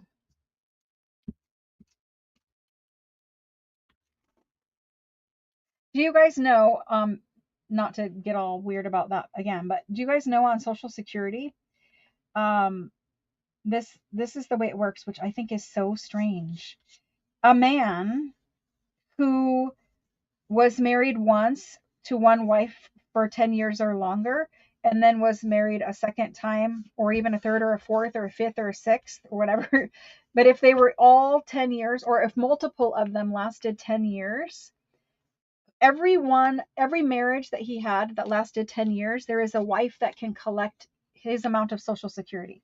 So say he was married the first time for 10 years, and he was married the second time and the third time for 10 years every time, or longer every time. That man's Social Security, so he only worked one job, right? Most men only worked one job, right? Worked one job, paid in his Social Security from one job, but 3 women get to collect his Social Security, the full amount each time. Nobody gets any deduction or anything. All 3 women get the same full amount. He only worked one job. He only paid in for one, but all 3 women get it. How does one man's Social Security pay 3 people? I don't understand how it works like that, but it does. It's so strange. I think the only woman who, or only women who raised his children should be able to claim it. That's the way I think.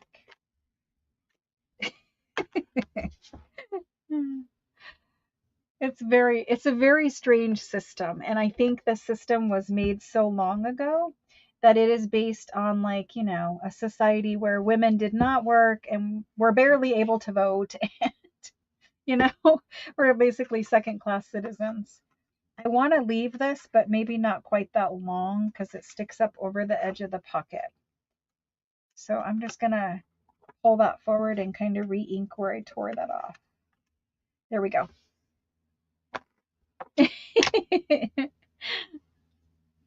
Oh, I'm sorry, Rebecca. Yeah,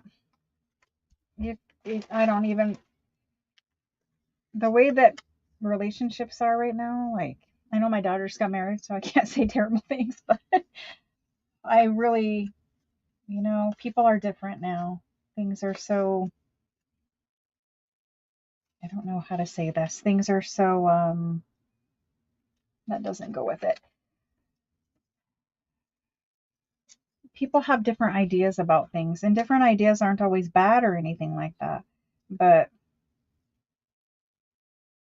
I'm not sure that the new way the young people think about marriage and relationships and just lots of things in general, I don't know that young people have it right. I don't think the super old way is great either, but I'm not sure that young people have a lot of that right. The things I hear are just so crazy and out there. I keep forgetting to use these guys. I don't think they go with it, but trying to cover up that little bit down there. No, I don't think so. I think I want something that looks like this. And it might actually be that, but something different.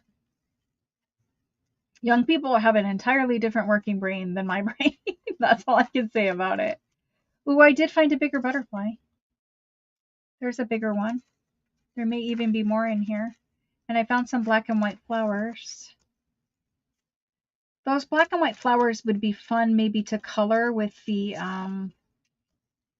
pencils. You could color in these. These are the ones that he doesn't make anymore. But they would be fun to color in, I think, with his pencils. He didn't have his pencils when he made those. I think that's it for the big butterflies. Back to this. I think the best thing to do in this situation is just add some book page and cover up the part that I don't want to see. There is ledger there, and there is lots of other book page. We don't have any music on that one. Let's add some music. I have this music in front of me. Do I have any other music? Going one, going twice, yes. I have this music. This is better music. So we're going to take some music and figure out where to put this music. I am going to have to put it down there.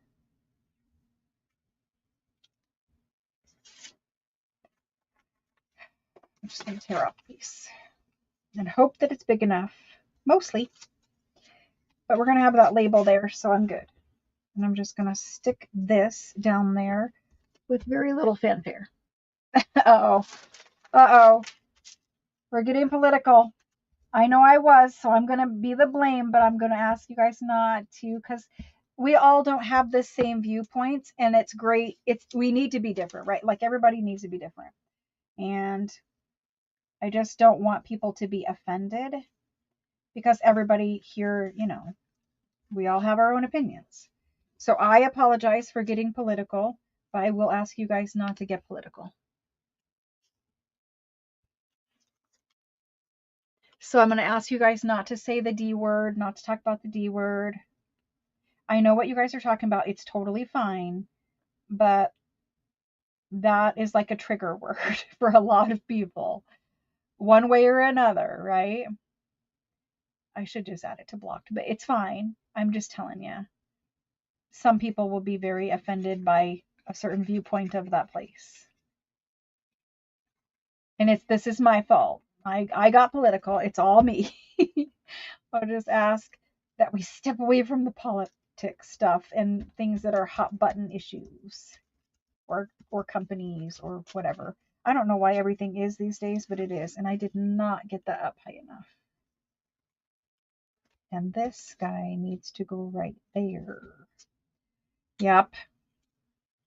No, you're fine. It's my fault. It's my fault. It's totally my fault. I brought us here. I did it. It's just some people will be offended by certain things. Nobody has said anything that is along that line yet. I just am trying to.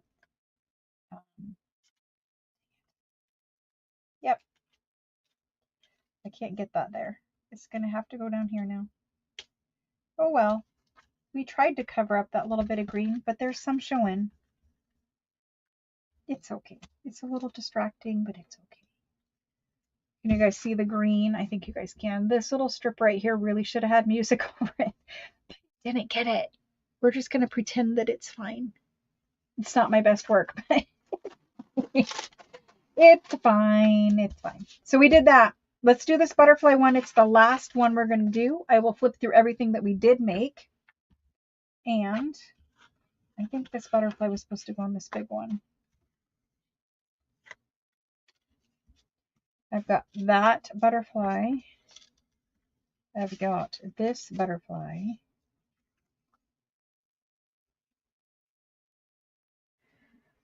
Oh my gosh. It's just all kinds of, like, honestly, there's probably nothing safe that we could say. There just isn't. Let's do this one, I think. Let's see how he looks inked up. And again, nothing you said was, nothing you guys are talking about is, but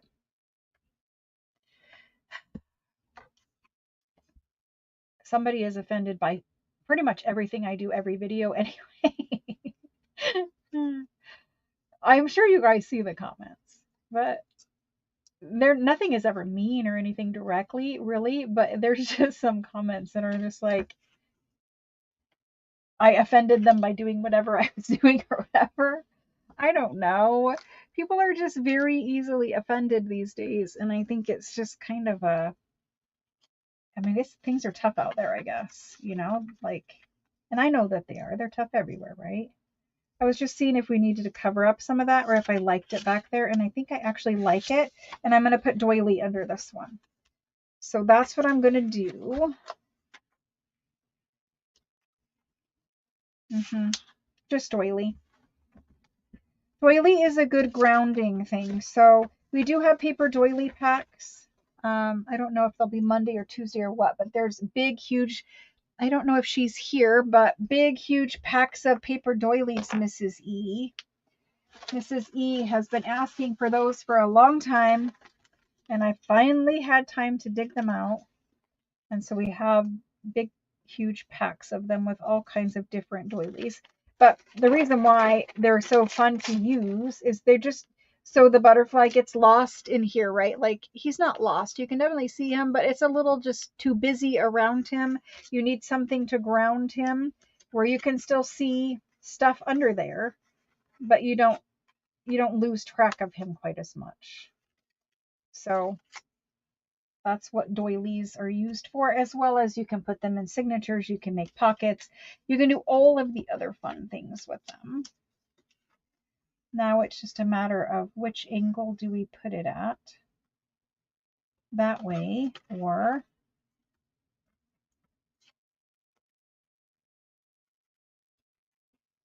I would really like to see some of that flower that's there, but I'm not going to get to. So I think we just put it there. Just like that. And again, we can do postage stamp or something else up here in the corner. Let's do this guy.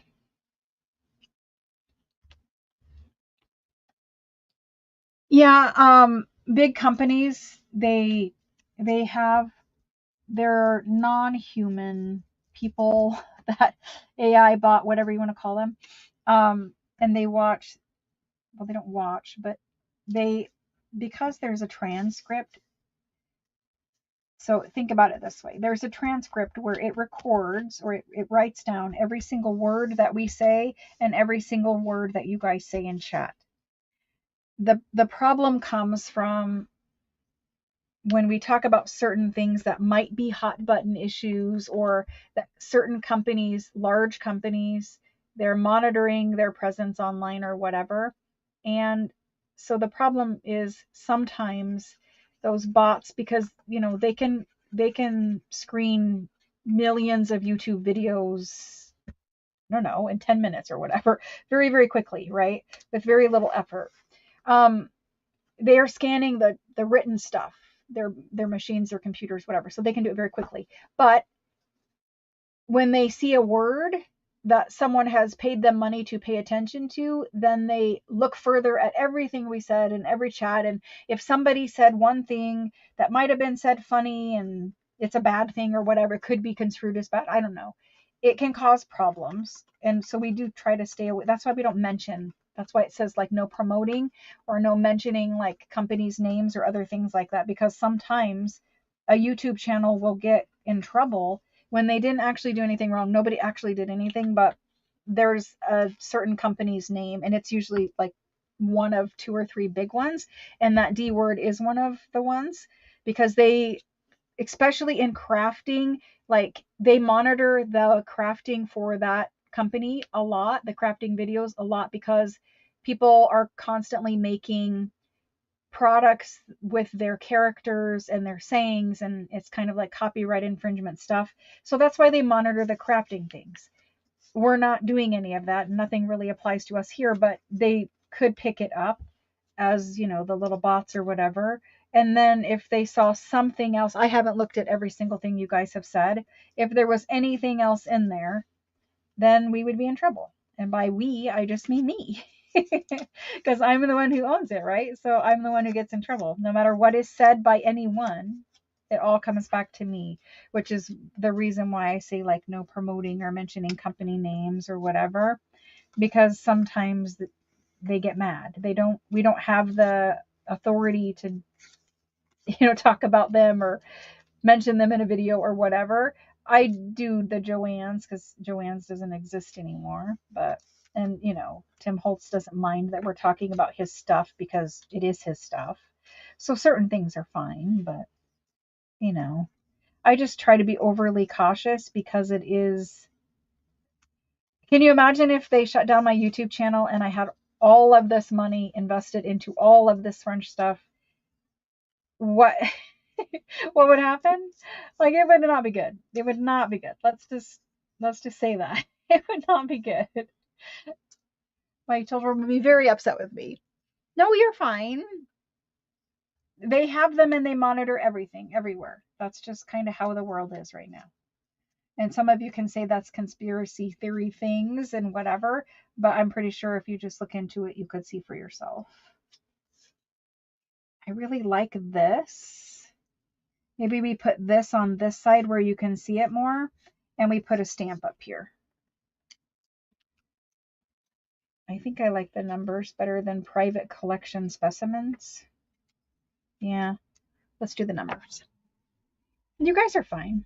Nothing was bad. I was just trying to put it out there in case, because you don't know who's watching, right? Like we're all fine here. We're all friends. We're all chatting. But there's like 1,000 people who watch this. So at some point, chances are one of them will have something to say about that word, the D word, the D name, because it is a hot button thing right now. Like, you know what I mean? So at some point, someone might be unhappy about that or have something to say other than what we're saying. They might just pop in and just spout out something and it would be bad and get us into trouble or get me into trouble or upset somebody here. You know what I mean? It's just how things are now. And maybe they've always been that way, but now we know. I don't know. All right, so I think we're going to put a postage stamp here. Maybe a black one. I don't know. I kind of like how this is like mostly neutrals. See how his stuff always comes out pink? It's not real paper color. Even when I try to ink it over, it's not as pink as it is on camera, but it's kind of pink tinged. It's because when he scans and like photoshops or whatever he does, like sometimes you just can't get the colors. What is this stamp of?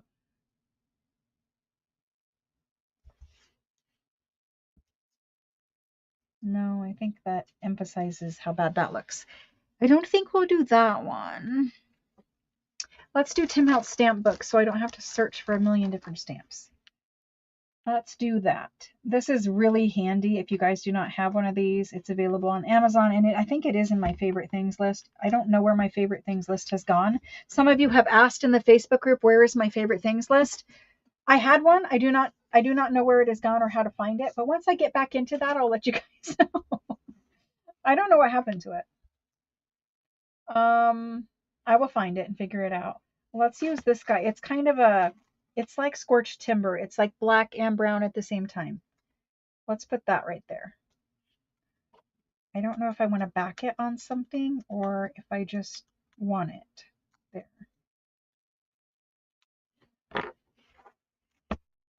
I don't know who all the 1,000 people are that watch everything because not all of them leave comments or say anything or whatever. But you know, there's just always people out there. And most, I'm sure all of them are kind and good people. But the last little video I did that I deleted, it was just us talking. Really, it was just a live talk. I deleted it because it was just us talking about stuff that was going on and giving updates for people's orders and that kind of stuff. But while I was doing that one, a whole bunch of bots came in there. They were not real people. They were just bots. And they were just saying random weird things. And it was because that happens when you're live for a little while. I'm looking for that brown craft paper that I had a second ago. Well, an hour ago. I don't know. I had it at some point. There was some brown craft paper in here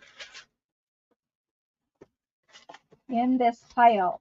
But anyway, there were a bunch of bots that came. They said random things. It's because when you do a video of your face talking for over a certain period of time, it's a trigger and those little bots find it and then they come in and say whatever somebody's paid them to say or something. I have no idea how it works, but I know they weren't real people and we don't need to worry about them. But other than that, I want to see what it looks like with. I have to hold it. It has glue on it. What does it look like if I try to put it on paper?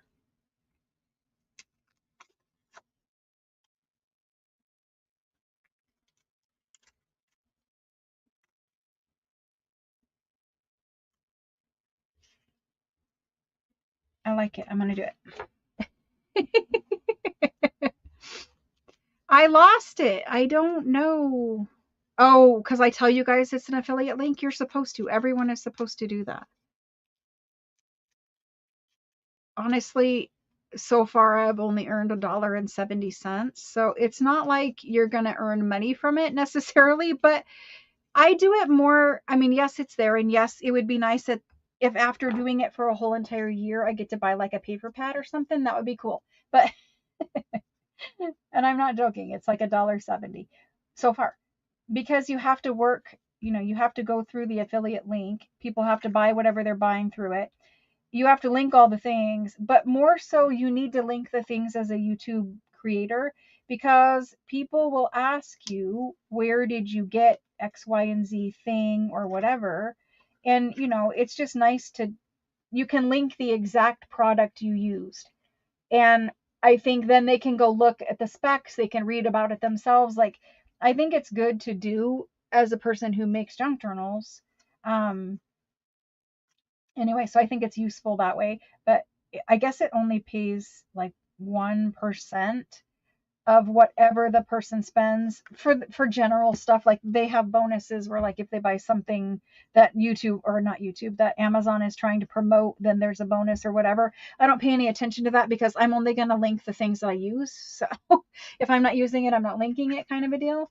But so far it's been $1.70. So at the end of the year, I might get to buy a paper pad, or maybe if I do really, really good, I can buy a box of Uhu glue sticks.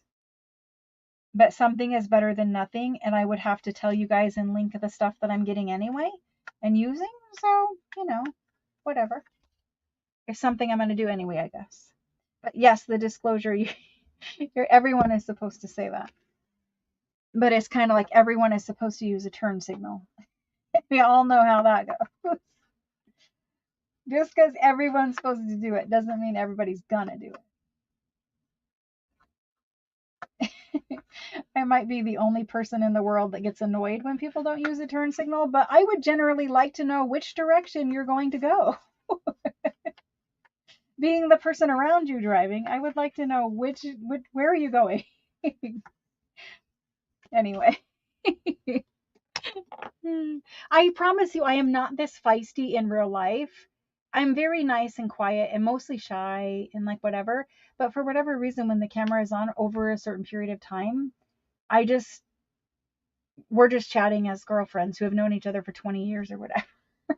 Even though this is out there for the whole wide world to see. Yep, that's what happens. Good night, Valerie. Thanks so much for joining. Aw, thank you guys for shopping through it. I know that sometimes the links don't work or there's delayed reporting or whatever, but thank you guys. I appreciate it.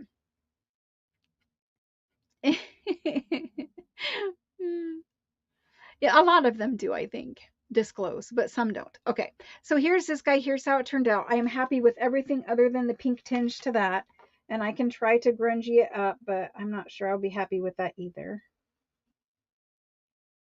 Maybe just a little bit here or there, everywhere by the time I'm done. Maybe it's better, maybe it's not. It's kind of bringing over some of the brown. It is inked around, but at the same time, it just has that pink tinge to it. Anyway, I'm going to quit before I mess it up. There's that. I think that's a really cute pocket. It came out cute even though it's just made from weird things on my desk. Here's this one. This is an actual like loose paper stamp and it's kind of curled up right there. It's very curly. It needs to be flattened out. Here's this one. This one still could use something. I'm not sure what. Maybe just a lace tab or something at the top. I don't know. There's that one. There's him. He's cute. And then we have these.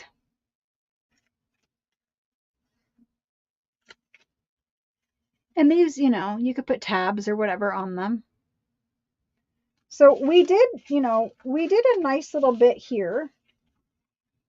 We decorated up, I don't know where it is, but this guy. We decorated up this one. I have some people and a piece of paper. We decorated up that guy, and it pulls out like that. I love the way that this guy folds. I have made some awesome ephemera lately. I'm quite pleased with it. This is going to be a really cute journal series. So this one isn't quite as impressive as this one. Oops, sorry. This one, because it kind of flips out. I love it. So I really like this, and I was so happy with this one. From just folding an envelope, I was so happy with that one. Some of my favorite things I've made in a month or so. I don't know, a while. It doesn't seem like that's impressive when I say a month or so, but I've made a lot of ephemera in a month. So anyway, that's kind of what we did. We have this many things left from 2 master boards. We have pockets or journal cards. 1, 2, 3 more pockets or journal cards. 4 more, sorry. We have 4 large tags. And it's good to leave some of it undecorated because at this moment, you don't know if this needs to be a journal card or a pocket. You don't know yet. Or it could be cut into a tag. You don't know. This one, same thing. You could chop some of it off and make it a nice wide pocket and have a little tiny tag or something. So anyway, it's fine to leave some not decorated. We decorated about half, but the smaller half of it. And that's what we did, guys. So I'm going to flip this camera back around and we're going to chat. And then that's beautiful. Like that. So there's that. I didn't mean to say it like that. There's that. But we also have, so I have the 3 blue journals. This is the bucket. From here back is blue journal stuff because I have not finished mine, as you are well aware. From here forward is botanical. And so there's all kinds of, there's a little bit of blue here, little section of blue, but the rest of this is all botanical. And then there's blue, and then the rest of this is botanical. So we're getting into the botanical, and we haven't even started the journal yet. And I have blue journals to finish when I have spare time, which is probably never. But I am the kind of person who needs to stay busy. I don't function because of fibromyalgia. If you sit around, like, you know how, I'm going to switch the camera, so watch your eyes. But if you sit around with fibromyalgia, it actually makes you hurt more. So, like, for instance, on Sunday when I was so tired and I just basically was in bed and then, you know, kind of, I did some little things, but not much. I had a lot more pain because I mostly sat around. When I am very, very busy and working really hard, I know it's it counters what you think about pain. But when you are more busy and more physically active, I have less pain than I do when I am kind of lazy. So even though I'm tired, it is better to just continue to do things, continue to work. So, and it wasn't so much the stress. I think it was a lot of physical work leading up to it and not a lot of sleep the night before because I was up till 2 o'clock in the morning or something, working on stuff, wrapping her presents, doing all kinds of things, ironing shirts, whatever.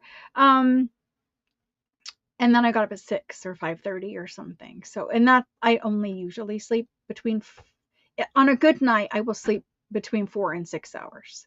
Most nights are about 5 hours of sleep. I don't sleep very well. And I don't know. I don't know what it is, but I'm just better working. It just makes me feel better to work. I don't know how to explain it. It just does. The flowers. I didn't feel stressed. I felt tired, but more from sleep and physical activity. I was crafting with you guys the night before, but that's actually like, that's less, that's a stress relief crafting, right? So that's good. Yeah.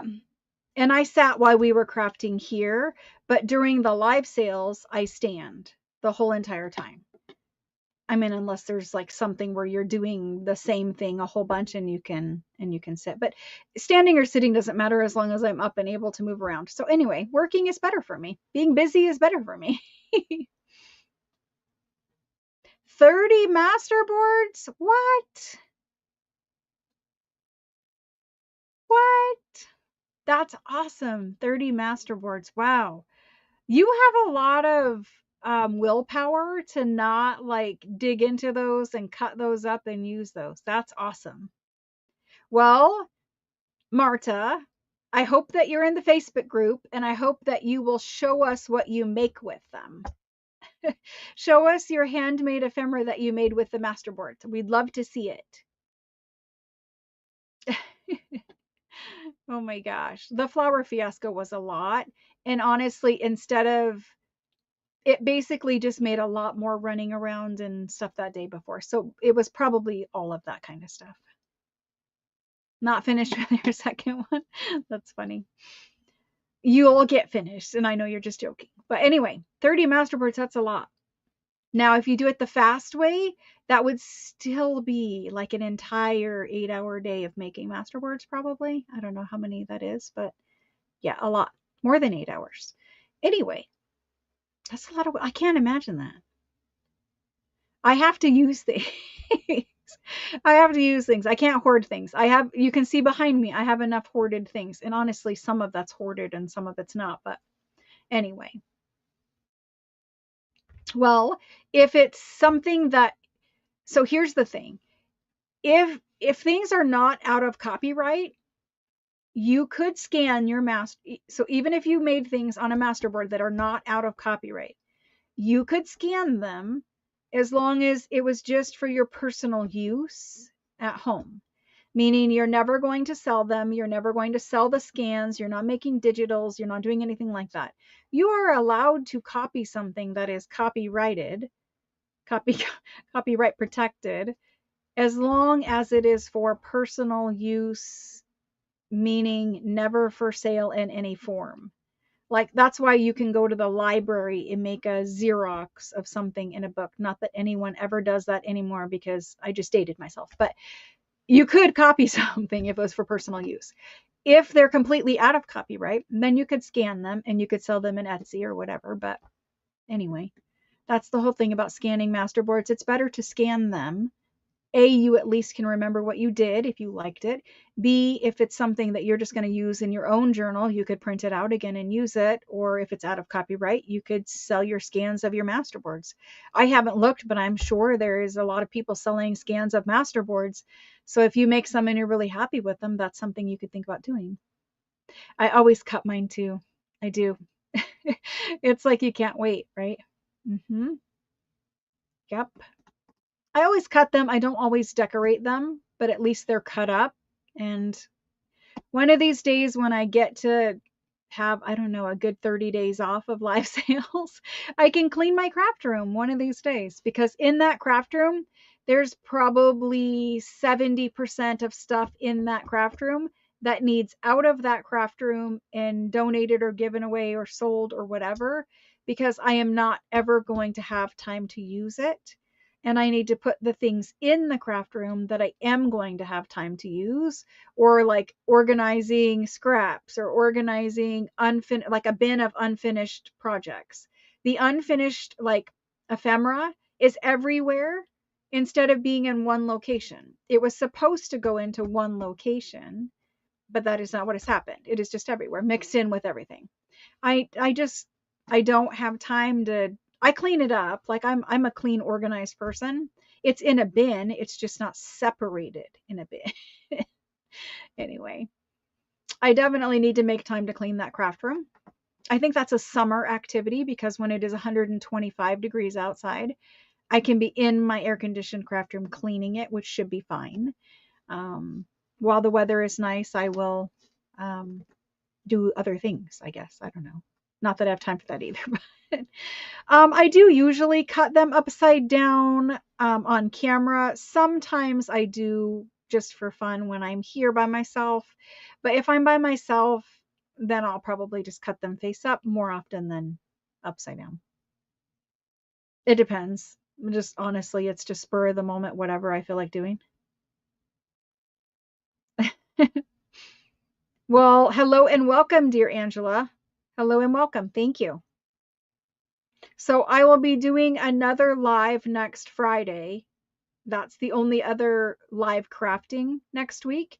There will be daily videos in the 365 series every morning through the week, unless something happens. But I'm trying to get them filmed ahead, which is what I was doing before we went live tonight. All right, guys, I'm going to wrap this up, and I will see you guys on Monday at 7 p.m. Eastern Standard Time for a live sale. I sell only antique and vintage things for the most part, unless it's like Italian Florentine paper or German scrap or something like that. But most of my stuff comes from France, for all you new people. All that stuff behind me, that's stuff that's for sale for the most part. And various other things, tons of other things you can't see in the other rooms. But that's that. That's what we're doing. Monday at 7, and we will have a sale Monday, Tuesday, Wednesday, and Thursday, all at 7 p.m. Eastern Standard Time. Even the Tuesday sale, which is normally at 6 p.m. I might be live at 6, but we're just going to plan on 7. Because people will show up at 6 thinking, I guess YouTube will tell them. YouTube will tell them that it's live in an hour, and they'll be like, well, why? Is she running late tonight? Because not everybody comes to every live, so they don't know. Anyway, I'll post it in Facebook. If you ask to join the Facebook group, I will get in there in just a few minutes and approve all of those requests. And then I will ship your book. Not Leilani, Leanne, I will ship your book. I will ship your book. Thanks, guys. Have a great night. Thanks for joining. And I look forward to next Friday when we get to start this journal officially. We get to make the cover and start this journal officially. Good news is we already have ephemera for it. Bye, guys. Have a great weekend. We'll see you again soon. Bye, Jody. Good night, Ruth.